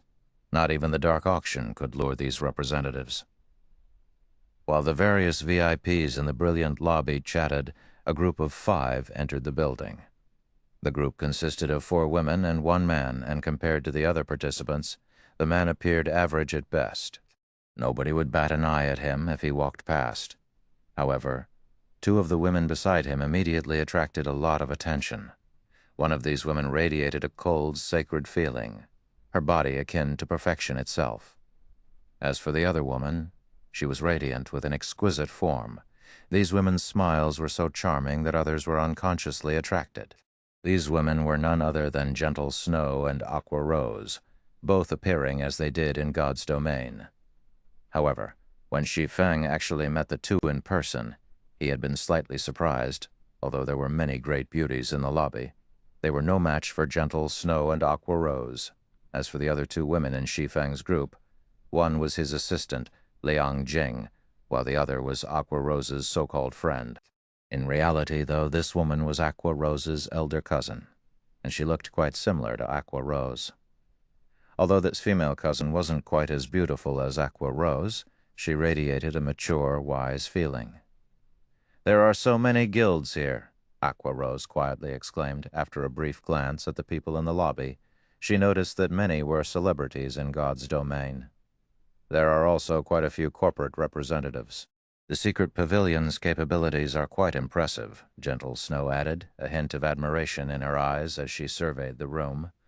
Although some auctions in God's domain could attract a few major corporations, these auctions definitely weren't as successful as the secret pavilion's internal auction. After watching the room for a moment, Gentle Snow had noticed 6 major corporations that were frequently on the news. Countless large guilds wanted to partner with these major corporations. Unfortunately, none of these guilds had gained these corporations' interest. On the contrary, these major corporations had annexed quite a few large guilds in God's domain, developing their own guilds rapidly. Compared to Aqua Rose and Gentle Snow, though, Liang Jing, who stood behind Shi Feng, was utterly baffled. She simply could not understand what was going on, even wondering if she were dreaming. Just this morning, Shi Feng had her accompany him on the earliest flight to Tianyuan City. Then she had met Aqua Rose and Gentle Snow, surprised by their appearances. She had never actually expected Shi Feng to know such stunning women. She had worked as the head secretary of Big Dipper's chairman Xiao for 3 years now, and she had seen many VIPs before. Based on Gentle Snow and Aqua Rose's temperaments, she recognized that the women were far from ordinary. However, after arriving at the secret pavilion's branch headquarters, she was beyond astonished. Although she rarely paid attention to matters regarding the virtual gaming world, she knew a lot about the various major companies and corporations around the world. This was especially true for corporations. She had spotted the representatives of over a dozen major corporations since she had entered the building. Normally, these representatives were VIPs that not even Chairman Xiao qualified to meet, yet they had gathered in one location to attend an event that she, too, attended. The only explanation that she could think of for such a situation was that she must be dreaming. Although Shi Feng was a martial arts master and someone that even Chairman Xiao had to treat with importance, he wasn't worth mentioning compared to these representatives. These people lived in entirely different worlds. Furthermore, the only thing Shi Feng did, aside from his position as a martial arts instructor, was play God's domain. While God's domain was very popular, in Liang Jing's opinion, it was only a virtual reality game. Even if a virtual reality game were quite impressive, how could it possibly attract the attention of powerful international corporations? What Liang Jing did not know was that God's domain was unlike any virtual reality game in the past. God's domain was capable of extending its players' lifespans. If one took care of their body properly, it was possible to extend their lifespans by decades and centuries. God's domain had attracted the attention of countless corporations to compete over the game and its limited resources. While Liang Jing reminded herself that she must be dreaming, a healthy middle-aged man wearing an elegant suit and tie approached Shi Feng's group. Upon noticing this middle-aged man, many first-rate guilds and super first-rate guilds' upper echelons turned to watch Shi Feng's group. Damn it! Why did he choose Zero Wing? Nine Dragons' Emperor gritted his teeth, nearly cracking them as he watched this elegant man stop before Shi Feng. While Nine Dragons' Emperor's eyes turned bloodshot, the middle-aged man introduced himself to Shi Feng's group. "Hello, you must be Zero Wing's representatives, right? Let me introduce myself. I'm Lu Xingluo, the Starline Corporation's representative. May I know if we can find a quiet place for a proper chat?" After the man introduced himself, some of the large guild's upper echelons who hadn't recognized the representative were dumbfounded. Even Liang Jing, who stood behind Shi Feng, gaped when she learned the middle-aged man's identity. The Starline Corporation. That was one of the top 50 corporations in the entire world. Chapter 1784. Unyielding Soul Translator. Hellscythe Editor. Lucky Old Cat. The Starline Corporation has its eye on Zero Wing. Ding. That's not possible, right? Didn't Starline reject a partnership offer from a super first-rate guild before? Why would it suddenly set its sights on Zero Wing? If this is true, we'll have to be careful of Zero Wing in the future. The corporate representatives and the upper echelon of various guilds inside the hall discussed among themselves in hushed tones as they watched Lu Xingluo and Shi Feng's group enter a private lounge. Meanwhile, Nine Dragons' Emperor, who had quietly watched these proceedings from a corner of the room, frowned deeply. Previously, he had sought out the Starline Corporation for partnership, but got rejected outright. He did not even manage to meet with a corporate representative like Lu Xingluo. The Starline Corporation was one of the major corporations that had invested in God's domain early on, unlike those that joined the struggle after the game had garnered global fame. Hence, the Starline Corporation already had a solid foundation in God's domain, so much so that even the various superpowers feared the corporation greatly. If Zero Wing really partnered with the Starline Corporation, then he would have a much harder time dealing with Zero Wing in the future. Uncle Yuan, what do you think this is all about? Is the Starline Corporation actually trying to partner with Zero Wing? Purple Jade, who was wearing a white dress, asked curiously as she watched Shi Feng's group enter the private lounge. I'm not sure. From what I know, the Starline Corporation has never taken the initiative to seek a partnership with a guild before. Could Zero Wing still have some secrets that we are not aware of? Yuan Tiexen replied, shaking his head. He was also very confused by this situation. In fact, even the secret pavilion wanted to collaborate with the Starline Corporation, which held a large amount of energy resources, especially the extremely rare high-level energy. If the secret pavilion could get its hands on sufficient high-level energy, it would be able to nurture many more experts than before. This was also the reason why many super first-rate guilds and super guilds sought a partnership with the Starline Corporation. Inside the spacious private lounge, both sides were currently seated on leather sofas and observing each other. At this moment, Shi Feng was honestly surprised that the famous Starline Corporation would approach Zero Wing. As for Liang Jing, she was already close to fainting. After the silence persisted for a while, Lu Xingluo shifted his gaze to Aqua Rose's cousin, revealing a playful smile as he said, "Miss Mu Lingsha, your unyielding soul really is tenacious. Do you think that just because you managed to worm your way into the secret pavilion's internal auction this time, you'll be able to obtain that thing and avoid defeat?"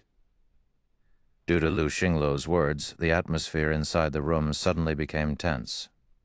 Meanwhile, Shi Feng and Gentle Snow automatically turned to look at Aqua Rose's cousin, who had remained silent all this time.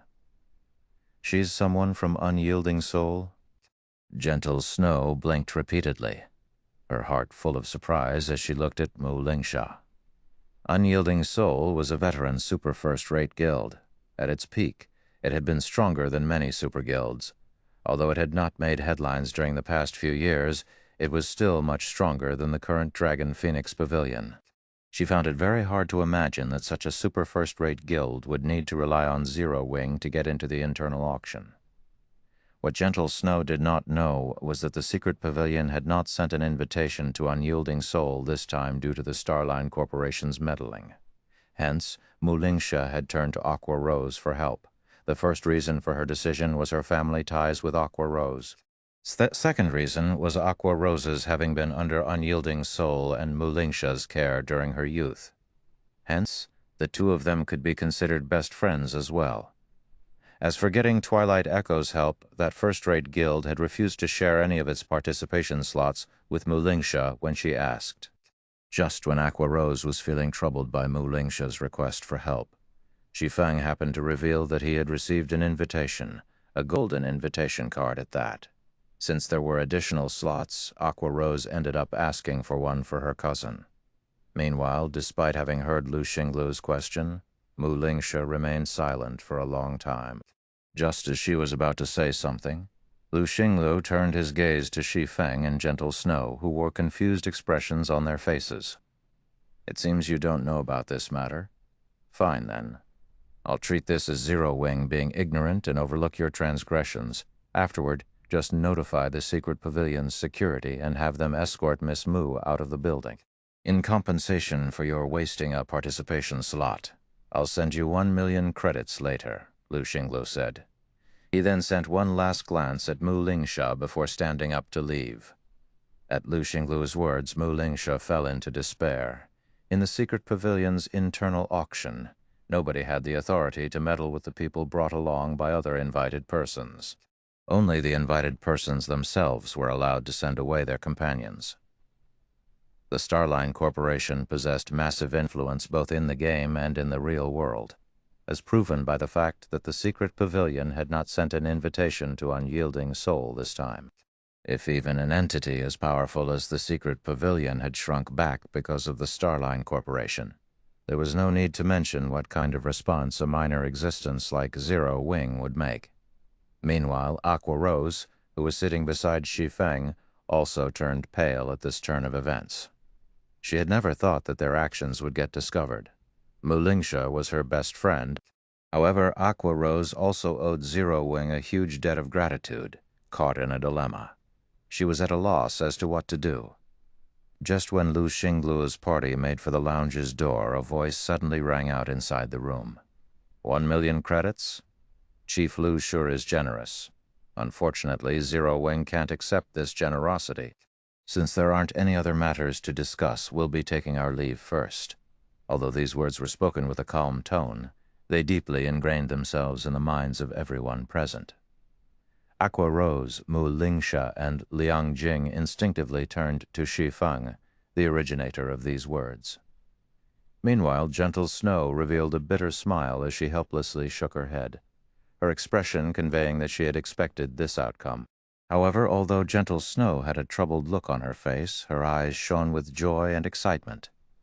After all, it was because of this attitude of Shi Feng's that she had chosen to join Zero Wing back then. Despite Zero Wing having grown considerably, Shi Feng remained the same as before. He did not change his principles just because he now had more responsibilities on his plate. Although Shi Feng's decision would bring no small amount of trouble to the guild, she still strongly supported this decision. Guild leader, Aqua Rose, was greatly moved as she looked at Shi Feng, who currently wore a calm and indifferent expression. Meanwhile, Liang Jing's mouth was hanging wide open. Although she did not understand what exactly was going on here, she knew very clearly just how frightening the Starline Corporation was. If Shi Feng were to blatantly defy Lu Xinglu, Starline's representative, he would definitely incur a disaster. Moreover, it would be a disaster that could drive even Chairman Zhao to despair. Lu Xinglu, who had just arrived at the door, suddenly stopped. Thinking he had misheard, he turned around and looked at Shi Feng, who had just gotten up from the sofa, and asked, "Does this mean you are rejecting my goodwill?"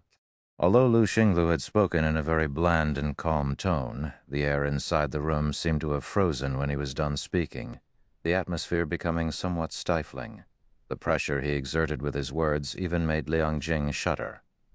Lu Xinglu was only an ordinary person. However, behind him was a monumental existence. If he wanted to, he could easily crush a company like the Big Dipper Group at any time.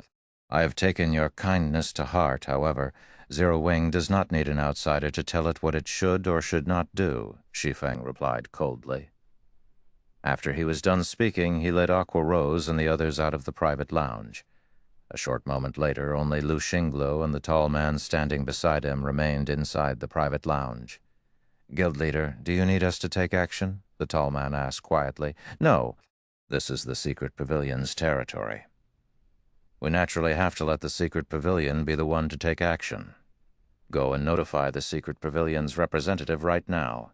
Tell them that I do not wish to see Zero Wing in this auction, Lu Xinglu said, sneering as he watched the departing figures of Shi Feng's group. Understood. After hearing Lu Xinglu's words, the tall man promptly left the lounge to notify the secret pavilion.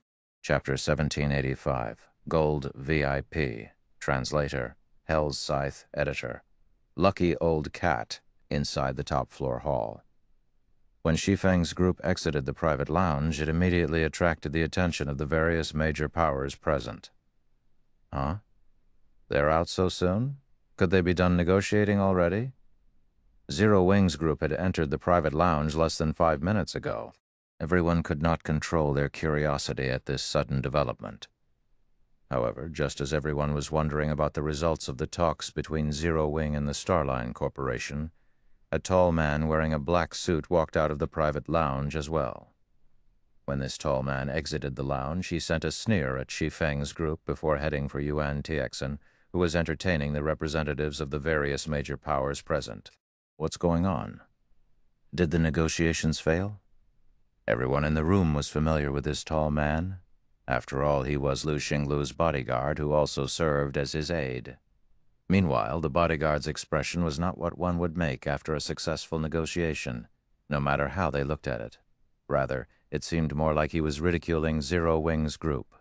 Walking beside Shi Feng, Aqua Rose noticed Lu Xinglu's bodyguard's direction, and her complexion darkened.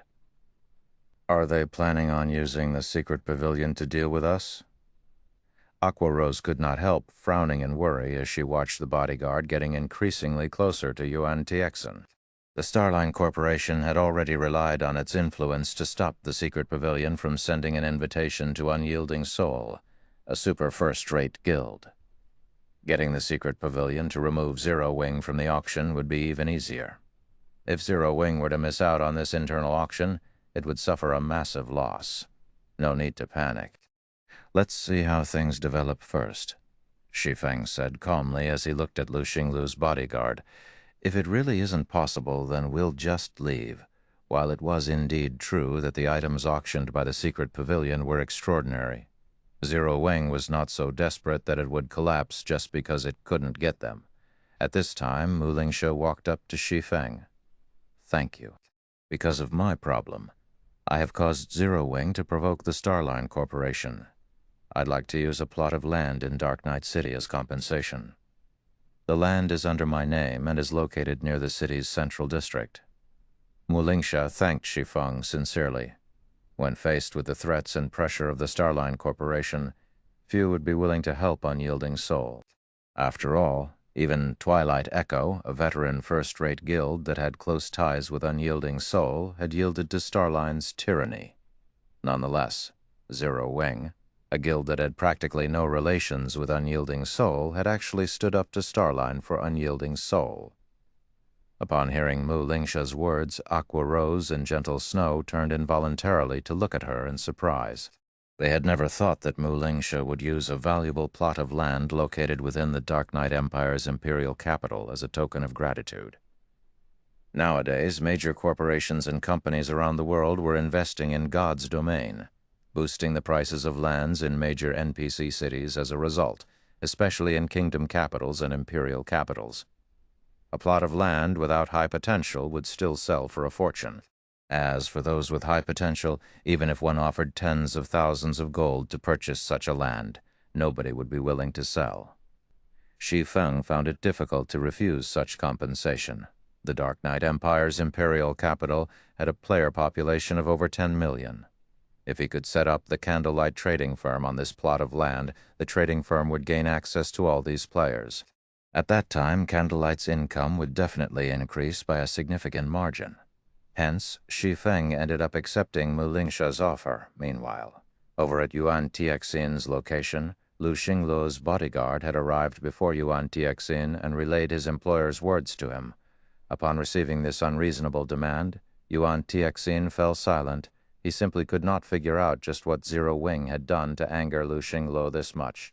I hope that the secret pavilion can make a decision soon. The Starline Corporation dislikes having to wait, Lu Xinglu's bodyguard said in an indifferent tone.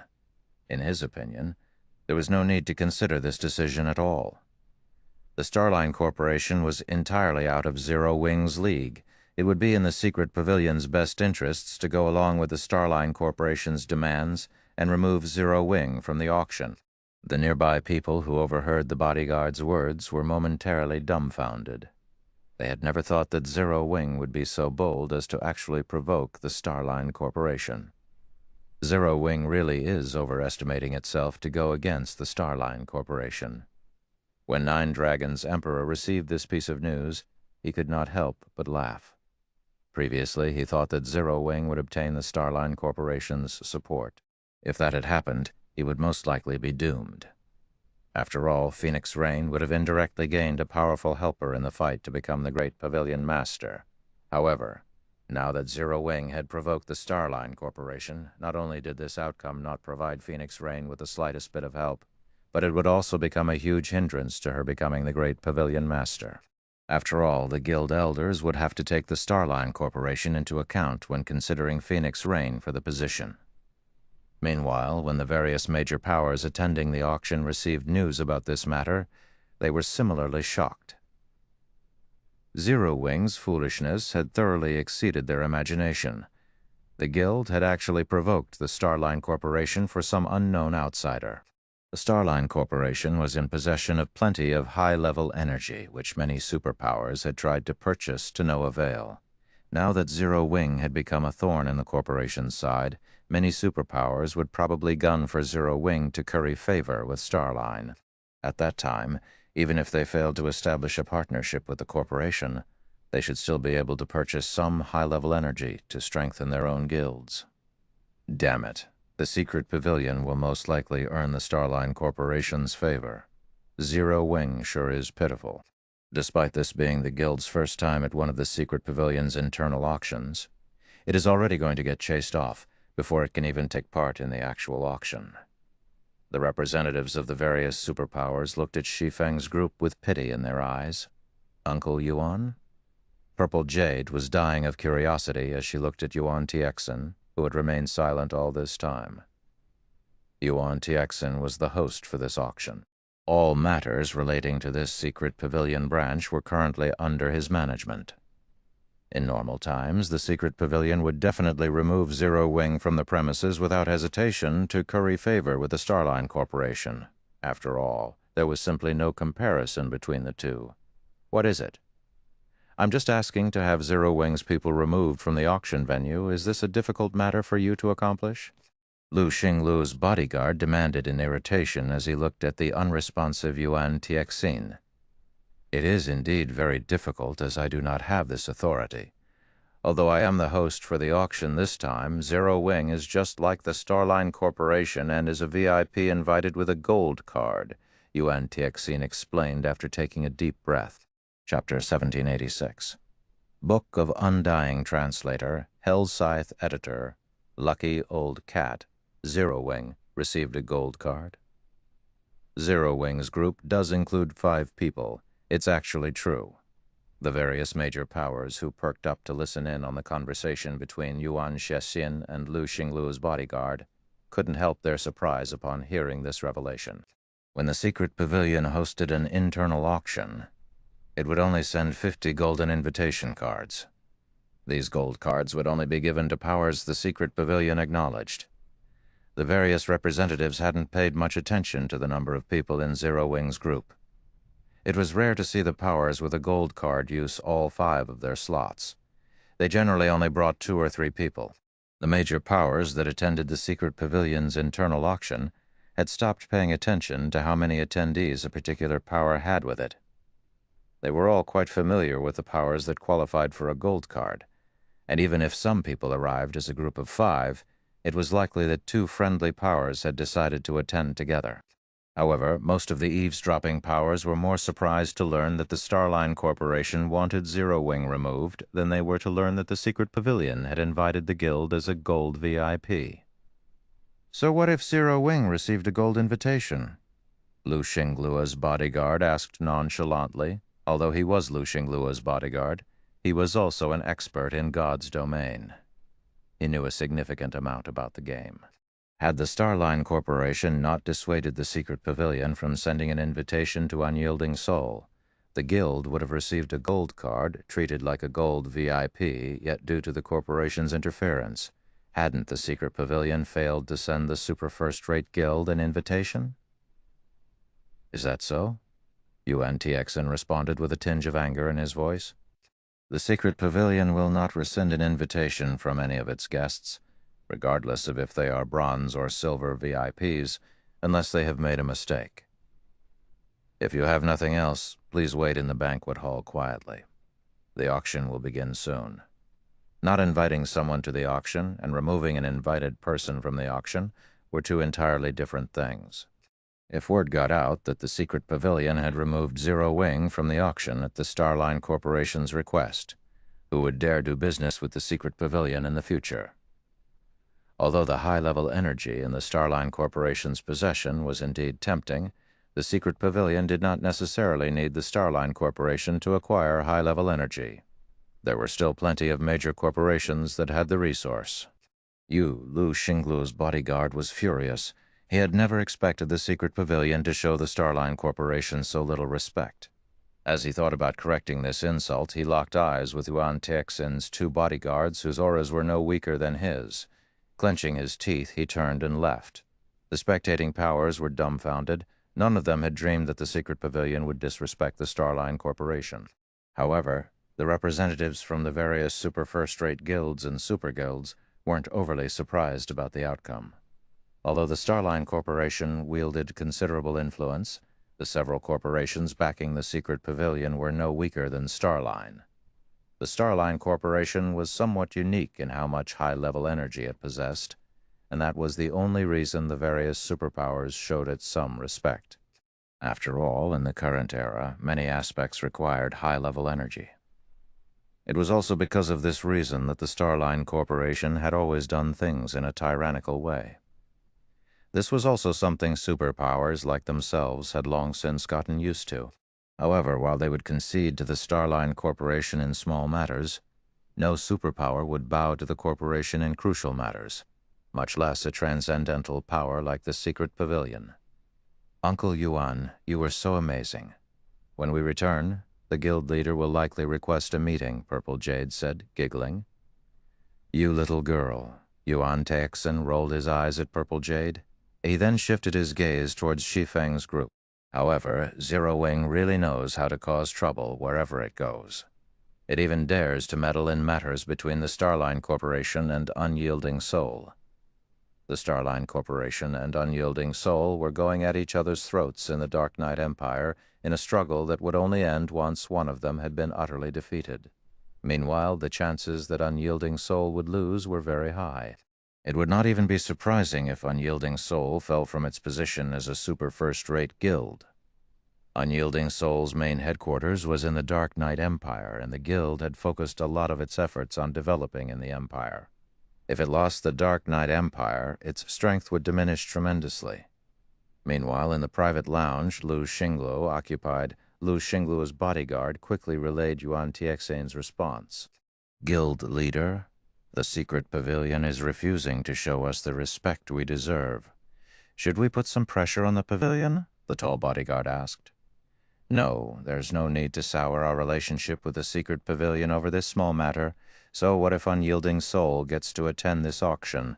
With the guild's foundations competing with us here will be futile, Lu Xinglu said, shaking his head. He was not his bodyguard. He knew just how powerful the secret pavilion was. If the Starline Corporation truly angered the secret pavilion, the corporation would get the short end of the stick, not the pavilion. The secret pavilion simply had too much influence in God's domain, and it had even more resources. Very few superpowers in God's domain could compete with the pavilion. What about Zero Wing? The bodyguard asked again. A worm. Once we return, notify the players from Dark Soul and have them take care of it, Lu Xinglu said, snorting. Even a super first-rate guild like Unyielding Soul amounted to nothing in his eyes, much less an up-and-coming guild like Zero Wing, of course, Although he did not regard Zero Wing with any importance, since a worm had dared to insult him, he would stomp it to death. Understood, the bodyguard sneered. Had Zero Wing obediently accepted their goodwill, it would have received at least 1,000,000 credits. But now that Lu Xinglu wanted to mobilize Dark Soul, it wouldn't be long until the guild was obliterated from God's domain. Meanwhile, in the banquet hall, the previously dull atmosphere had livened considerably after the drama between the Starline Corporation and Zero Wing. After everyone chatted for a while longer, some staff members came and notified the guests about the start of the auction. The representatives then made their way towards the venue the secret pavilion had prepared. Compared to the auction venues in God's domain, the secret pavilion's venue wasn't worth mentioning. The venue could at most house around 3,000 people. That was a fraction of the auction venues in God's domain, which could easily house tens of thousands of people. However, nobody looked down on the small venue. The most insignificant of the guests were representatives from first-rate guilds. Second- and third-rate guilds could never qualify for an invitation. Moreover, the secret pavilion had prepared plenty of items for this auction. As the first internal auction since God's domain had launched, the secret pavilion had over 2,000 items for sale, and none of these items could be purchased in the game. Among these items, over 150 had been set aside for the finale. Needless to say, these finale items were extraordinarily valuable. The cheapest among these items had a minimum bid of 2,000 gold. Once the bidding began, even first-rate guilds would despair. However, every one of these finale items was definitely worth its weight in gold. Otherwise, the secret pavilion wouldn't have bothered with them. Ladies and gentlemen, welcome to the secret pavilion's internal auction. As always, items will go to the highest bidder. This time, though, we will give priority to bids involving God's domain's magic crystals and coins, Yuan Texin explained after stepping onto the main stage. Without further ado, let us begin the auction and welcome our first item for the day. When Yuan Texin finished speaking, the image of a thick tome appeared on the virtual display above him. Several words graced the tome's cover in large text, and based on the footage, it was clear that the tome passively gathered mana around it. The tome certainly wasn't an ordinary item. The item instantly grasped the crowd's attention. The Book of Undying? Shi Feng could not help his shock when he saw the image. Why is this thing here? Chapter 1787, Tomy of Astronomical Value. Translator, Hellscythe Editor, Lucky Old Cat inside the luxurious auction hall. Upon seeing the Book of Undying, every representative's eyes shone with greed. Although they couldn't read the tome's statistics like they could in God's domain, all of these people were representatives from major powers. They all possessed great insight, as expected of the secret pavilion. The first time is already so frightening. The various major powers present could not help but discuss the Book of Undying. When Yuan Texin saw the crowd before him stir, he was immensely satisfied. This had been the reaction he had aimed for when he chose the Book of Undying as the first item. I believe that you all recognize the rarity of this Book of Undying. For the buyer's benefit, I won't share the specifics of this tome's attributes. I will only give a general summary. This tome is a dark gold ranked item. Even so, it is a super rare item that can resurrect the dead. This item will halve the death penalty for players it resurrects. It can also be used on NPCs. I believe you can recognize its value, Yuan Texin explained. After hearing the item's introduction, everyone in the venue became even more passionate to acquire the Book of Undying. The various superpowers representatives, in particular, felt their blood pressure rise considerably. The Book of Undying's ability to resurrect players was subpar at best. After all, there were plenty of tools and skills in God's domain that had the ability to alleviate the death penalty players suffered. However, it was an entirely different story if the Book of Undying could resurrect NPCs. The Book of Undying was especially valuable to superpowers that possessed powerful personal guards. Although there were other means to resurrect a personal guard, these means were not easy to accomplish. Moreover, the price one had to pay to use these means was astronomical. Hence, superpowers generally avoided risking their personal guards. However, as the Book of Undying was a dark gold item, not a one-time use item, it could be used indefinitely. In other words, with this item, one could freely resurrect their personal guards. They would not have to worry about their personal guards dying by accident. The Book of Undying was far more valuable than some ordinary epic item. I won't waste your time. The starting price is 1,000 gold, with each increment being no less than 50 gold. In addition, credit bids will not be accepted. Yuan Tixin shouted. 1,500 gold, 2,000 gold, 2,500 gold.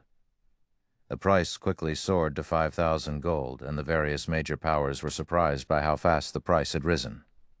The bidding even troubled first-rate guilds. Although their guilds earned quite a bit of wealth every day, their daily operations required a lot of coins and resources. In preparation for the auction today, the various major powers had raised a significant amount of funding. But even so, these first-rate guilds had only prepared around 30 to 40,000 gold. They couldn't possibly throw all their money at a single item. Moreover, all of the attending powers had specific targets in mind. They all wanted to win the items that their guilds needed most. 8,000 gold. Nine Dragons Emperor, who sat in one of the second-floor rooms, increased the price by 3,000 gold, immediately silencing the various major powers in the first-floor hall. While the various powers could afford to raise the bid further on the off chance that they won the tome, they'd have trouble winning the items they truly wanted. 10,000 gold, however. A few seconds after the 8,000 gold bid went up, Shi Feng, who occupied room No. 8, raised it. Who placed that bid? You can buy epic equipment with that kind of money. It seems Zero Wing is the bidder. This is insane. This is only the first auction item. The major powers in the first-floor hall could not help but turn to look at Shi Feng's room, astonished by the man's generosity.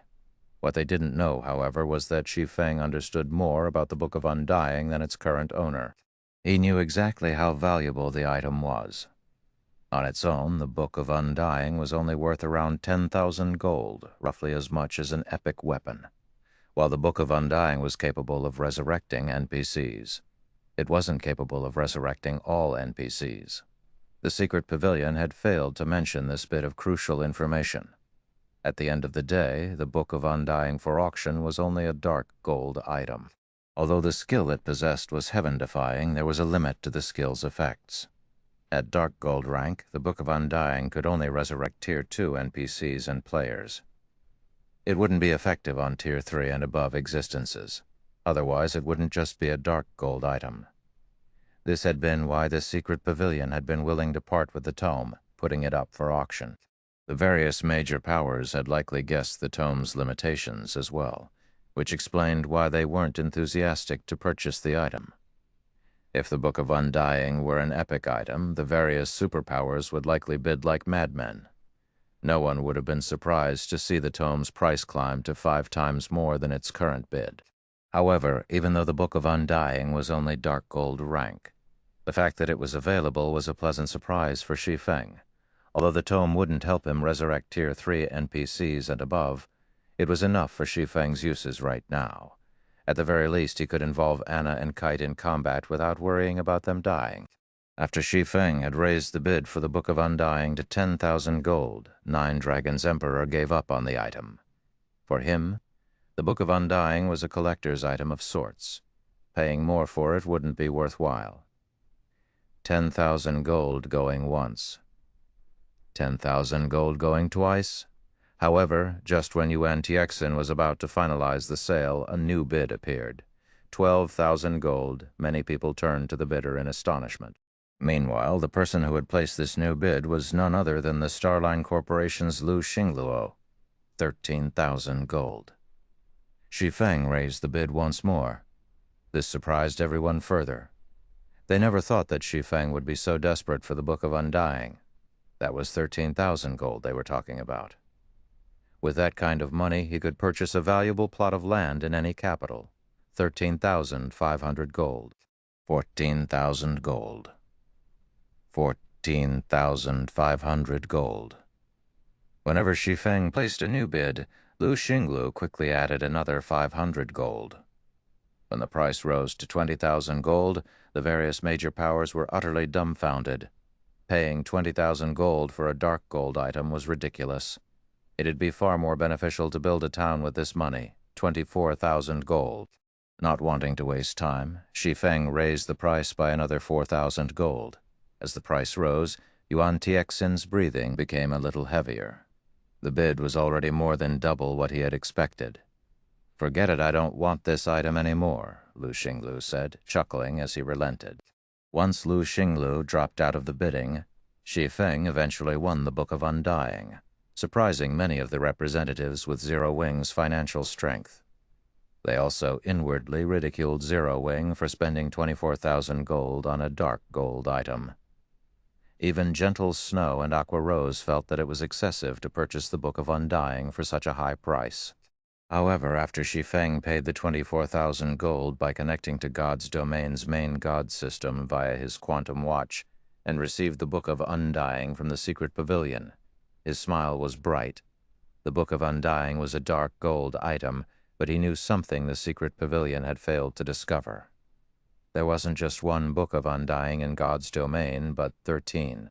Every one of these tomes was a dark gold item, which Undying Dionysius had penned personally. Even Tier 6 gods had failed to kill Dionysius, hence his title of Undying.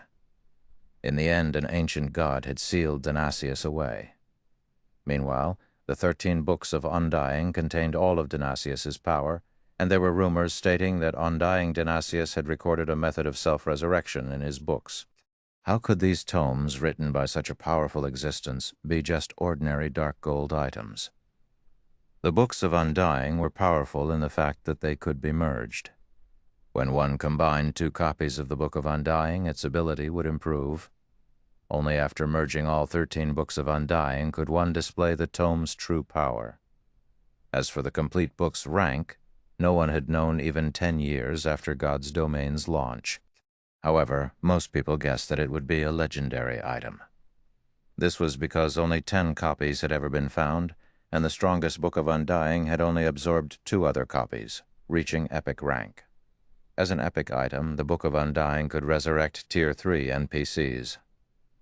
Now that a Book of Undying had appeared before him, it wouldn't do him any harm to start collecting the tomes now. On the off chance that he found 3 copies one day, he could upgrade the tome to epic rank, and it would be of great help to him. Once the Book of Undying's auction had concluded, Yuan Tixin proceeded to introduce other auction items. However, none of the following items were nearly as valuable as that first tome. Moreover, representatives could pay for the following items with credits. Shi Feng had to admit that the secret pavilion offered a large variety of items, including 20-plus pieces of level 50 fine gold equipment and 50-plus level 50 secret silver equipment pieces that increased fire resistance.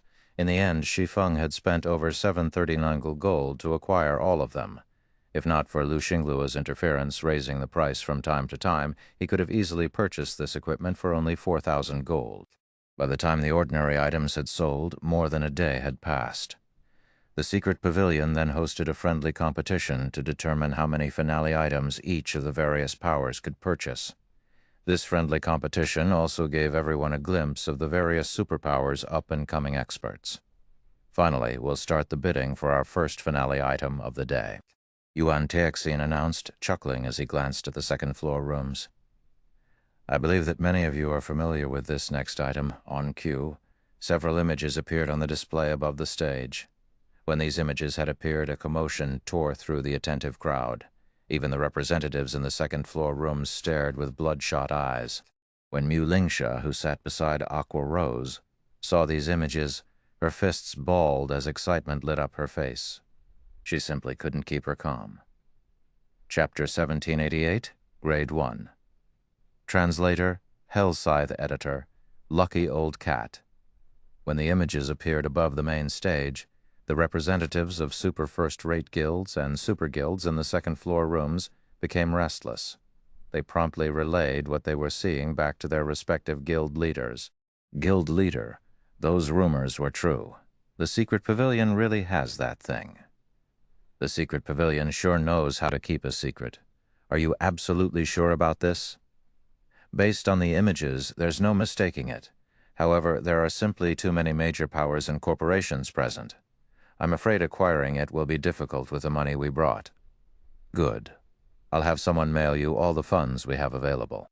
Due to the several images, the various superpowers in attendance all started secretly raising funds. This situation enveloped the entire auction venue in tension. The major powers in the first-floor hall sensed an imminent storm. The secret pavilion really is a sly old fox. Is it trying to have us superpowers and corporations tear at each other's throats? Nine Dragons Emperor tightly balled his fists, his eyes gleaming with indescribable excitement. He turned to Marshal Dragon, who sat beside him, and said, "Quick, have Blood Dragon sell all our available resources in the Black Dragon Empire, mortgage some of the unused golden lands in Black Dragon City as well. In any case, collect as many coins and magic crystals as we can. Pavilion Master, isn't that a little too much?" Marshal Dragon was stunned by Nine Dragons Emperor's decision. The golden lands of Black Dragon City were worth a fortune, with countless buyers waiting in the wings. If the Heavenly Dragon Pavilion were to mortgage these lands and fail to buy them back in time, it might lose these lands to other powers. It's fine. As long as we can get that thing, this small price is inconsequential, Nine Dragons Emperor said as he shook his head. His eyes were filled with madness and ambition as he looked at the images displayed above the stage. Understood. Marshal Dragon immediately contacted Blood Dragon, meanwhile in another room. The elegant and scholarly Lu Xinglu stood up involuntarily and stared at the pictures the secret pavilion had revealed. Good, wonderful. As long as we obtain this, the entire Dark Knight Empire will be mine for the taking. Nobody will be able to oppose me anymore. Lu Xinglu laughed. Congratulations, Guild Leader. At that time, both Crimson Emperor and Unyielding Soul will meet their end. Zhong Langcheng, Lu Xinglu's bodyguard, exclaimed in excitement. How is the fundraising I tasked you with coming along? Lu Xinglu asked, turning around. Guild Leader, rest assured, our funds are all here now, Zhong Langcheng replied, smiling. Meanwhile, in the room occupied by Zero Wing, the sight of the first finale item, the secret pavilion, was auctioning set Shi Feng's heart racing. The secret pavilion actually dares auction something like this, he exclaimed in astonishment. At this moment, he understood why the Starline Corporation had done its best to prevent Unyielding Soul from taking part in this auction. If it were him, he would have done the same. He also understood why Mu Lingsha was willing to part with a plot of high-potential land in the Dark Knight Empire's imperial capital, just so that she could participate in this internal auction. The reason for this was the thing the secret pavilion was trying to sell. It was simply too frightening. The first finale item was neither a weapon nor a piece of equipment. It also wasn't a tool. Instead, it was the management rights to an ore vein. If it were any ordinary ore vein, most likely even the first-rate guilds present wouldn't bother bidding for it. If it were a manatite vein that could produce small amounts of magic crystals, then it would tempt even superpowers to go all out. Meanwhile, above a manatite vein would be an energy vein that produced energy ore. The discovery of an energy vein would definitely trigger a war among super guilds. However, manatite veins and energy veins, or veins capable of tempting even superpowers to take action, were considered only Grade 2 ore veins in God's domain. The ore vein the secret pavilion had just revealed was a Grade 1 ore vein, a magic crystal vein. Based on the pictures shown, although the magic crystal vein the secret pavilion discovered was not a rich one, its value was still beyond that of a rich manatite vein or a rich energy vein. This magic crystal vein would supply enough magic crystals to sustain the daily operations of 2 super guilds, and still have excess to spare. The surplus was because magic crystals were just the main product of a magic crystal vein. The byproducts of a magic crystal vein were also worth a fortune. One such example was magic silver, one of the top-ranking ores in God's domain in terms of hardness. It was considered a super-rare material. When used in forging weapons and equipment, the final product would be unbreakable. This special property meant that even if the durability of the item with magic silver reached 0, the weapon or equipment would not become useless. Although its attributes would decrease by a significant margin, it could still be used. Due to this special property, an ingot of magic silver could sell for roughly 20 gold on the market. Any that appeared at such a price would be purchased almost instantly. While the occupants of the second-floor rooms were going crazy over the revealed images, Yuan Tiexin swept a glance at the various private rooms. Smiling, he said, "Everyone has now seen the item in question. If you're not familiar with it, you may find the relevant information in the libraries of kingdoms or empires. However, I believe that everyone present knows its value. The auction for this first finale item will be very simple. Same as always, it will go to the highest bidder. However, the secret pavilion will not be accepting credits for this sale. The winner of this auction will receive a 40% share in this magic crystal vein. In other words, the winner will receive 40% of this vein's harvest. Everyone might not know what 40% of the harvest entails.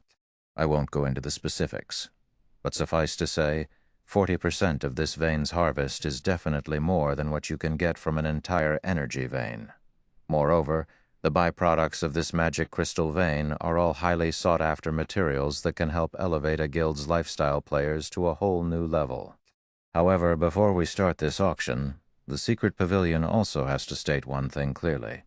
The winner of this auction will have to station a large number of experts and elites at the vein for the long run, and the number cannot be fewer than 100,000.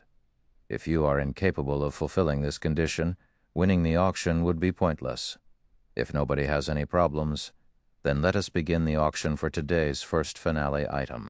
The minimum bid will be 100,000 gold, and each increment must not be lower than 1,000 gold or 2,000 magic crystals."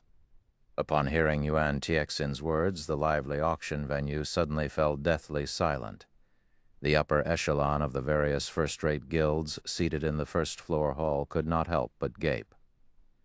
Any thoughts in the first-floor hall of competing for the monocrystal vein immediately vanished. The long-term requirement of having a 100,000-man army guarding the vein aside, just the starting price was already enough to make every first-rate guild in attendance give up.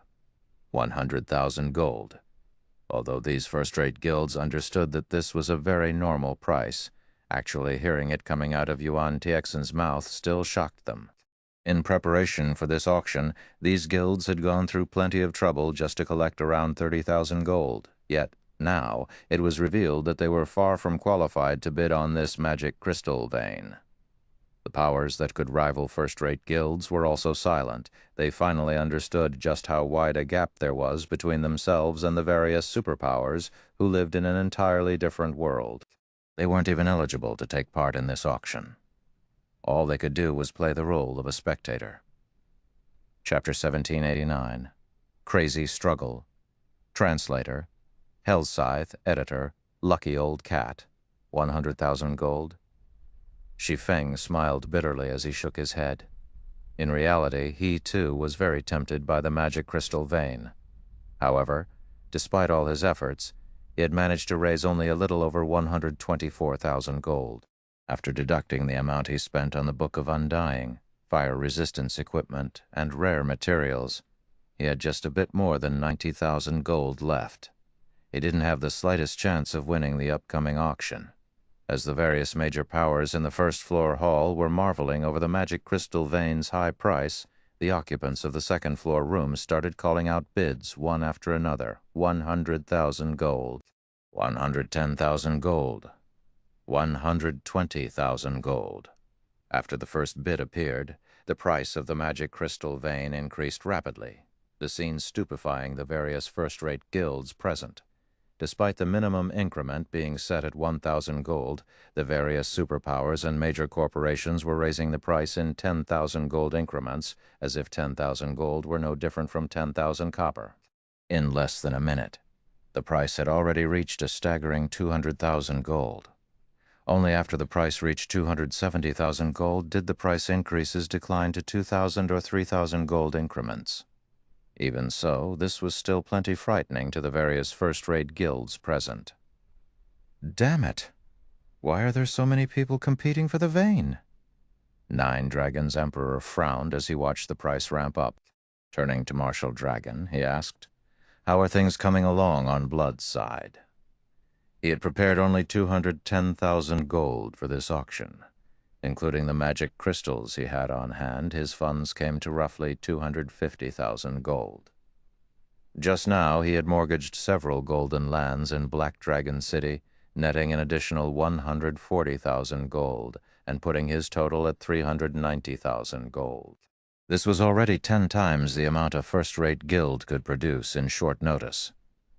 However, the various superpowers and major corporations were like bottomless pits as they continuously hiked up their bids. Now the price was already close to 300,000. Moreover, he knew full well that the various superpowers were still only probing each other's depths. They had yet to truly make a move. Despite the restraint of the various superpowers and major corporations, the price of the magic crystal vein was already approaching the limit of his budget. Pavilion Master, Blood Dragon, has already asked the guild elders for a loan. The elders feel that this is a good purchase and are willing to lend us 60,000 gold. If we succeed in the purchase, they want 10% of the vein's shares as interest. If we fail, they want 30% interest, Marshal Dragon said helplessly. Although they all belonged to the same guild, the guild elders each operated their own faction. Although their factions were not strong individually, when they banded together, they were a frightening force to behold. Meanwhile, this combined power was under the great Pavilion Master's control. Pavilion Masters like Nine Dragons, Emperor, and Phoenix Rain could not command these elders. They could only try to rope in these elders to their side. Those old bastards actually have the gall to ask for 10% of the shares? Nine Dragons' Emperor turned ashen upon hearing the loan conditions. The guild elders had outright asked for a quarter of the shares he would be getting. Fine, I agree to their conditions. However, tell them that 60,000 gold is too little.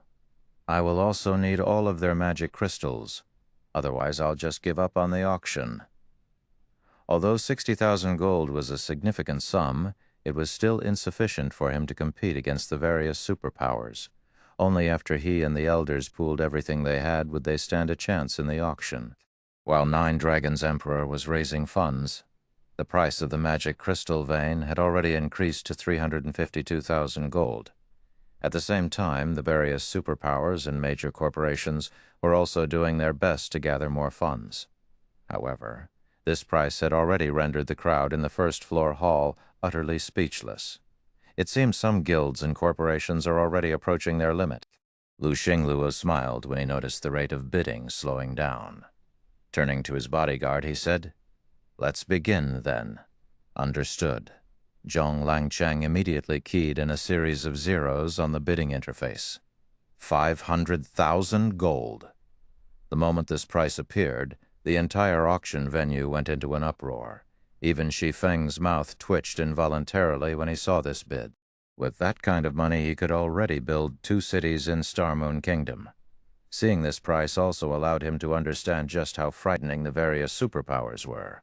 The difference between himself and them was not something that he could easily bridge just by having more information on God's domain. Why does the Starline Corporation have so much money? Nine Dragons' Emperor felt like puking up blood when he saw this amount. Although the Starline Corporation was strong and had annexed quite a few first-rate guilds, it had also spent a lot of money to develop its guild. Far more than what super first-rate guilds had spent logically, the corporation shouldn't have that many coins to spare. At this moment, let alone Nine Dragons' Emperor, even the representatives of the Sacred Temple, Battle Wolves, Pantheon, Nine Heavens Pavilion, and other super guilds were taken aback by the Starline Corporation's bid. Although they, too, possessed that much money, spending it would no doubt cause their guild a cash flow shortage in the near term. The Starline Corporation's guild would definitely suffer an even greater setback. Shortly after Lu Xingluo placed the bid of 500,000 gold, Mu Lingsha also clenched her teeth and topped it. 510,000 gold. This price likewise stunned the various superpowers present. Although Unyielding Soul was a super first-rate guild, as its development in the Dark Knight Empire had not gone smoothly, the guild should not have that much money to spare. However, what the various superpowers did not know was that, in order to contest for the management rights of the magic crystal vein, Unyielding Soul had long since mortgaged many of its properties and was prepared to duke it out with the Starline Corporation. After all, if the Starline Corporation acquired the magic crystal vein, Unyielding Soul's development in the Dark Knight Empire would be doomed. Unyielding Soul had accumulated a total of 625,000 gold's worth of coins and magic crystals to compete with the Starline Corporation. Ha ha ha ha! You want to compete against the Starline Corporation in terms of financial strength? Lu Xinglu sneered at Mu Lingsha's new bid. A pity. Truly a pity. The Starline Corporation might not have as powerful a background as a super first-rate guild like Unyielding Soul, but we do have high-level energy. In order to acquire the magic crystal vein, the Starline Corporation had traded 400,000 gold's worth of high-level energy with the secret pavilion. Of course, it had stipulated that Unyielding Soul would not be invited to the internal auction, including the 300,000 gold the corporation raised. Starline had a total of 700,000 gold prepared to purchase the vein. At this stage of the game, even the various super guilds were incapable of taking out 700,000 gold, which was why he was confident of acquiring the magic crystal vein. After some back and forth, the price eventually reached 630,000 gold, the bid being placed by Lu Xingluo. This figure caused many of the superpowers present to give up on the auction. They also could not help but marvel at the Starline Corporation's financial strength. Aqua, I wish to borrow money from Zero Wing. I am willing to use a few plots of golden land in the Dark Knight Empire as collateral. These lands are worth around 70,000 gold in total. I wish to borrow 60,000 gold. I will pay you back in 5 days with 30% interest. If I fail to repay the loan, these golden lands will be Zero Wings, Mu Lingsha said after making some calculations. At this point, she could tell that the price of the magic crystal vein was already close to Lu Xingluo's limit. After all, the man was no longer as decisive when placing his bids. Meanwhile, through Aqua Rose, she had learned much about Zero Wing. She knew that Zero Wing had prepared quite a lot of funds for the auction this time, several times more than the average first-rate guild, in fact. Hence, it should be possible for Zero Wing to lend her 60,000 gold. If she had these 60,000 gold coins, she would have a greater chance of winning against Lu Xinglu. This Aqua Rose was slightly troubled as she turned to look at Shi Feng, unsure whether she should agree to this request or not. Miss Mu, how about this? I can lend you 100,000 gold's worth of funds. However, Zero Wing does not need any collateral or the 30% interest. We only want to borrow some manpower from Unyielding Soul. What do you think of this proposal? Shi Feng suggested. Although he had thought of using this opportunity to acquire some of the magic crystal vein's shares, the percentage of shares he could obtain in the end would most likely not amount to much. In that case, the number of magic crystals Zero Wing could get from the vein would be a drop in the bucket, given Zero Wing's current magic crystal shortage. Meanwhile, earning an additional 18,000 gold from the 30% interest would not help Zero Wing by much either. Rather than these negligible benefits, it would be far more meaningful to borrow Unyielding Soul's strength instead. After all, it was normally impossible to borrow the strength of a superpower without paying an exorbitant price. You don't need any collateral or interest? You're willing to lend us 100,000 gold in exchange for only manpower? Mu Lingsha's eyes widened in shock as she stared at Shi Feng, her mind finding both Zero Wing's financial strength and Shi Feng's proposed conditions inconceivable. Chapter 1790. Ore Vein of Astronomical Value. Translator Hellscythe Editor Lucky Old Cat. Upon hearing Shi Feng's proposal, Aqua Rose and Gentle Snow could not help but stare at him in disbelief. They could not understand why he would actually abandon such a good opportunity to make money and instead settle for just borrowing manpower from Unyielding Soul. Meanwhile, during the time Shi Feng and Mu Lingsha were discussing this point, Yuan Teixin had slammed his gavel for the second time. 630,000, going twice. Is there nobody present willing to offer a higher price? Yuan Teixin asked as he glanced at the audience before him. Although 630,000 gold already exceeded the secret pavilion's original estimates, earning a few more coins would not do the pavilion any harm. Greedy bastard. Lu Xinglu frowned at Yuan Teixin's deliberate prolongation of the auction. 630,000 gold was already far outside of his expectations. He had never thought that Unyielding Soul would be capable of taking out so much money with such an expenditure. Even if he could eventually recover the cost from the profits generated by the magic crystal vein, it would take a very long time before he could recoup his entire investment. Not to mention, he would also have to station an army of 100,000 players at the vein over the long run, which would further increase the time needed to recover his cost. The only fortunate matter was that the magic crystal vein produced magic crystals and rare ores that were very difficult to acquire on the market. For the foreseeable future, the Starline Corporation would no longer have to worry about its guild's daily magic crystal expenditure. Meanwhile, inside Shi Feng's room. "All right, I agree with your conditions." Mulingsha nodded to Shi Feng. Although she was neither Unyielding Soul's guild leader nor vice guild leader, she was the heiress of Unyielding Soul's biggest shareholder. Moreover, Unyielding Soul had already granted her full authority over the auction this time. If it was only getting some of Unyielding Soul's members to help Zero Wing with a task, she could easily approve this matter with her authority. "All right, I'll write up a contract. You should place a bid first." Shi Feng smiled when he heard Mulingsha's reply. With the help of a super first-rate guild like Unyielding Soul, he could proceed smoothly with the next step of his plans. Compared to what he stood to gain through this help, making a few thousand coins of profit was not worth mentioning whatsoever. Since both sides had come to an agreement, Mulingsha hurriedly placed a new bid. 632,000 gold, Mulingsha shouted. The secret pavilion's internal auction was different from the auctions held in God's domain, where players had to have enough currency in their pockets to place their bids. The secret pavilion did not bother verifying how much the bidders had. It would be fine so long as the buyer could pay for their purchase afterward. The silent auction venue immediately livened once again with Mulingsha's bid. "How does Unyielding Soul still have money?" Lu Xinglu's gaze turned chilling as he glared at Mulingsha's room. He had thought that the auction for the magic crystal vein was already over, never imagining that Mulingsha still hadn't given up hope. He immediately placed a new bid to thoroughly suppress her. 640,000 gold, 642,000 gold, 652,000 gold. A heated struggle between Lu Xinglu and Mulingsha broke out, the price reaching 672,000 gold in short order. This situation shocked the various superpowers present. These superpowers were fully aware of the financial strength of their rivals. Even if some of them were superior to others, the disparity was not that much.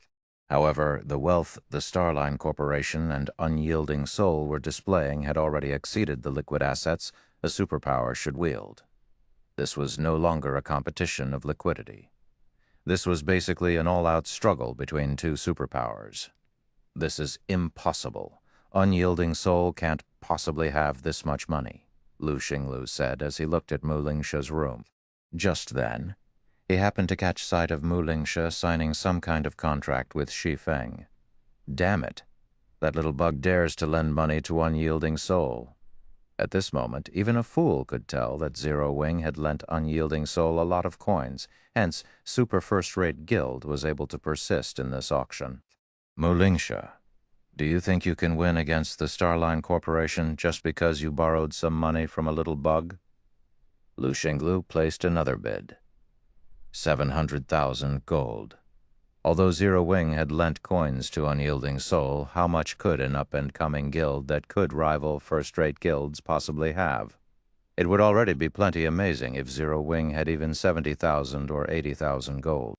If Lu Xinglu included the amount of money Zero Wing spent earlier, he estimated that the guild would be able to lend around 50,000 gold at most to Mulingsha. Previously, she had also stopped placing bids after the price reached 630,000 gold, which meant that her personal limit was 630,000 gold. Including the 50,000 gold from Zero Wing, she would have only around 680,000 gold in total. With his bid of 700,000 gold, he would definitely triumph over Mulingsha. The people inside the auction venue gasped upon hearing Lu Xinglu's bid. If he were to spend so much money to acquire the magic crystal vein, he would have to wait for 3 months or so just to recoup his costs. However, 700,000 gold at this stage of the game was definitely more valuable than 700,000 gold 3 months later. After all, coins and magic crystals were constantly depreciating in value in God's domain. Of course, the purchase also wasn't without benefits. With a magic crystal vein, Lu Xinglu would convert 700,000 gold into magic crystals and various rare ores. In the long term, it was still more beneficial to have the magic crystal vein than not to have it.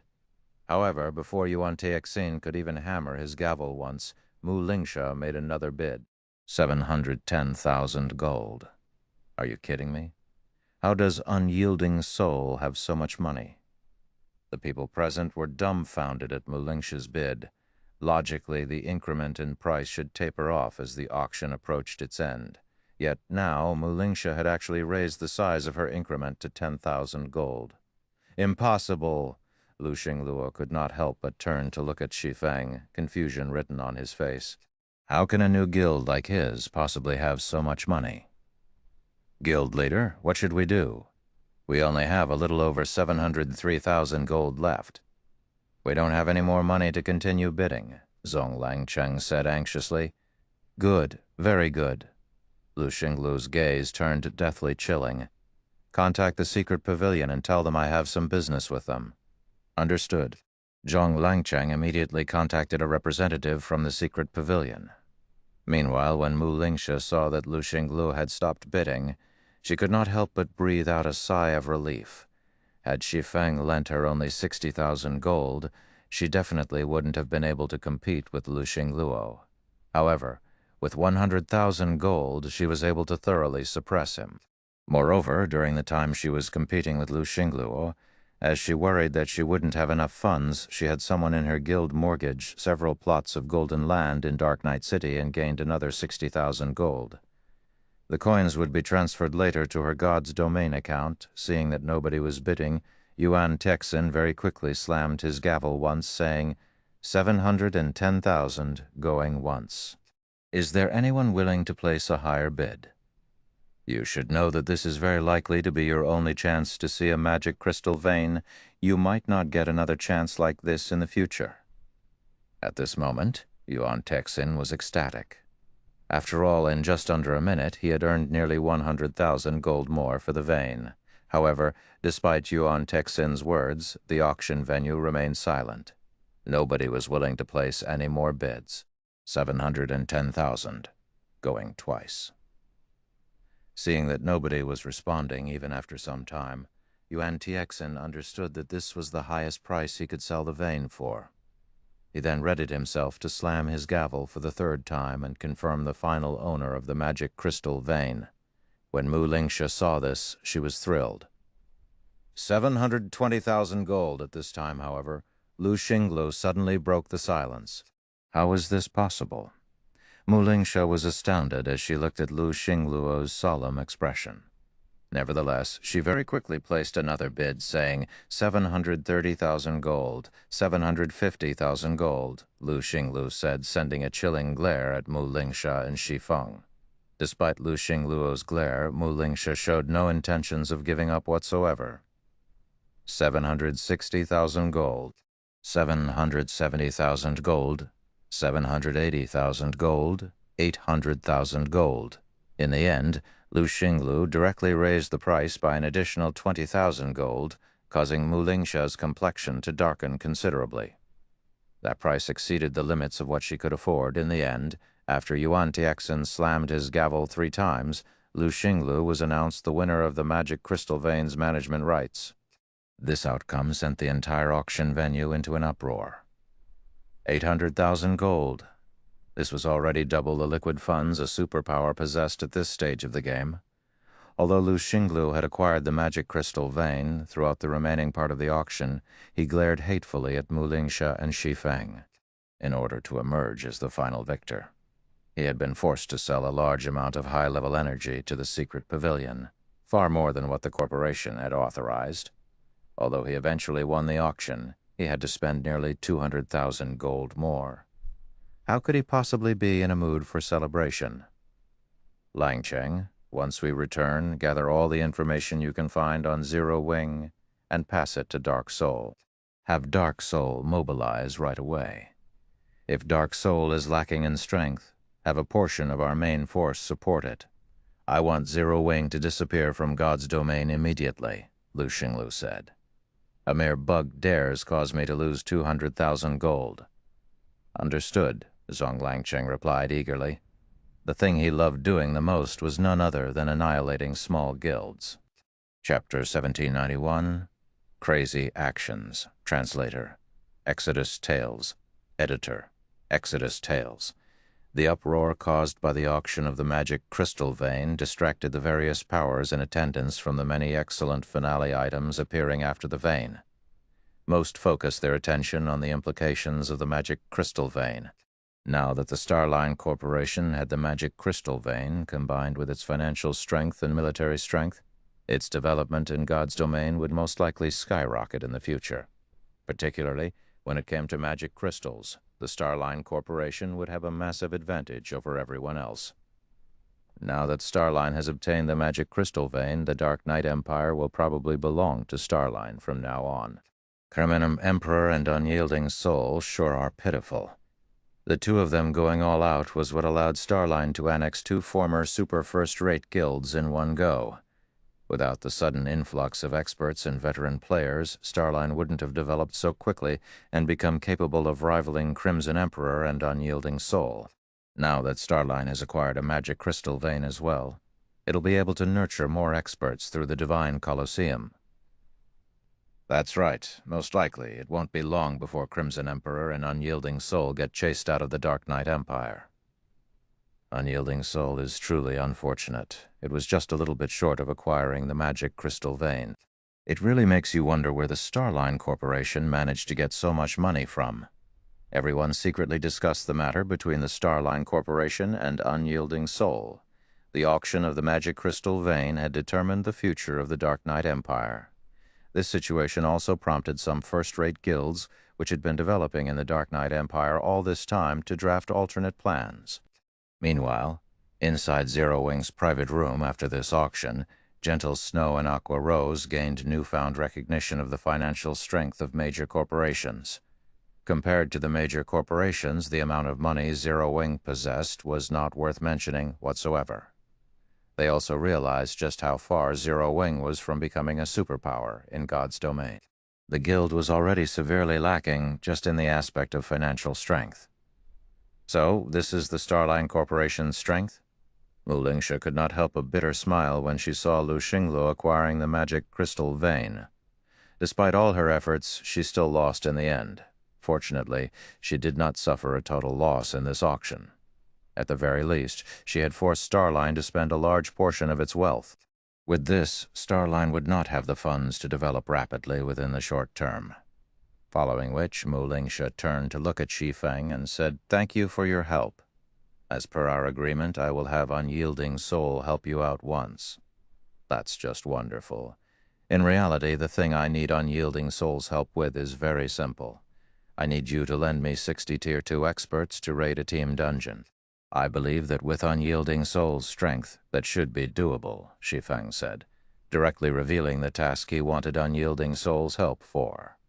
Currently, expert players in God's domain had already reached level 53 and level 54.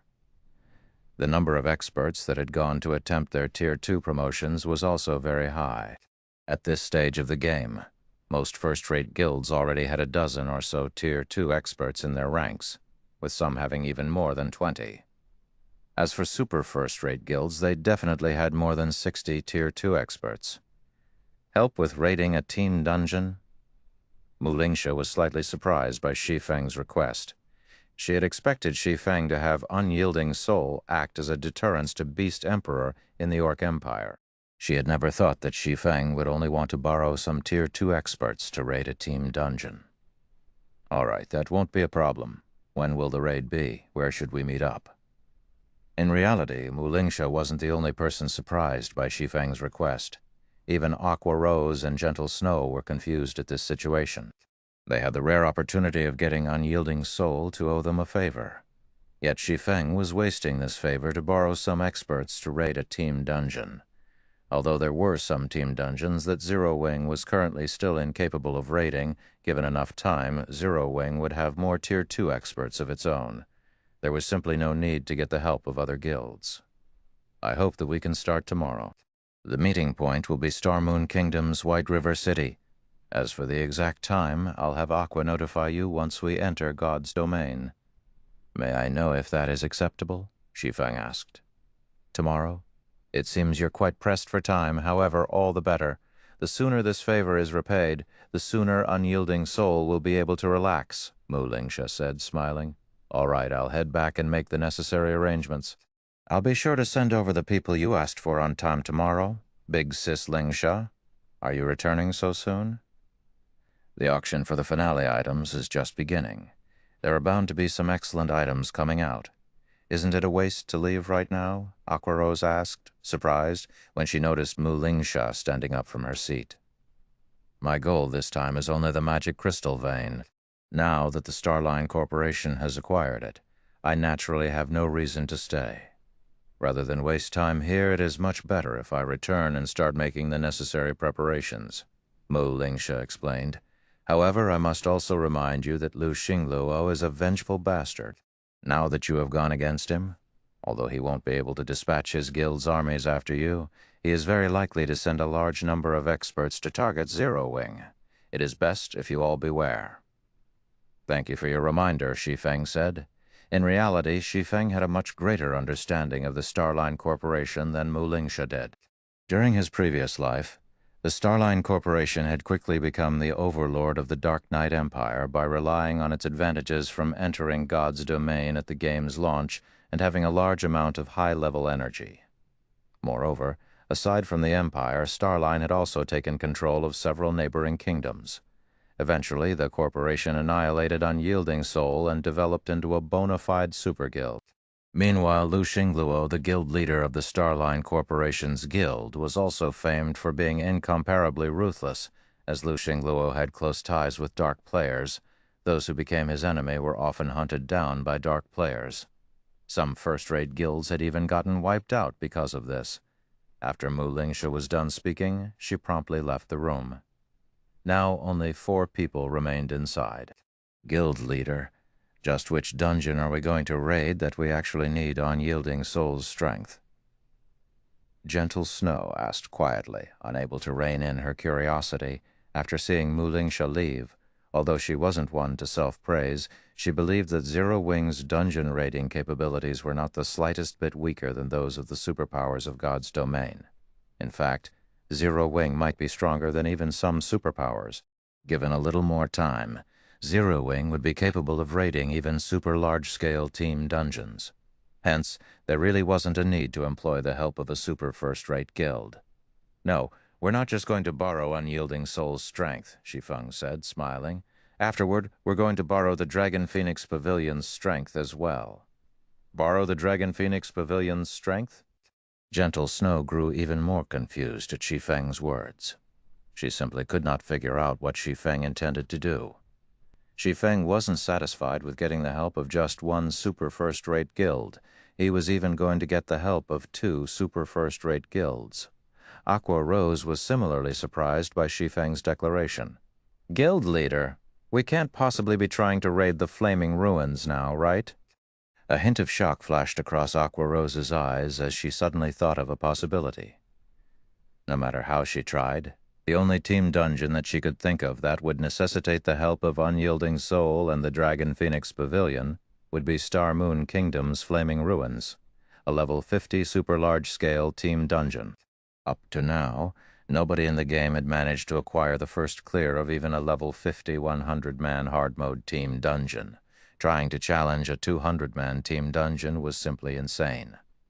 After all, the raid difficulty of a super large-scale team dungeon was many times greater than that of a 100-man team dungeon. It simply wasn't a challenge that current players could overcome. Moreover, the final loot one would get from the 2 dungeons was mostly of the same quality. Rather than waste time raiding a super large-scale team dungeon, it was much better to raid a large-scale team dungeon. Of course not, Shi Feng said, shaking his head. Our goal is the neutral map Eclipse Gate's super large-scale team dungeon, Eclipse Throne. Meanwhile, during the time the secret pavilion was holding its internal auction, things were very lively over at Dark Soul's residence in Light Shadow City, a dark city in the Dark Knight Empire. Currently, many rarely seen experts had gathered. This really is a rare occurrence. Boss, why did you suddenly have us all come here? Are we waging war on a guild? Lonely Lamp, a core member of the Dark Hunters Adventurer team, asked curiously as he looked at the core members of Dark Soul in the room.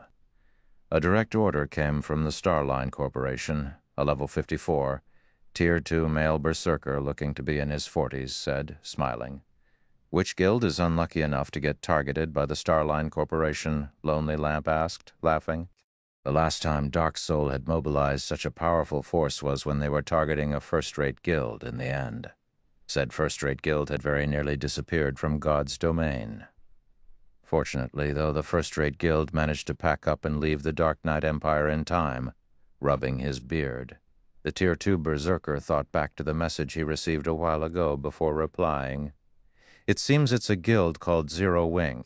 Chapter 1792, Upgrading a Magic Weapon. Chapter 1792, Upgrading a Magic Weapon. Translator, Hellscythe, Editor, Lucky Old Cat. We're targeting Zero Wing?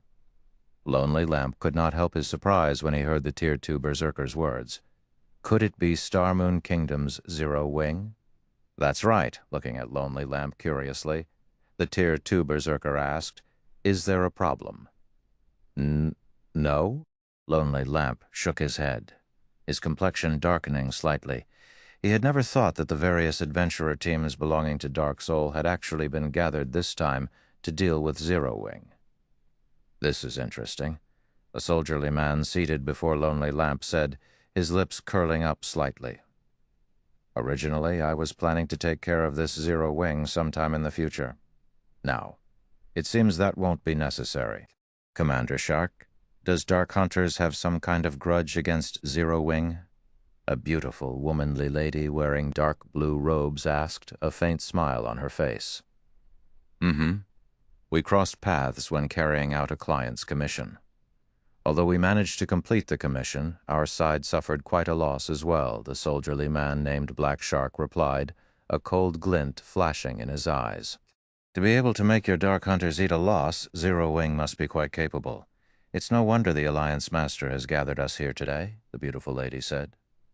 When the time comes, if Commander Shark needs any help in the battle, do make sure to ask Dark Claw. Then, I'll have to thank you in advance for the help, Commander Spirit, Black Shark replied. Lonely Lamp could not help but grow excited upon overhearing the conversation between Black Shark and Veiled Spirit. Even now, he still remembered with hate the time Shi Feng had killed him. Although his commander had also stated previously that they would make Zero Wing pay, he was painfully aware of just how powerful Zero Wing was. Even if the entire Dark Hunters Adventurer team mobilized, they wouldn't be a match for Zero Wing. However, it was a different story now. Dark Soul was a dark alliance of over 10 Dark Adventurer teams. If these adventurer teams mobilized simultaneously, the Alliance would have no problem throwing the entire Star Moon Kingdom into chaos. After all, the Dark Adventurer teams capable of joining Dark Soul were all frighteningly powerful. Just as everyone inside the meeting room was discussing this matter, 3 players suddenly entered the room. At the lead was a level 50 male Guardian Knight wearing pitch-black armor. The beast-like young man carried on his back a crystalline shield that released crimson flames. Following this Guardian Knight was a level 55 female ranger and a level 55 male elementalist. The equipment these 3 players wore elicited a little envy in the adventurer team commanders present. These 3 players had a minimum of 3 pieces of epic equipment each. The Guardian Knight in the lead, in particular, had 4 pieces of epic equipment plus a weapon and shield of indiscernible rank. However, although the weapons and shields ranks were not distinguishable, the density of the mana circulating around them indicated that they were definitely extraordinary items. Meanwhile, this young man was none other than Tiger Breaker, the Alliance Master of Dark Soul. Although Tiger Breaker looked very young, nobody present dared underestimate him because he had risen to fame much sooner than anyone else here had. He was actually already over 45, and had once inspired fear and helplessness even in super first-rate guilds. This man was also why the various Dark Adventurer teams present were willing to join an alliance like Dark Soul. I assume you all have been notified of the reason you are gathered here, Tiger Breaker said after taking his seat. The Starline Corporation's intent is to have us annihilate Zero Wing as soon as possible. Rest assured, the remuneration provided is very bountiful. Like usual, whoever contributes more will get more. According to the data we collected, Zero Wing has the strength of a first-rate guild. As for our plan of annihilation, we'll go about it like always and target Zero Wing's core combatants and upper echelon first. Whatever loot you get from your kills will belong to you. If there are no problems, we'll move out now. Tiger Breaker's words immediately filled everyone present with enthusiasm. They had been eagerly awaiting such a large-scale campaign for a long time now. This was their motivation for joining Dark Soul to begin with. While their respective adventurer teams might have great difficulty annihilating a large guild all by themselves, doing so would be a walk in the park if over a dozen of them worked together. Every time their alliance received a mission to annihilate a guild, they made a fortune for themselves. The profits they gained from annihilating first-rate guilds in particular were astronomical. Alliance Master, what happened with the Starline Corporation that it's in such a rush to annihilate Zero Wing? The level 55 male elementalist standing beside Tiger Breaker asked curiously after seeing that the representatives of the various Dark Adventurer teams had left. In the past, they always gave us a few days to prepare. Now they're not even giving us a day. I'm not sure about this, Tiger Breaker replied, shaking his head. However, it doesn't matter. The target has the strength of just a first-rate guild. It's not the first time they're doing such a task. Indeed. With the current strength of the various adventurer teams, every one of them can easily mess up a first-rate guild all by themselves. If they work together, even the top-ranking first-rate guilds will suffer, the male elementalist said, chuckling. Right. After they're done with this mission, our next target will most likely be Unyielding Soul. Make sure you get the necessary preparations done. Even though Unyielding Soul has fallen behind the times, it is still a super first-rate guild. It won't be an easy opponent, Tiger Breaker said. Alliance Master, rest assured, as long as that batch of resources arrives, we'll be able to nurture a large group of experts very quickly, the elementalist said confidently. Starmoon Kingdom, White River City. After the secret pavilion's auction, Shi Feng immediately returned to the Greenwater Villa and logged back into God's domain. The first thing he did after getting online was contact Phoenix Rain and have her send every Tier 2 expert she had to White River City. After making the necessary arrangements, he handed 30,000 gold to Aqua Rose and had her continue fortifying Silverwing Town. He then took out another 30,000 gold and secretly fortified the Lost Town. Next, he gathered the rare materials he brought over from the Ice Crystal World and 19 lifestyle players at the Candlelight Trading Firm. Finally, he used the Holy City's emblem and brought the 19 lifestyle players to the Holy City of Titan. At this point, the Abyssal Blade was still just a level 45 magic weapon. Although the Abyssal Blade remained very powerful, it was severely mismatched for his current level. Compared to Killing Ray, the Abyssal Blade was no different from baggage to him. Meanwhile, the Eclipse Throne was a level 50 super large-scale team dungeon in the Eclipse Gate, a neutral map. Its difficulty was much greater than even that of the level 50 super large-scale team dungeons in Kingdoms and Empires, not to mention the special environment inside the Eclipse Throne. He would have to increase his combat power further if he wanted to improve his chances of successfully raiding the dungeon. Hence, Shi Feng planned on forging level 50 weapons in Titan City in order to upgrade the Abyssal Blade. In the outside world, level 50 fine gold and dark gold weapon designs were very rare. In Titan City, however, so long as one had sufficient status, one could use magic crystals to exchange for all kinds of weapon production designs. However, only the player that exchanged for these designs could learn them. At the same time, the weapons produced using the designs obtained in Titan City were slightly weaker than average weapons of the same rank. To Shi Feng, however, this weakness did not matter at all. After all, the weapons he produced would be sacrificed to the Abyssal Blade. What kind of attributes those weapons possessed was not important. After arriving at Titan City's Forging Association, he spent 3,000 and 6,000 magic crystals to purchase level 50 fine gold and dark gold weapon forging designs, respectively. He then rented a special forging room and set to work. In order to increase his production success rate, Shi Feng even utilized the Philosopher's Hand's power. After working away for over half a day, he finally ended up with 100 level 50 fine gold weapons and 30 level 50 dark gold weapons. He had used nearly 80% of the materials he had prepared for this occasion. I can finally upgrade it. After taking a good look at the pile of weapons stacked on the table before him, Shi Feng unsheathed the abyssal blade. Devour. Chapter 1793, Black Dragon Appears. Chapter 1793, Black Dragon Appears, translator, Hellscythe editor, Lucky Old Cat, inside the blazing hot special forging room. After Shi Feng chose to upgrade the abyssal blade, he felt space inside the room freeze. Pitch-black divine runes lit up the silver sword before him, and the black dragon coiled around the hilt opened its eyes abruptly. As if the ornament had gained life, the black dragon let loose a deafening roar. Roar. The dragon's roar made the room tremble so violently that Shi Feng even thought it might collapse, following which a terrifying aura saturated that was so powerful that Shi Feng felt his body grow multitudes heavier. He couldn't move an inch. How is it so powerful? Shi Feng stared at the hovering abyssal blade, afraid. The weapon's current aura was many times stronger than it had been during the previous upgrades. If not for the magic arrays that reinforced the special forging room, he had no doubt that the roar would have crumbled the room.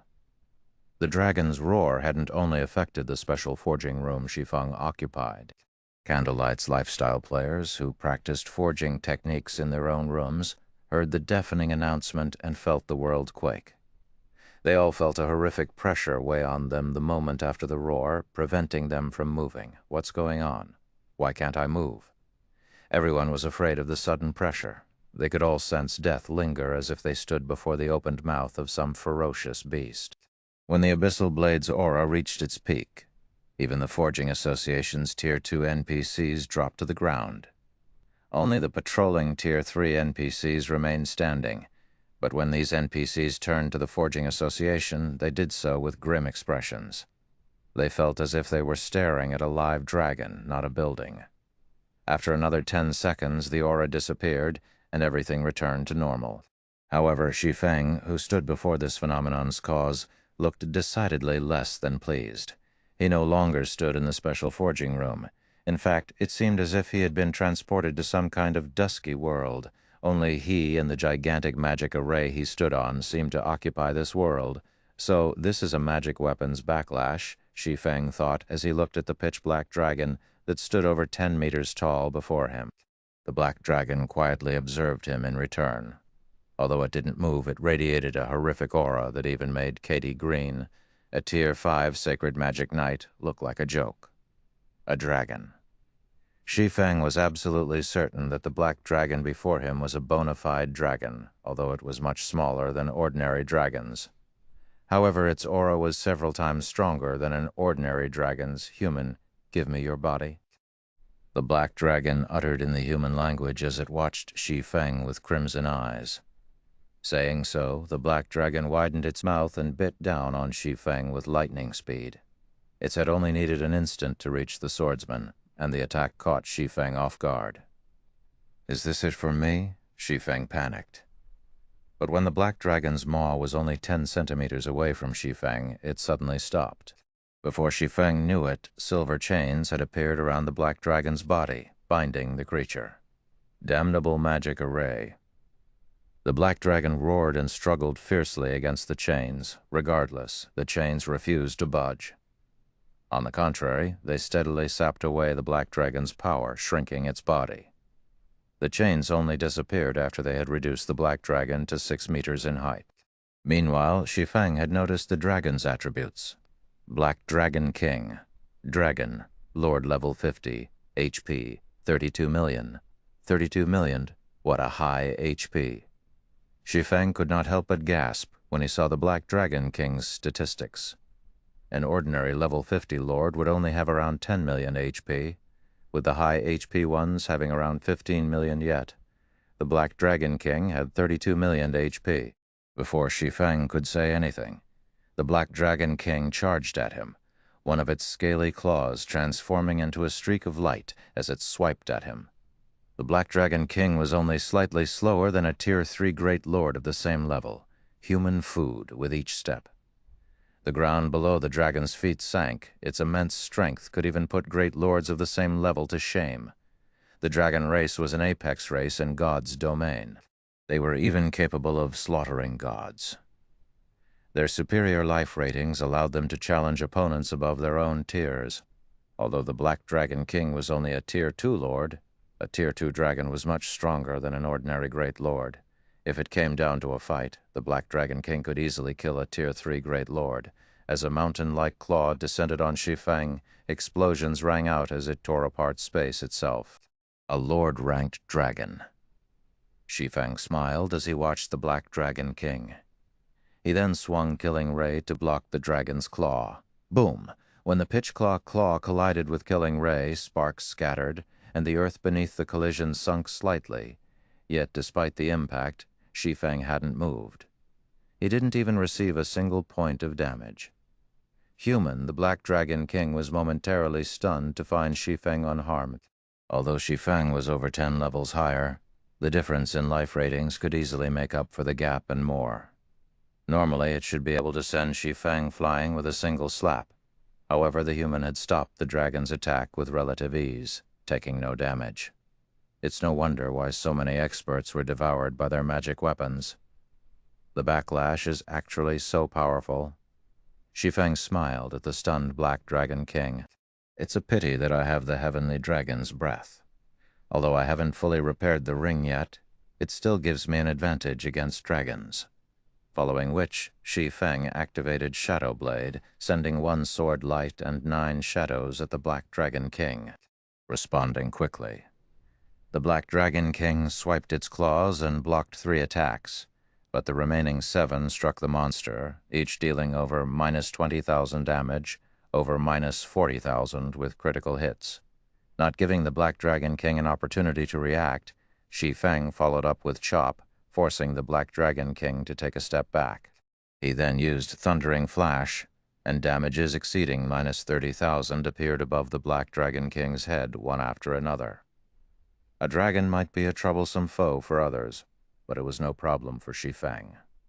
Shi Feng already had frightening basic attributes. In addition, he had the Heavenly Dragon's Breath's passive skill, Dragon's Domination, which decreased enemy dragons' basic attributes by 20% and increased his own by 500 points each. Right now, the level 50 Black Dragon King was weaker than Shi Feng when it came to basic attributes. However, inside this special space, Shi Feng couldn't use the items and tools he carried in his bag, so facing a dragon with 32 million HP was still a considerable challenge. Wasting no time, Shi Feng activated Power of Darkness, increasing his basic attributes by another 120%. Now, his normal attacks dealt over -40,000 damage, and his skills could deal over -100,000. This put the Black Dragon King at a disadvantage, and its HP fell at an unprecedented rate. Despicable human. When the Black Dragon King's HP fell to 50%, it expressed its anger with a deafening roar. Pitch-black flames then appeared around it, transforming into flaming swords that surrounded Shi Feng. The Black Dragon King had summoned 30 of these fiery weapons, each sword carrying the Black Dragon King's power. Despite Shi Feng's superior basic attributes, he had no choice but to dodge or block the burning swords. If any of these summoned weapons struck him, he'd lose over 26,000 HP in an instant. Meanwhile, under the effects of Power of Darkness, Shi Feng only had a measly 180,000 HP. If he were struck 7 or 8 times, he'd be dead. Shi Feng had no choice but to defend himself while fighting. Whenever his HP fell below 30%, he would activate Life Domain and heal himself.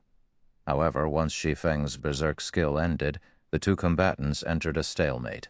Time continued to pass. 10 minutes, 20 minutes, 30 minutes. Finally, after 40 minutes, the Black Dragon King's HP fell to 10%, and Shi Feng activated Heavenly Dragon's power, increasing his strength, defense, and HP significantly.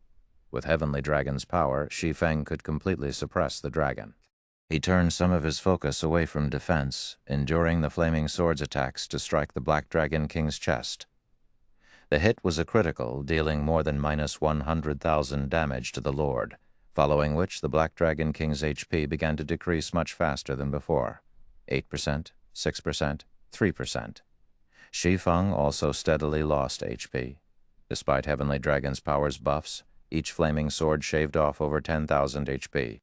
Against the 30 Flaming Sword's relentless attacks, it was inevitable that he'd lose HP rapidly. 90%, 70%, 50%. Die. Once the Black Dragon King had very little HP remaining, Shi Feng used Lightning Slash.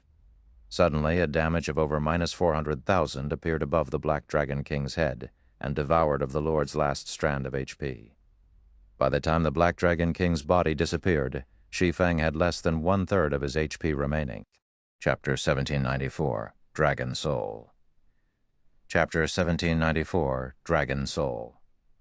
Translator, Hellscythe, Editor, Lucky Old Cat. I finally won. Shi Feng could not help but breathe a sigh of relief as he watched the Black Dragon King's body fade away. A dragon's strength was simply too high.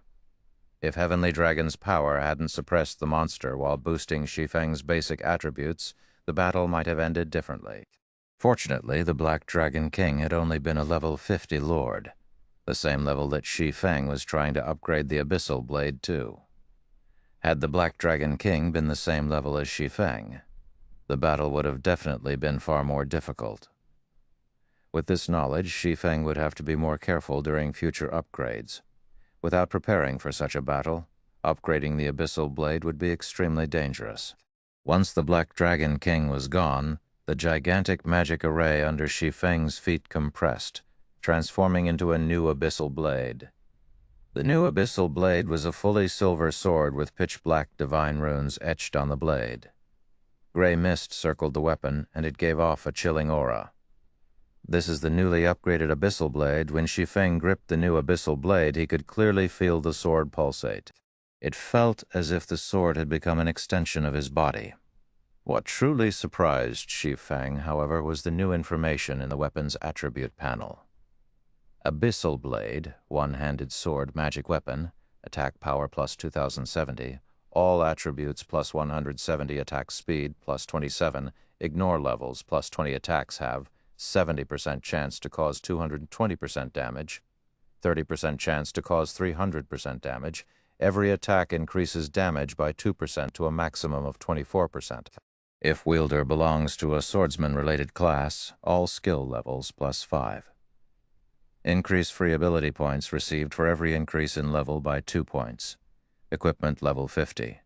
Can be upgraded. Devour 100 level 55 fine gold weapons and 30 level 55 dark gold weapons to upgrade to level 55. Equipment tier 2. Can be evolved. Devour 100 mana crystals or eternal ice crystals to evolve to tier 3. Additional active skill 1, Phantom Kill, tier 2. Instantly creates a doppelganger under the wielder's control. Doppelganger has 90% of the wielder's attributes and all skills. The wielder can swap positions with the doppelganger at any time. Duration, 1 minute, 30 seconds. Cooldown, 5 minutes. Additional active skill 2, Abyssal Bind, tier 2. Binds up to 3 enemies simultaneously and prevents movement, reducing defense and magic resistance by 100%. The higher tier the target is, the weaker the effect will be. Duration, 5 seconds. Cooldown, 40 seconds. Additional active skill 3, 9 Dragon Slash, tier 2.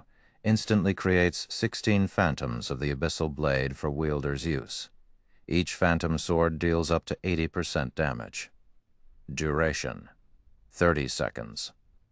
Cooldown, 5 minutes. Additional active skill 4, Abyssal Curse, tier 2. Prevents all targets within a radius of 50 yards from moving or attacking for 6 seconds and reduces their attributes by 20% for 10 minutes. Effect doubles if there is only one target in range. Cooldown, 20 minutes. Additional active skill 5, Dragon Soul, Tier 2. Grants a doppelganger a dragon soul, transforming it into a black dragon. The transformed doppelganger will have the same life rating as a black dragon. Duration, 3 minutes. Cooldown, 48 hours. Additional passive skill, Abyssal Will. Improves wielder's physique depending on the surrounding mana density. The higher the mana density, the greater the improvement. Additional Profound Inheritance, Black Emperor, Tier 2. When activated, every critical hit will accumulate 1 stack of Death Aura.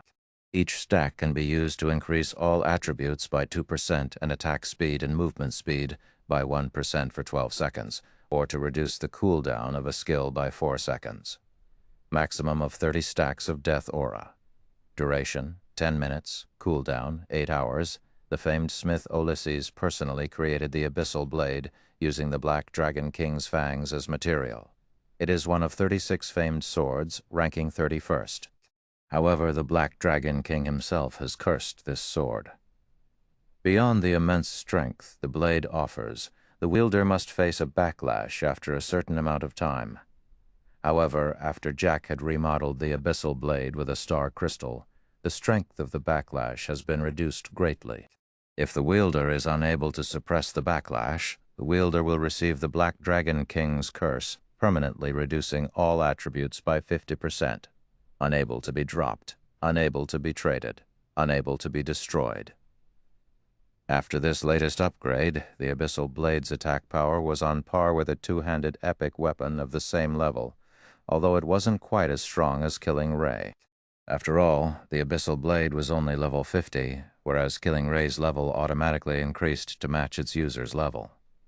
Regardless, the Abyssal Blade was still very powerful. The new skill, Dragon Soul, was particularly impressive. He could turn one of his doppelgangers into a true black dragon. Just thinking about this excited Shi Feng. That was a bona fide dragon they were talking about. An archaic species was insignificant before a true dragon. Even angels had a slightly lower life rating than dragons. This skill was now Shi Feng's greatest trump card. Unfortunately, the skill only had a short 3-minute duration. Once Shi Feng had finished marveling at the new Abyssal Blade, he sheathed the weapon and contacted Silent Wonder, Candlelight's current chief alchemist. Aside from the lifestyle players with the highest chances of becoming masters, Shi Feng had also brought the Candlelight trading firm's top 5 alchemists to the holy city of Titan. Naturally, after Silent Wonder had become an internal member and read the Moon God's secret journal, she had quickly become a master alchemist. Now she was the trading firm's #1 alchemist in terms of alchemy techniques. Since Candlelight had too many lifestyle players for Melancholic Smile to manage alone, Shi Feng had split the management responsibilities for each subclass among their respective chiefs. "How is the Elven Silver production coining along?" Shi Feng asked. Elven Silver was an alchemy recipe that could only be found in Titan City. Each copy cost an exorbitant 800 magic crystals. Elven Silver was also very difficult to produce. Even if an advanced alchemist had the help of various support tools, they would be fortunate if they could achieve a 20% production success rate, and each attempt cost roughly 4 gold. Elven Silver only had one function: temporary physical reinforcement. Not only could it increase one's physique and stamina, but it would also improve their resistance significantly. It was an extremely valuable potion, and had been a must-have when raiding super-large-scale team dungeons during Shi Feng's previous life. Since Candlelight's alchemy standard had been lacking, Shi Feng hadn't had his alchemists attempt to produce Elven Silver. However, Silent Aspiration had also become a master alchemist, so Shi Feng had decided to give them the recipe. Guild Leader, the Elven Silver potion's brewing procedures are too complex. Even now, we only have 217 bottles. "May I know if that is enough?" Silent Wonder said, a little embarrassed. 217. So many. Shi Feng was slightly surprised when he heard Silent Wonder's report. He knew that even a basic master alchemist would only have a 25% theoretical success rate, roughly 30% if they had the proper support tools. Moreover, each bottle of elven silver required a very long time to brew. Basic master alchemist would be fortunate to brew around 100 bottles after a full day of work. Yet, despite having only been in Titan City for half that, the 2 master alchemists and 3 advanced alchemists that had been given the task had produced over 200 bottles. Good. Bring them to me. Understood. Silent Wonder nodded before disconnecting the call.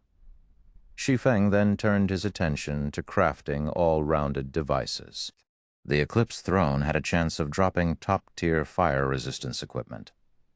The dungeon's recommended raid level was level 55 to level 60, and it was far more challenging than the level 50 super large-scale team dungeons at Kingdoms and Empire's borders. Aside from the dungeon's corrosive gas, its low mana density made it particularly difficult. Shi Feng's team needed the all-rounded devices to raid the dungeon. Shi Feng spent the rest of the day producing 80-plus all-rounded devices. Including the all-rounded devices he had made some time ago, he had more than enough to outfit a team of 200 players. Time is almost up. They should have arrived in White River City by now. Shi Feng smiled as he took a look at the time. Before he had realized it, a new day had arrived in God's domain. There were less than 20 minutes remaining before the agreed meeting time. Immediately, Shi Feng took out a return scroll for White River City. After activating the scroll, his body transformed into a streak of light and left the special forging room. Chapter 1795, Gathering of Heroes. Chapter 1795, Gathering of Heroes. Translator, Hell's Scythe, Editor, Lucky Old Cat. Starmoon Kingdom, Zero Wing's residence in White River City. Silence dominated the crowded guild hall due to the group of the guild's main force members resting in the lobby. The lowest-leveled player among this group was level 54, Tier 2, and the weakest equipment they wore was level 50, Fine Gold rank. The players who led the group even wore multiple pieces of epic equipment. These people were none other than Fire Dance, Cola, Shadow Sword, Blackie, Turtledove, Ye, Woomian, Violet Cloud, Minor Wind, and Flying Shadow. Most of these players had been in the guild since its founding and had participated in countless guild wars and expeditions alongside Zero Wing's guild leader. Zero Wing had already become the #1 guild in Starmoon Kingdom, both in terms of financial power and strength. Countless players in the kingdom studied Fire Dance and the others' battle videos. Unknowingly, they had become idols in Starmoon Kingdom. Flaming Rose, Fire Dance, Tyrant Bear Cola. Why have all of these celebrities gathered here? Is our guild about to embark on some important operation? They're too cool. When can I become a core member and join their ranks?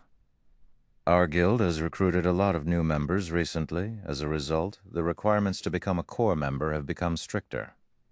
In other guilds, you can become a core member as long as you reach the Trial Tower's 5th floor and have enough GCPs.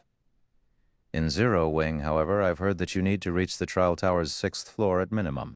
I've heard the same. But even if you become a core member, it's very difficult to get recruited for the guild's main force. Right now, even the main force's weakest member can reach the 6th floor's late stage and has a grasp of at least 2 basic combat techniques. If you want to become a party leader, you'll need to reach the 7th floor's middle stage or higher and grasp at least 3 basic combat techniques and 1 advanced combat technique. The guild members inside the guild hall were ecstatic when they saw Fire Dance and the others. This was especially true for the new recruits. Many of Zero Wing's new recruits had only decided to join Zero Wing because of experts like Fire Dance and her companions. Suddenly, shrieks echoed throughout the hall. A man in his 30s had entered the hall carrying 2 longswords at his waist. Arcs of blue electricity danced around one of the weapons while a gray mist surrounded the other. Ambient mana collected around the man passively, and he radiated an aura so powerful that those around him unconsciously stepped aside. This middle-aged man was none other than Shi Feng's Black Flame persona guild leader. The guild leader has arrived. It's really the guild leader. His aura is so powerful. He is so much stronger than the battle videos make him out to be. When the guild members saw Shi Feng, excitement and reverence filled their eyes. Black Flame was a living legend in Star Moon Kingdom and was responsible for many miracles, never suffering defeat. Just the name Black Flame made expert players in Star Moon Kingdom shudder. In response to the exclamations, Shi Feng could only offer a troubled smile as he approached Fire Dance and her team. Guild leader, all 85 Tier 2 players we have right now are present. We can set out right away, Aqua Rose said as Shi Feng walked over to the group. Shi Feng examined the main force members that had stood to greet him. The group included the experts from the Black Dragon Empire branch that Gentle Snow managed. Even Yulin, who managed Zero Wing City's daily affairs, was here.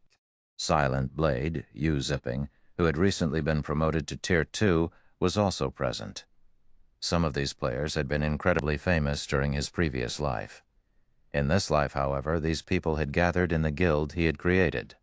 Not even a first-rate guild could field 85 Tier 2 players at this stage of the game. Zero Wing had only nurtured so many thanks to the primordial soul Shi Feng had acquired from Primordial City. Good. Let's move out, Shi Feng said, nodding. He then led the group toward the agreed meeting point in White River City. Shi Feng and the 85 Tier 2 players left Zero Wing's residence on their mounts. The players on the street gasped when they saw Shi Feng's group. These Zero Wing players were, after all, quite eye-catching. Their mounts alone were terrifying, with the weakest at mysterious iron rank.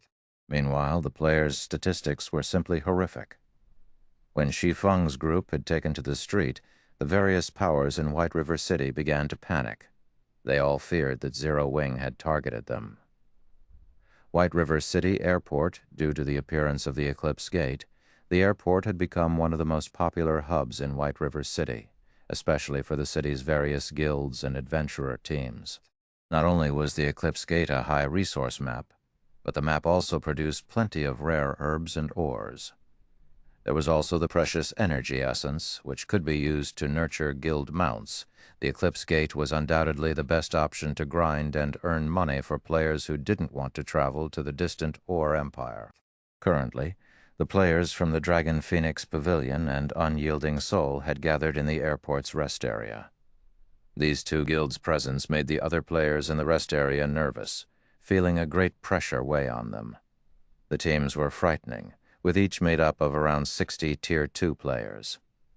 Players recognized these guild members as Tier 2 players due to the Tier 2 class insignias that only Tier 2 classes received. This insignia could only be acquired by completing a very difficult quest, and not only was it proof of one's strength, but it also increased skill and spell effects by 10%. Big Sis Rain Zero Wing is amazing. They actually borrowed so many experts from Unyielding Soul. Even Unyielding Soul's first Vice Guild leader, Unyielding Heart, has made an appearance. Blue Phoenix exclaimed, looking at the middle-aged man some distance away. The man was slim and wore a set of dark blue sacred armor with a pure white cloak thrown over his shoulders. Unyielding Heart had been well known in the virtual gaming world for many years now. He had been responsible for various miracles in previous virtual reality games. His performance had been just as frightening after he had joined God's domain. He had single-handedly slain two of Crimson Emperor's domain realm experts when he had led Unyielding Soul's trump card legion to capture the Dark Knight Empire's Serene Town. His success had allowed Unyielding Soul to gain an upper hand, surpassing Crimson Emperor's development in the Dark Knight Empire. Blue Phoenix found it truly hard to imagine that an important figure like Unyielding Heart would actually help Zero Wing. Unyielding Soul should have some internal arrangement with Zero Wing. Phoenix Rain said as she glanced at Unyielding Heart. Honestly, his arrival had surprised her as well. Even if Unyielding Soul had some kind of business with Zero Wing, it shouldn't have been easy for Zero Wing to acquire Unyielding Heart's assistance. After all, the position of First Vice Guild leader came with a lot of responsibilities, and Unyielding Soul's situation in the Dark Knight Empire wasn't looking good. Logically, Unyielding Heart should not have the leisure to work for another guild.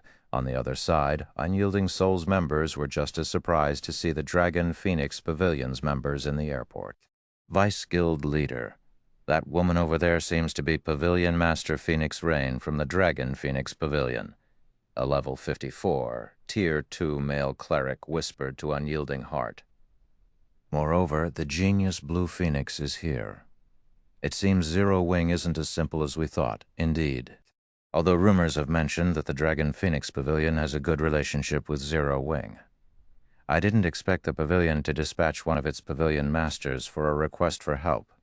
It seems their relationship runs much deeper than the rumors make it out, Unyielding Heart said, frowning slightly as he considered the matter. He had come here with very little expectations of Zero Wing. He had only joined the expedition due to Mu Lingsha's request, but he had never dreamed that Zero Wing could even acquire the assistance of God's Domain's famous demon queen, Phoenix Rain. Currently, Phoenix Rain held the most sway among the two pavilion masters in the Dragon Phoenix Pavilion. She also had the strongest chance of becoming the next great pavilion master. Phoenix Rain's presence in a foreign area alone was enough to cause a commotion nowadays. If the public realized that she was here to help Zero Wing, it would cause a sensation that would sweep across God's domain. While the Dragon Phoenix Pavilion and Unyielding Soul discussed each other, excited cries reached them from outside of the airport. Many players in the lobby ran over immediately to take a look. Short moment later, a group of players entered the airport's main lobby. All of these players were at least level 54, with some at level 56. Their equipment was just as impressive at this stage of the game. Level 50 fine gold equipment was even extremely rare in the various superpowers, yet such equipment was the weakest that could be found on these 80-plus players. Chapter 1796, Extraordinary Foundation. Chapter 1796, Extraordinary Foundation Translator, Hell Scythe Editor, Lucky Old Cat. Inside the sports arena-sized main lobby, the appearance of Shi Feng's group triggered an uproar among the players present. Is this real? These people are all equipped with level 50 fine gold equipment at the very minimum. Why is Zero Wing here? Crap. Zero Wing actually has more than 10 people at level 56. How are they leveling up so quickly? When the players inside the lobby saw Zero Wing's team of 86, their eyes nearly fell out of their sockets. Although the various large guilds were making excellent progress in raiding level 50 team dungeons, most of the equipment they acquired were only level 50 secret silver equipment. Level 50 fine gold equipment were so rare that only the upper echelons of large guilds had a few pieces on them. Nevertheless, every one of Zero Wing's team of 86 was geared in level 50 fine gold equipment at the very minimum. This was simply inconceivable. The levels of Zero Wing's members were even more incredible. Currently, most expert players were only at level 53. Only experts that leveled up extremely quickly would be at level 54. As for those capable of reaching level 55, they were top-ranking existences in Star Moon Kingdom and could rank within the top 20 or top 30 in empires. Although the various large guilds usually had some experts that would choose not to reveal their levels, they still wouldn't be too far ahead. Yet Zero Wing actually had more than 10 players at level 56. In other words, if Zero Wing wanted to, it could easily monopolize the top 10 positions of the ranking list of an empire. The members of the Dragon Phoenix Pavilion and Unyielding Soul were similarly shocked when they saw Shi Feng and the other members of Zero Wing. Why does Zero Wing have so many Tier 2 players? Both Phoenix Rain and Unyielding Heart were astonished when they finished counting Zero Wing's members. The shock they felt from this revelation was much greater than that from the sight of Zero Wing's equipment. Currently, first-rate guilds would be fortunate to have even 20 Tier 2 players, after all. The Tier 2 promotion quest was no walk in the park. Moreover, in view of future promotions, most players would choose to challenge the hard-mode Tier 2 promotion quest at the very minimum, which had considerably high requirements for a player's equipment standard and combat standard. With the current level and equipment standard of players, completing the hard-mode promotion quest would be extremely difficult. One of the reasons why their two super first-rate guilds had so many Tier 2 players at this stage of the game was the many peak experts in their guilds. Another reason was that they gave their peak experts priority when allocating resources. These two factors were how their guilds managed to nurture so many Tier 2 players. Yet, despite Zero Wing being such a small guild, It actually boasted over 80 Tier 2 players, a number only slightly lower than what their two super first-rate guilds possessed. "Sorry for the delay. I had to make some preparations," Shi Feng said, smiling as he looked at Phoenix Rain and Unyielding Heart. "You came just in time. However, Guild Leader Black Flame, this is such a surprise. I never thought that you would be leading the dungeon raid personally," Phoenix Rain said. Her gaze filled with curiosity and surprise as she looked at Shi Feng. Her curiosity was because Black Flame was in attendance. He rarely made an appearance himself, leaving such matters to Ye Feng, Aqua Rose, and Gentle Snow. As for her surprise, it was due to the feeling Black Flame was giving her. Right now she picked up intense lethality from the man as she stood before him. This feeling was much more intense than when she last met face-to-face with Black Flame. "I am Unyielding Heart, Unyielding Soul's Vice Guild Leader. Guild Leader, Black Flame. You are even more amazing than the rumors make you out to be," Unyielding Heart said. After he evaluated Shi Feng and the other experts of Zero Wing briefly, indescribable shock flooded his heart. In his opinion, the guild leader capable of developing Zero Wing to the point where it could rival veteran first-rate guilds was definitely a very capable administrator. Even if Black Flame was as strong as rumored, in his opinion, Black Flame should be only as strong as the peak experts of superpowers like Unyielding Soul. However, right now, Unyielding Heart was actually feeling the threat of death from him, something he had rarely come across since entering God's domain. Moreover, he also felt a considerable threat from several other players from Zero Wing. Unyielding Heart found it truly unbelievable that a guild that had no backing would be capable of acquiring so many experts. "Vice Guild Leader, I just used an advanced identification skill on them, aside from Black Flame. Quite a few players from Zero Wing possess weapons and equipment of indiscernible rank," a male cleric standing beside Unyielding Heart said, shuddering. "I believe these weapons and equipment are either magic weapons or epic rank, and they number over 40. Over 40? Are you sure about this?" Unyielding Heart could not help being surprised once again.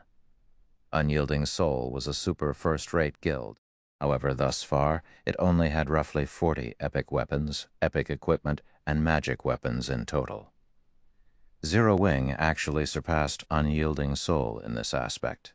How was such a thing possible? Although Unyielding Soul was no longer as strong as it was during its peak, it was still much stronger than the ordinary super first-rate guild. At the very least, it was still slightly stronger than the current Dragon Phoenix Pavilion, which, according to its investigations, only had around 30 epic weapons, epic equipment, and magic weapons. Even if the pavilion managed to hide some, it would be a miracle if the pavilion had 35 of such items. "I'm absolutely sure of it," the male cleric said, a bitter smile forming on his face. He, too, had hoped that he had seen wrong or was hallucinating. However, he had already checked this information multiple times using his advanced identification skill. Not to mention, he could not read a single piece of information from Black Flame. All he got was a bunch of unknown when observing the man, a fact that he did not reveal. When he looked at Black Flame, he even suspected that his identification skill was malfunctioning. However, when he tried inspecting Unyielding Heart's equipment, his skill worked as normal. He also refrained from saying that Black Flame aside Fire Dance, Aqua Rose, Gentle Snow Cola, Turtle Dove, and Violet Cloud actually possessed more unidentifiable items than Unyielding Heart. When looking at Fire Dance and the others, Cycling Light even got the impression that the team he was looking at right now was the main force of a superpower rather than one of a first-rate guild. "Is Zero Wing really just at the standard of a first-rate guild?" Cycling Light muttered to himself. In reality, Cycling Light wasn't the only one having such thoughts. Unyielding Heart did as well. Setting aside other factors, the combat power of Zero Wing's main force was already on the level of super first-rate guilds. Guild Leader Black Flame. "May I know which super large-scale team dungeon you have called us here to raid? Is it the Flaming Ruins or Silent Castle?" Phoenix Rain asked curiously. "If we know which dungeon we're raiding, we'll be able to plan ahead." In Star Moon Kingdom, there were only 2 level 50 super large-scale team dungeons that were relatively easy to raid: the Flaming Ruins and Silent Castle. Among super-large-scale team dungeons, these 2 dungeons could be considered basic dungeons. All the others were of the intermediate difficulty. Raiding an intermediate super-large-scale team dungeon before even raiding these basic dungeons would be tough. Meanwhile, raiding super-large-scale team dungeons required players to switch to equipment that was more suitable to the environment inside the dungeon. Only as Zero Wing had refused to reveal its target dungeon all this time, her side was not able to make any proper preparations. Now that they were about to set off to their target dungeon, she naturally had to ask, raiding a super-large-scale team dungeon? Unyielding Heart could not help his surprise as he looked at Shi Feng. He felt that Zero Wing was a little too crazy. Currently, the various superpowers were still trying to raid large-scale team dungeons. As for raiding super-large-scale team dungeons, they did not even bother with such thoughts as they all felt that the returns were not worth the cost. After all, although the difficulty of a super-large-scale team dungeon was much greater than that of a large-scale team dungeon, the quality of the loot one could acquire from both types of dungeons was mostly the same. Yet, while the various superpowers had not even managed to obtain the first clear of a level 50 large-scale team dungeon, Zero Wing actually wanted to raid a level 50 super-large-scale team dungeon. "No, neither of those 2 dungeons are our target," Shi Feng said, shaking his head. He then pointed at the large flying ship that was approaching from the distance and said, "Our target is the Eclipse Gate's Eclipse Throne, Chapter 1797, Hell Mode.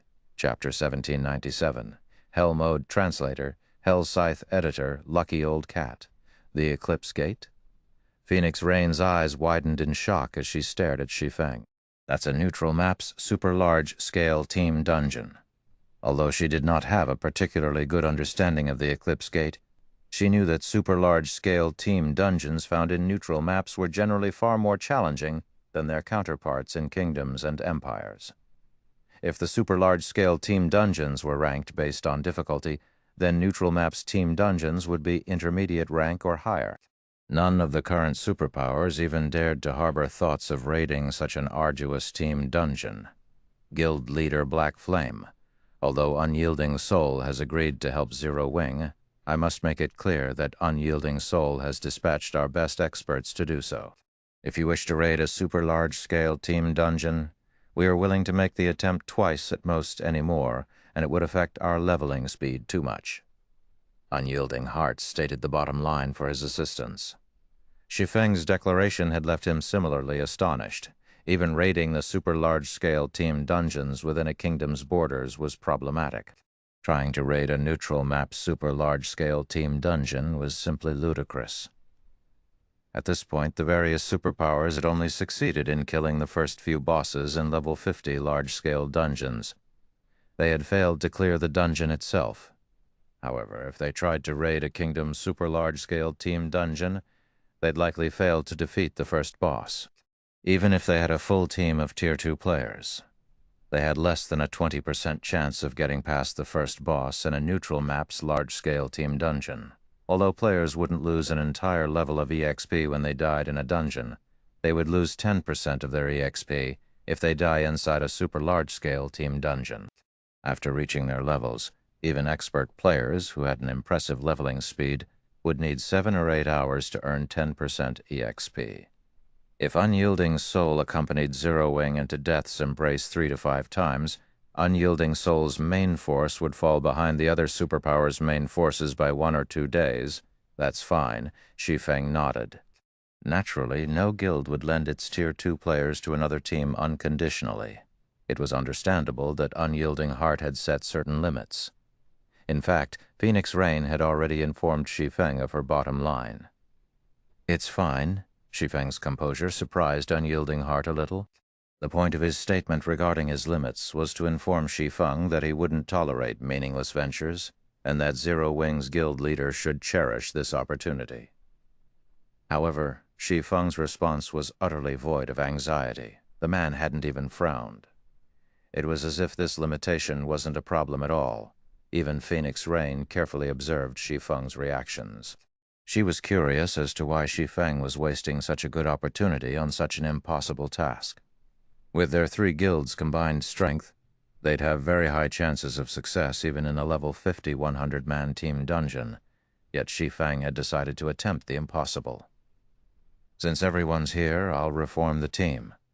I'll also handle the team's leadership. Do either of you have any issues with that? Shi Feng asked Phoenix Rain and Unyielding Heart. Neither of the two guild leaders had any particular opinions on the arrangement. Both guilds had come to offer their assistance after all. The most they could do was support Zero Wing. Very quickly, Shi Feng created a new team of 200 Tier 2 players. He then led the team to a flying ship that was headed for the Eclipse Gate. Meanwhile, inside a high-class restaurant in Star Moon City, a large group of cloaked players drank and bantered.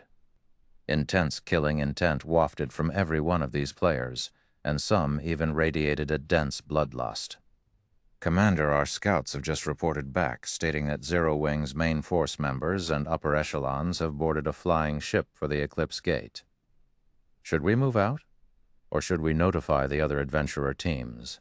Lonely Lamp excitedly asked Black Shark, who is currently enjoying a glass of blazing fruit wine. They've finally left their nest? Taking a big gulp, Black Shark smiled and said, "Forget about the other adventurer teams. I'm not in the habit of sharing such golden opportunities. Notify our team, tell them to bring those items and set out immediately. We must not let the other adventurer teams get ahead of us." Understood, Lonely Lamp replied. He had waited for this moment for a long time. Shortly after, the Dark Hunter's adventurer team set off toward the Eclipse Gate. Eclipse Gate, Sun-Chasing Fortress. The Sun-Chasing Fortress was the only safe zone NPCs guarded in the Eclipse Gate. A large number of flying ships docked in the fortress each day, and since the fortress was a hub for multiple kingdoms' forces, the Sun-Chasing Fortress's player population was even higher than a kingdom's capital. When Shi Feng's team exited the airport, they were greeted by the sight of players hawking their wares and forming teams by the street. The fortress was no less lively than Star Moon Kingdom's Star Moon City. However, although the Sun-Chasing Fortress was very popular, the various large guilds weren't particularly fond of this place since players couldn't purchase lands in an NPC fortress. Instead, it had become a hub for independent players, and there were far more of these players than those from guilds. To avoid attracting too much attention, Shi Feng had his team members don their black cloaks before leaving the fortress on the backs of their mounts. Even so, their groups still earned sidelong glances from the players they passed. The Eclipse Throne was an ancient fortress in the Eclipse Gate's inner region. Corrosive behemoths roamed around Eclipse Throne, and a corrosive fog which would numb players' senses and slow their reactions was ever present around the dungeon. Because of these factors, very few players were willing to grind here. Fortunately, this also meant that the monsters in this area had a higher chance of dropping energy essence, so a few players still wandered the area. Old 3, be careful not to lure those corrosive spiders. Commander, are you that distrusting of my abilities? A 20-man team occupied itself by grinding corrosive scorpions in the dense, wet jungle. The team's level 53 shield warrior maneuvered through the forest, while over 100 level 54 special elite ranked corrosive scorpions chased after him. Meanwhile, the team's 3 healers maintained the shield warrior's HP, while the remaining ranged players bombarded the scorpions with one AoE attack after another. With over 10 players launching AoE skills and spells simultaneously, the corrosive scorpion's HP rapidly decreased. After a short moment, the corrosive scorpions began to fall, very quickly. Every monster chasing the shield warrior had died. At this time, an assassin, which had followed the shield warrior stealthily, collected the scorpion's loot. Commander, we got one. An energy essence dropped. The level 53 assassin exclaimed as he picked up a dark green crystal. Good! Lure more monsters! The level 54 elementalist leading the team this time commanded, nodding approvingly. He was very satisfied with the loot acquired from this batch of monsters. As this assassin prepared to head off to lure more monsters, he noticed a team of players swiftly moving through the jungle ahead. This team completely disregarded the monsters around them as they made a beeline for the ancient fortress. As a result of these players' recklessness, they had lured many of the jungle's monsters. After getting a better look, the assassin discovered over 1,000 monsters running after these strange players. Among them were over a dozen level 55 Great Lord, ranked corrosive behemoths, and over 100 level 55 Lord ranked corrosive spiders. Crap. What are these people trying to do? The level 53 assassin gaped. Although the corrosive behemoths were only level 55 Great Lords, the corrosive gas their bodies released was extremely powerful. MTs weren't able to approach these monsters because of that. Any team that visited this jungle did their best to avoid the corrosive behemoths as much as possible. Although the corrosive spiders' gas wasn't as detrimental as the behemoths, they could also launch spiderwebs to seal players' movement. Having to face a force that included both the corrosive behemoths and spiders would be an absolute nightmare for players. However, before the level 53 assassins could say anything, one of these reckless players, a man, halted the team before the fortress walls. The man then swung his blue longsword. Suddenly, golden divine swords fell from the sky, restricting the corrosive spider, which led the monster army, to a specific area. Towering pillars of fire then rose from the ground, engulfing the trapped corrosive spiders. At the same time, the other team members launched one AoE attack and large-scale destruction, spell after another. For a moment, the jungle shook with the bombardment. Before 2 minutes had passed, every monster chasing the reckless team was dead. Even the dozen or so corrosive behemoths lay motionless on the ground. This scene dumbfounded the 20-man adventurer team that grinded corrosive scorpions some distance away. Who are those people? By the looks of them, they seem to be guild players. The guild emblem the guy in the lead is wearing, I think it belongs to Zero Wing. They should be Zero Wing's members. What's going on? Why are Zero Wing's members here? Shock overwhelmed the adventurer team's members as they watched Shi Feng and the others loot the fallen monsters. Just as these adventurers wondered what Shi Feng's group was trying to do, Shi Feng arrived before the passage leading into the ancient fortress. "Are we not going to rest first?" Phoenix Rain asked curiously. "No, we don't have the time for that. As long as we are surrounded by this corrosive gas, our stamina will continuously deplete, and the corrosive gas in our bodies would become denser. If we waste too much time here, we'll run out of stamina sooner or later." "We need to hurry," Shi Feng said, shaking his head. "Surely we don't need to be in such a rush, right? We still have plenty of stamina. At the rate that we're losing stamina, we should have more than enough even if we're raiding a super large-scale team dungeon," Unyielding Heart said after briefly estimating his stamina consumption. He felt that Shi Feng was trying to move too fast. They were going to challenge a super large-scale team dungeon. It would be wise to let the team rest so they could fight in peak condition. If we're only talking about the hard mode Eclipse Throne, then of course we'll have enough stamina for the raid, but we're here for Hell mode. The corrosive gas is much stronger inside. Being inside the dungeon will further agitate the gas, and we'll lose stamina far more quickly. We need to hurry, Shi Feng explained. Chapter 1798, Fortress Assault. Chapter 1798, Fortress Assault, Translator, Hellscythe, Editor, Lucky Old Cat, Hell Mode. Unyielding Heart stared at Shi Feng in disbelief. Only after taking some time to process Shi Feng's statement did he ask, "Guild Leader Black Flame, you must be joking, right?" He had barely been able to accept the fact that Shi Feng wanted to raid a neutral map's super large-scale team dungeon, but raiding the dungeon's Hell Mode was too much. This was beyond foolish courage. It was plain suicide. The Hell Mode of a level 50 large-scale team dungeon was already difficult enough that the various superpowers couldn't even get past the first boss, let alone the Hell Mode of a level 50 super large-scale team dungeon. Moreover, a super large-scale team dungeon's Hell Mode was far more severe than Hard Mode. Each death would take 15% of the player's EXP. 2 deaths in Hell Mode was the equivalent of 3 deaths in Hard Mode. Even Phoenix Rain frowned at Shi Feng's declaration. She had to admit that Shi Feng was too full of surprises. although she doubted that the man would execute a plan that he wasn't confident in. Raiding the hell mode of a level 50, super large-scale team dungeon at this time simply wasn't realistic.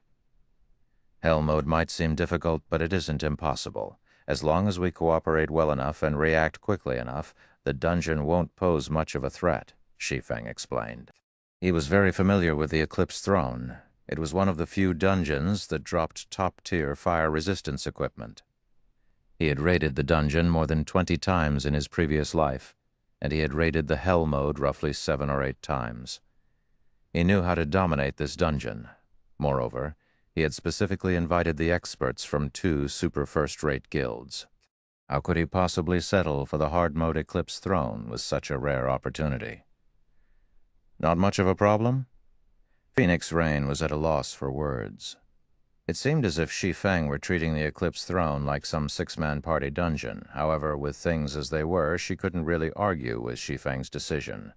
Not only had Zero Wing invited the Dragon Phoenix Pavilion, but it had also secured Unyielding Soul's help. In the end, she decided to leave the decision of how to utilize this chance to Zero Wing. Following which, Shi Feng chose the Eclipse Throne's Hell mode. His team members wore skeptical expressions as they followed the man into the horrific skeletal head that had appeared before the ancient fortress's entrance. Hell mode? Am I seeing things? Are Zero Wing's members insane? They actually want to raid the Hell mode Eclipse Throne. Most of the various superpowers are still struggling to get the first clear of level 50, 100-man hard mode team dungeons. Well, Zero Wing is Star Moon Kingdom's #1 guild. Since they dare to enter the dungeon, they should have some confidence of clearing it. Confidence? That can't be possible, right? That is the Hell mode of a 200-man team dungeon we are talking about, not a 50-man team dungeon. After the adventurers in the jungle watched Shi Feng's team disappear into the dungeon, they broke into a heated discussion. They were all very confused as to why Zero Wing would take such a huge risk to raid the Hell mode Eclipse Throne. Meanwhile, inside the Eclipse Throne, once Shi Feng and the others entered the fortress, they felt their 5 senses dull. Corrosive gas surrounded them, steadily depleting their stamina. The ambient mana was also significantly less dense than outside of the fortress. This decreased the players' efficiency with their skills and spells. Although the dense corrosive gas and thin ambient mana was alarming, those factors became of little significance once they saw the corrosive monsters roaming the dungeon. Corrosive Zombie, Undead, Lord level 56. HP 13,1330,000. Corrosive Abomination, Undead, Great Lord level 56. HP 37,037,037,000. Corrosive Earth Dragon, Undead, Grand Lord level 56. HP 90,190,000,000. There were easily over 10,000 corrosive monsters wandering down the streets before them. Moreover, these monsters had formed patrol squads and marched down the streets. Aside from the large number of monsters, rapid-fire ballistas had been set up on the castle walls ahead. Multiple corrosive zombies manned each of these war weapons, and as long as those monsters discovered their team, they would face an intense bombardment. These players felt as if they were on a crusade against an army of corrosive monsters, not a dungeon raid. Why is the difference so massive? Phoenix Rain wore a solemn expression as she watched the corrosive army that surrounded the castle. She had challenged a super-large-scale team dungeon before, but her team had quickly given up the attempt once they realized that they were no match for the first boss. Her team had at least been able to clear out the mobs and reach the first boss. Here, however, she wasn't even sure that they could get through the mobs. Although the super-large-scale hard-mode team dungeon she had challenged had been occupied by a lot of monsters, her team hadn't had to face such an exaggerated number as they did now. Here, a single patrol squad easily had over 300 monsters. The weakest among these monsters was a lord. Even a 200-man team of Tier 2 experts would have a hard time against 300-plus lords, great lords, and grand lords. Furthermore, this dungeon's environment prevented players from exhibiting their full combat power. They also had to worry about the war weapons mounted on the castle's walls. If they accidentally lured a second wave of monsters, they'd have no choice but to flee. Guild leader Black Flame, we're not going to fight our way through this army, are we? Unyielding Heart felt an intense pressure bear down on him as he surveyed the monsters and rapid-fire ballistas. But seeing Shi Feng's previous confidence, the man should have a method to get past these obstacles in mind. "Of course not," Shi Feng said, shaking his head. "We're charging into the castle." "Charging straight through those monsters?" Unyielding Heart asked, flabbergasted as he pointed at the monsters on the streets before him. For a moment he even wondered if Shi Feng were truly Zero Wing's guild leader. "Are you certain?"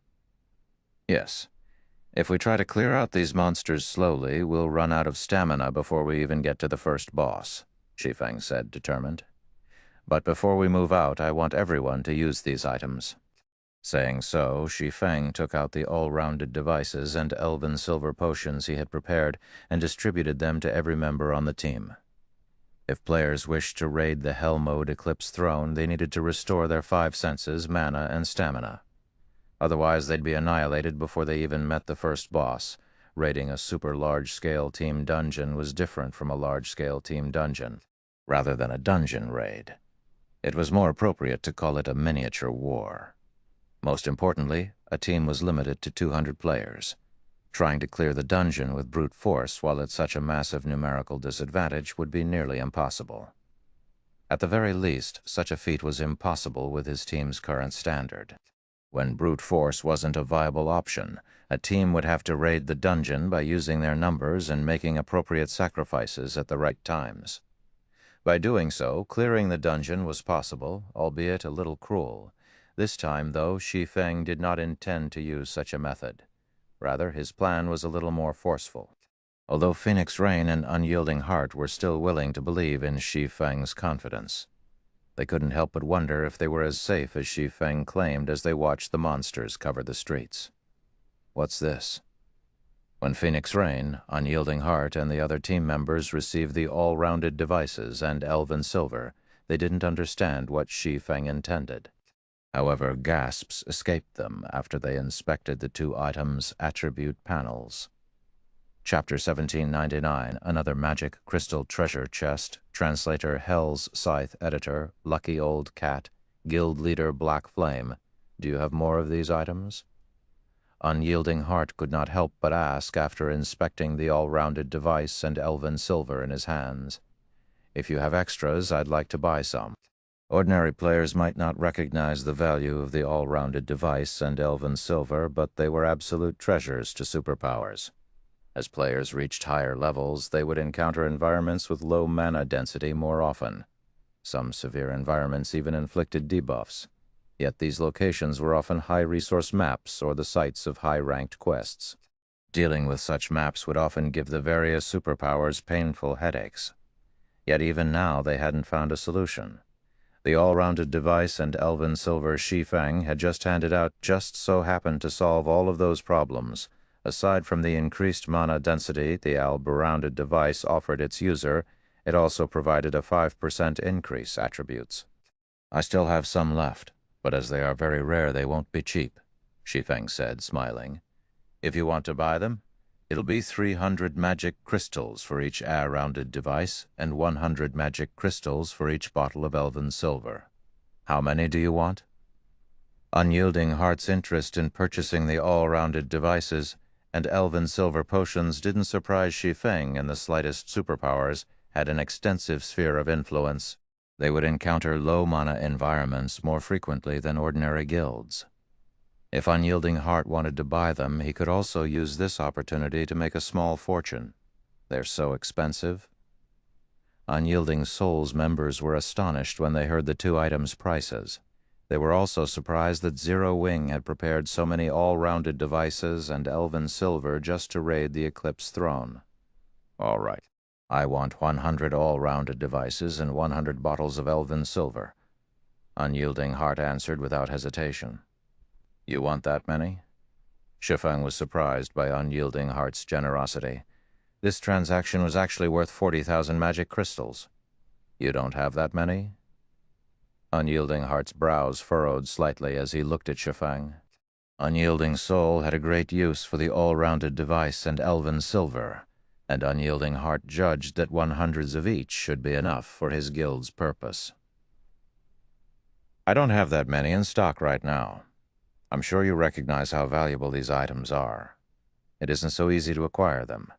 If you want that many, I'm afraid that I'll need a few days to get them ready, Shi Feng responded truthfully. Both the all-rounded device and Elven Silver took a long time to produce, and their production success rates weren't very high. Currently, he only had a dozen of each remaining. It would take quite some time to craft 100 of each item. A few days? After some mental calculations, Unyielding Heart said, "That's fine. If you can acquire the stock within 3 days, I will offer you an additional 5,000 magic crystals." As soon as Unyielding Heart finished his statement, Phoenix Rain spoke up. "Guild leader Black Flame, I also want 200s of each item, but I don't have any time constraints. It is fine as long as you can get them ready for me." Hearing Unyielding Heart and Phoenix Rain's offers, Shi Feng was at a loss for words. His asking price was already incredibly high. He had never dreamed that Unyielding Heart and Phoenix Rain would be so interested in the all-rounded devices and Elven Silver. He had secured 2 massive orders just by revealing the 2 items in the Eclipse Throne. Once he filled these orders, he would earn over 100,000 magic crystals. This revenue flow was much faster than mining a manatite vein for magic crystals. Afterward, following Shi Feng's command, everyone equipped the all-rounded device and drank the Elven Silver they had received. In the meantime, Shi Feng signed a contract with Unyielding Heart and Phoenix Rain, assuring that the two couldn't go back on their word once he had crafted the items. Not only did the team's players feel much lighter after they had drunk the Elven Silver, but their 5 senses also recovered. Most importantly, their stamina consumption rate had drastically decreased. Now these players felt more confident as they watched the monsters waiting for them. Once the team was ready, Shi Feng organized its formation. Kola, Turtledove, and Yi Wumian would spearhead the team, while the other Tier 2 MTs would guard the team's sides. The remaining melee players would be responsible for protecting the team's ranged DPS and healers. Meanwhile, the ranged DPS would be responsible for pushing away and slowing down the incoming monsters with their spells and skills. After the team had prepared and under Shi Feng's command, these players charged for the castle's main gate. Without hesitation, Kola, Turtledove, and Yi Wumian slammed their shields into the corrosive monsters. As soon as they did, the corrosive zombies and corrosive abominations blocking their path were knocked aside. The strength the 3 MTs displayed stunning the Tier 2 MTs from the Dragon Phoenix Pavilion and Unyielding Soul. They were all Tier 2 MTs, so they knew what kind of strength a Tier 2 MT should wield. Their equipment should be the best available at this stage of the game, and their strength was only slightly higher than a High Lord of the same level. They still weren't a match for a Great Lord of the same level.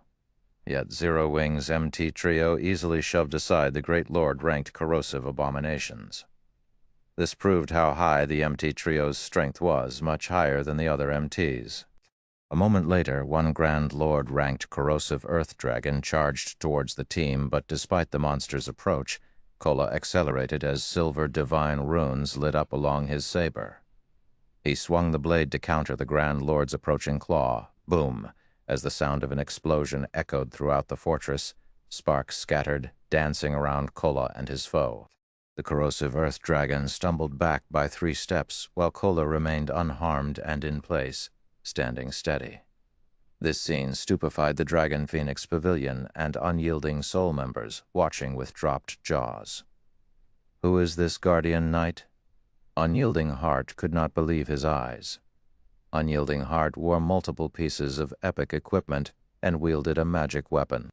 He was also a berserker, the class famed for having the highest strength in the game among the 12 main classes.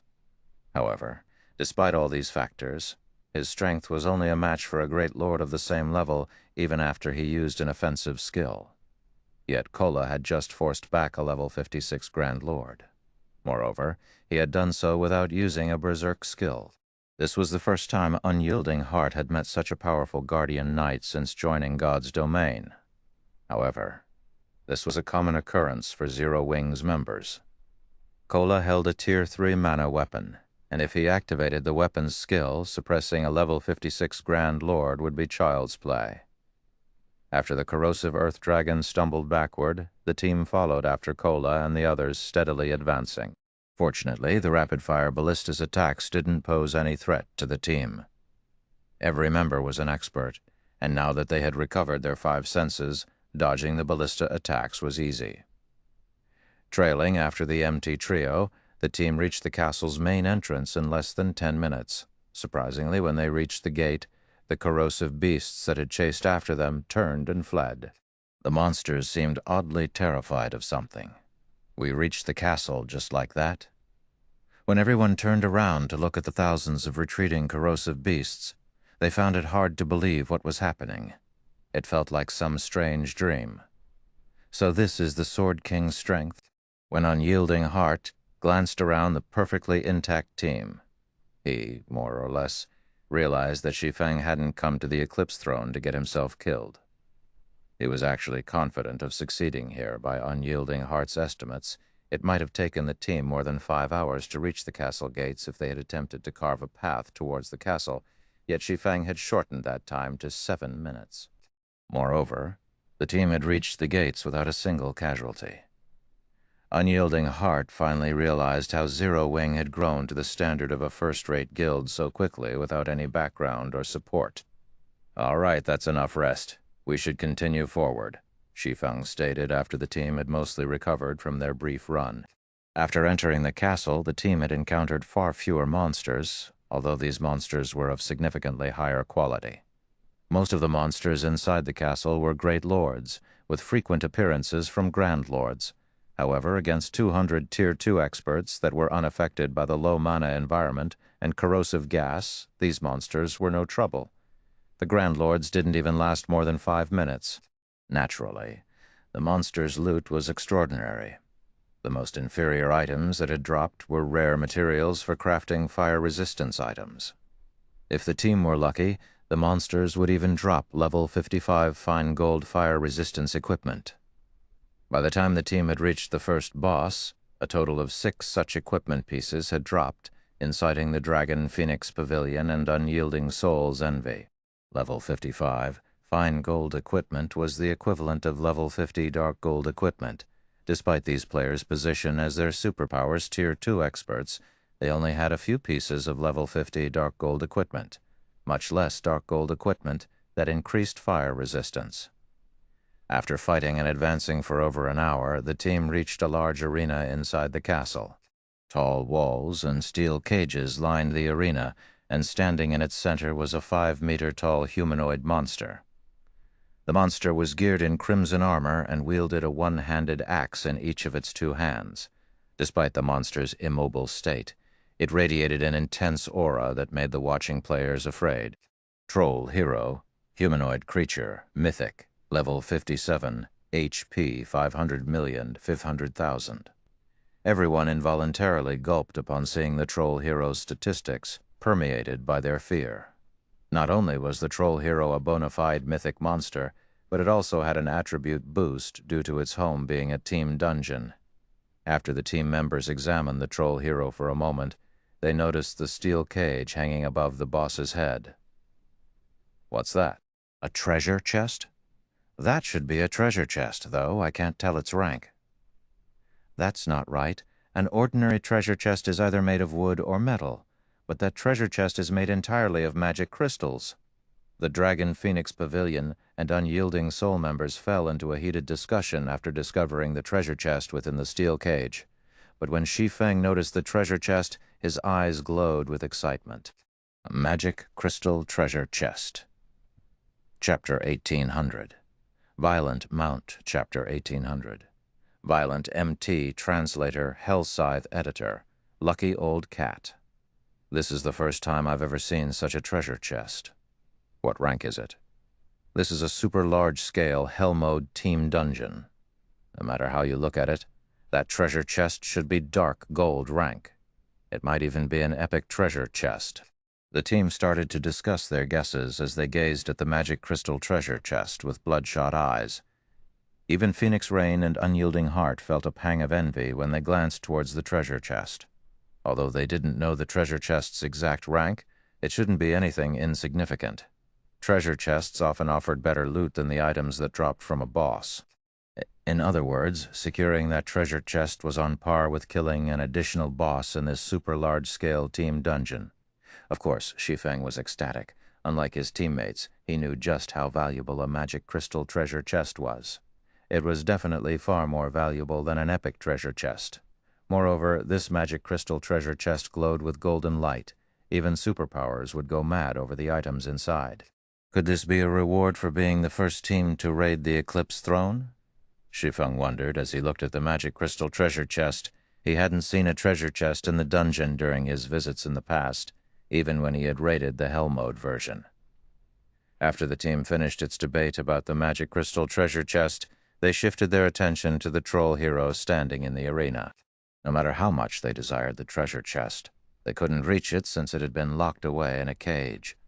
To open the cage, they'd need a key, and it was obvious that they could only obtain that key by defeating the boss before them.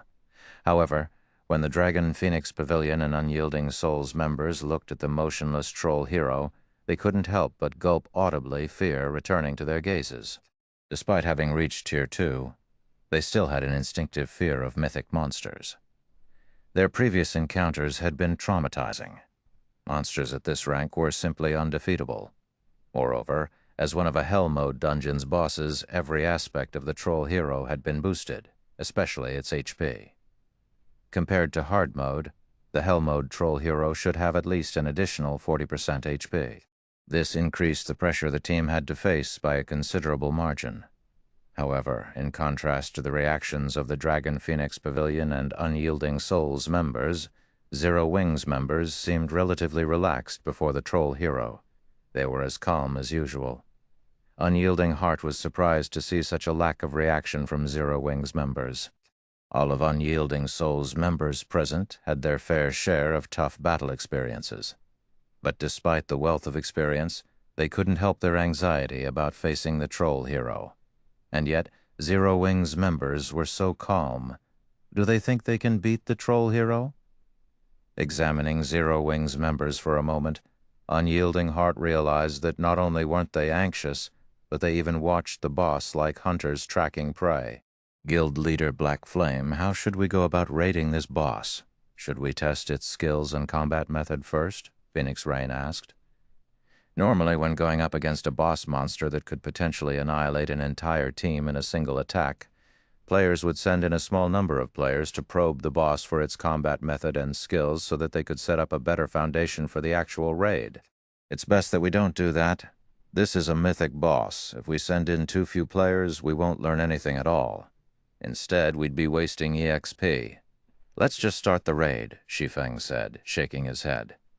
He then commanded, Cola, Turtle Dove, you two will take turns tanking the boss. Other MTs, prepare to replace them at any time. Melee DPS, stay back and leave the attacks to the ranged DPS for now. Only go in after we ensure that it's safe. This. Phoenix Rain could not help but be appalled at Shi Feng's instructions. His commands felt too half-hearted. It seemed as if he had given up on the battle already. Unyielding Heart gave Shi Feng a similarly confused look. He could not figure out if Shi Feng were an expert or a fool. Shi Feng's instructions during the start of the raid had been precise and effective, yet the man was barking out such cursory commands now. Although starting the raid without probing would spare their guild members, avoiding unnecessary deaths that could compromise their participation, blindly sending the team into battle was both reckless and counterproductive. However, what Phoenix Rain and Unyielding Heart did not know was that Shi Feng was already familiar with the troll hero's skills and combat method. The troll hero was a pure warrior. It didn't wield any spells, but it did have frightening strength and agile movements. Most importantly, it possessed the passive skill, self-regeneration. This skill was the reason the troll hero had earned the title of Eclipse Throne's undying gatekeeper. Self-regeneration allowed the troll hero to recover rapidly from heavy injuries. This skill ensured that the troll hero's combat power couldn't be affected. Moreover, unlike normal bosses whose battle recovery restored 1% of their HP every 5 seconds, the troll hero regenerated 2% of its HP every 5 seconds. The longer it fought, the more strength it would gain as well. Fortunately, it could only use this power-up once every 5 minutes, but there wasn't any upper limit. Due to this passive skill, countless teams' progress in the Eclipse Throne had slid to a halt. No other boss in the Eclipse Throne tested a team's raw power like the Troll Hero. Technique wasn't as important when raiding this boss.